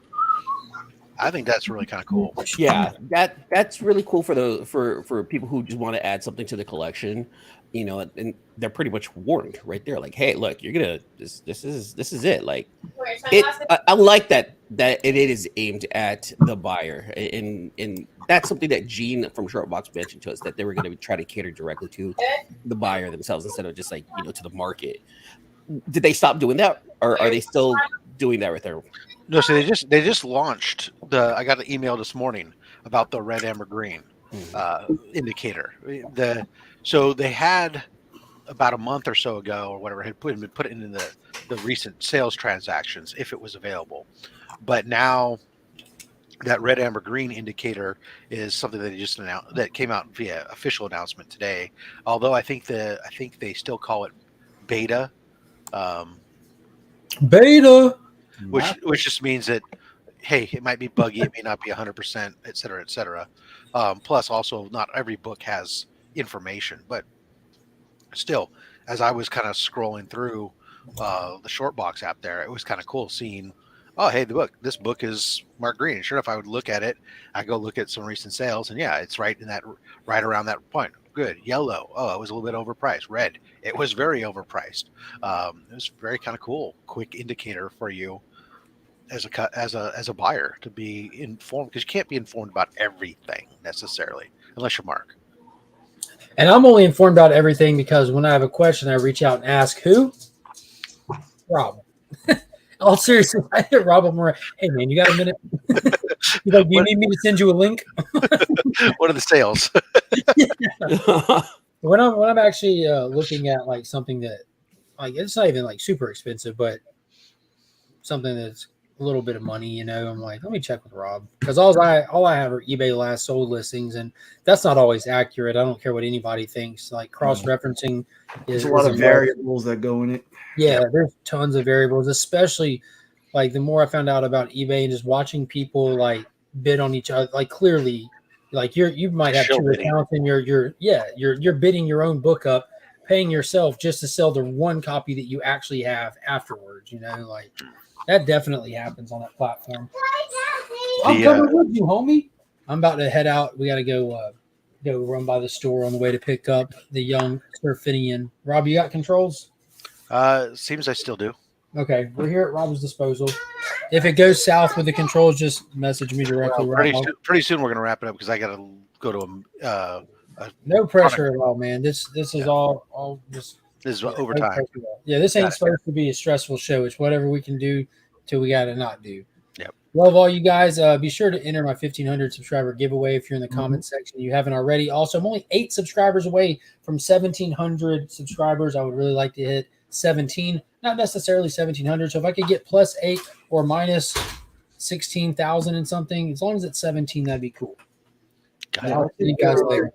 You should pick up one of those exclusives, NYCC, that nobody else is supposed to have. What is that? I don't know what you're referring to. I don't know what you're talking about. No, we don't know what you're talking about. Yeah, I don't know what I'm talking about either. We legit don't even get the not know what you're talking about thing. We're being serious. We don't know what you're talking about. No, there's secret stuff that pops up every day. I'm just saying, maybe you just skip the line. Have somebody skip in front of you, and then despite Mark's geography issues, is that what you're saying? He knows that New York's not around the corner. Yeah, it's not close. It's not close. I do have a stack of con exclusives coming my way, though. I'll see you guys later. As he flexes on his way out. You got some too. Don't even lie. I got 5. I got none. I know of at least one that you have. I know of one that you have.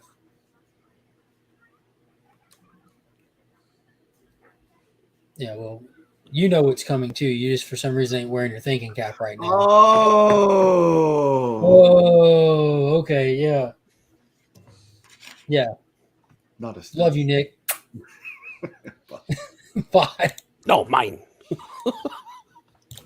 Leave already. Get him off his own show. God. Before I close this, because I got to go to a thing. So, Nick, I know that you spent all kinds of time updating your redoing your CLZ. Have you played with the cover price integration yet? I have gotten my, is it 1 month free or 1 week free? Okay.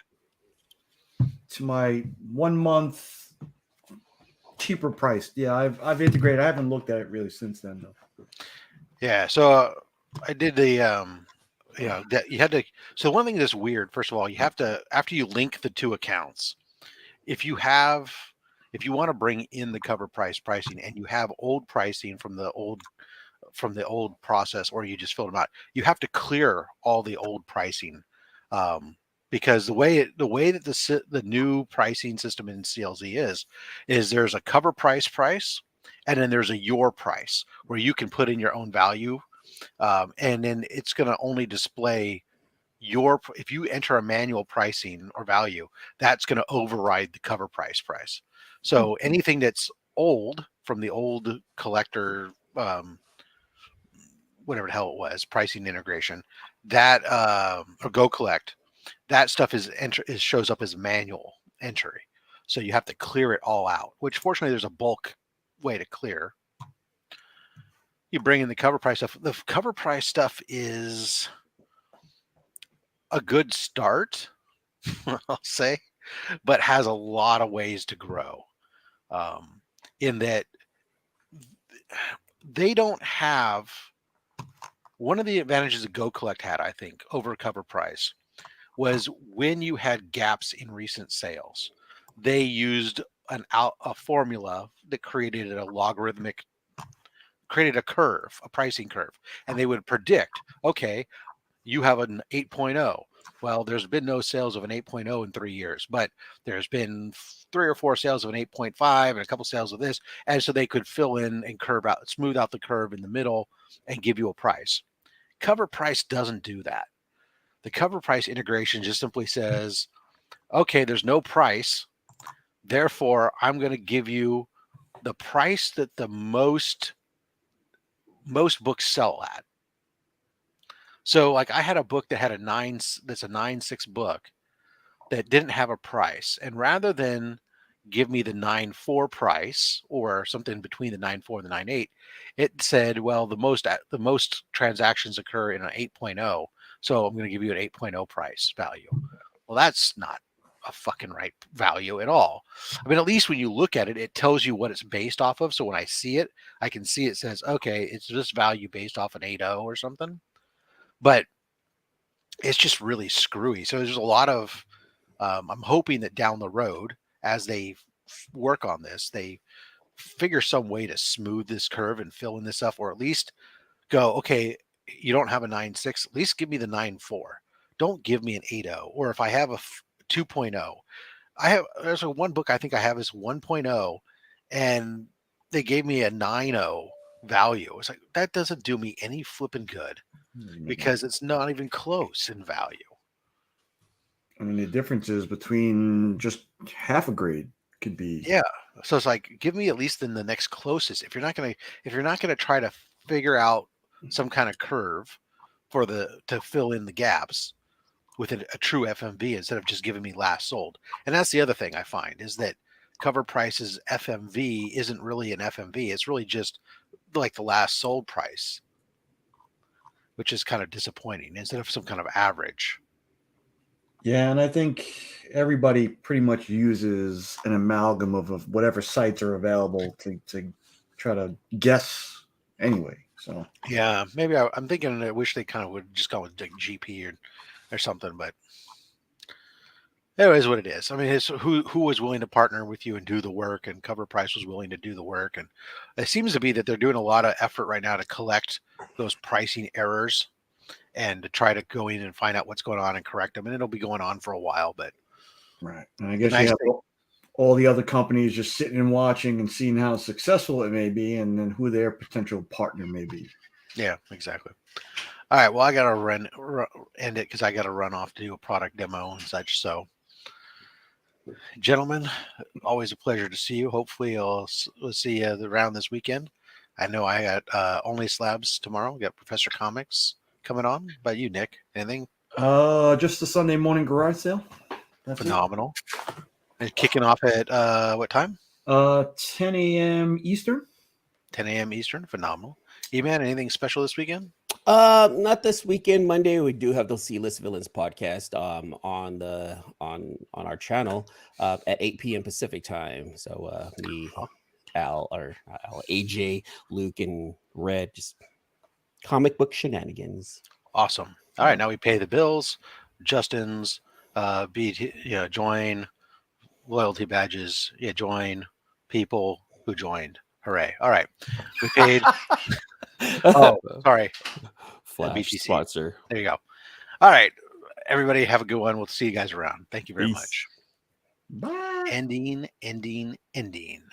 No, it looks like I'm logged out of StreamYard. Impossible you logged into another. Please log in again. Oh, hey, Mark, I don't know if you listened, but apparently I can't end your stream because I'm not really the admin. So while I can fake and do certain things, I don't have the ability to actually end your broadcast. So I'll just stay here looking good. Watch he comes back and it's like a 14-hour stream. What's going on? I can just put an overlay up that just simply says something else, but I mean, no, just leave up the Legion of Comics. Yep, just leave it like that. There you go. All right, we'll see you guys later. See ya. I'm gonna watch that face for the next however long. I'll send them a message. See you later, guys. Later.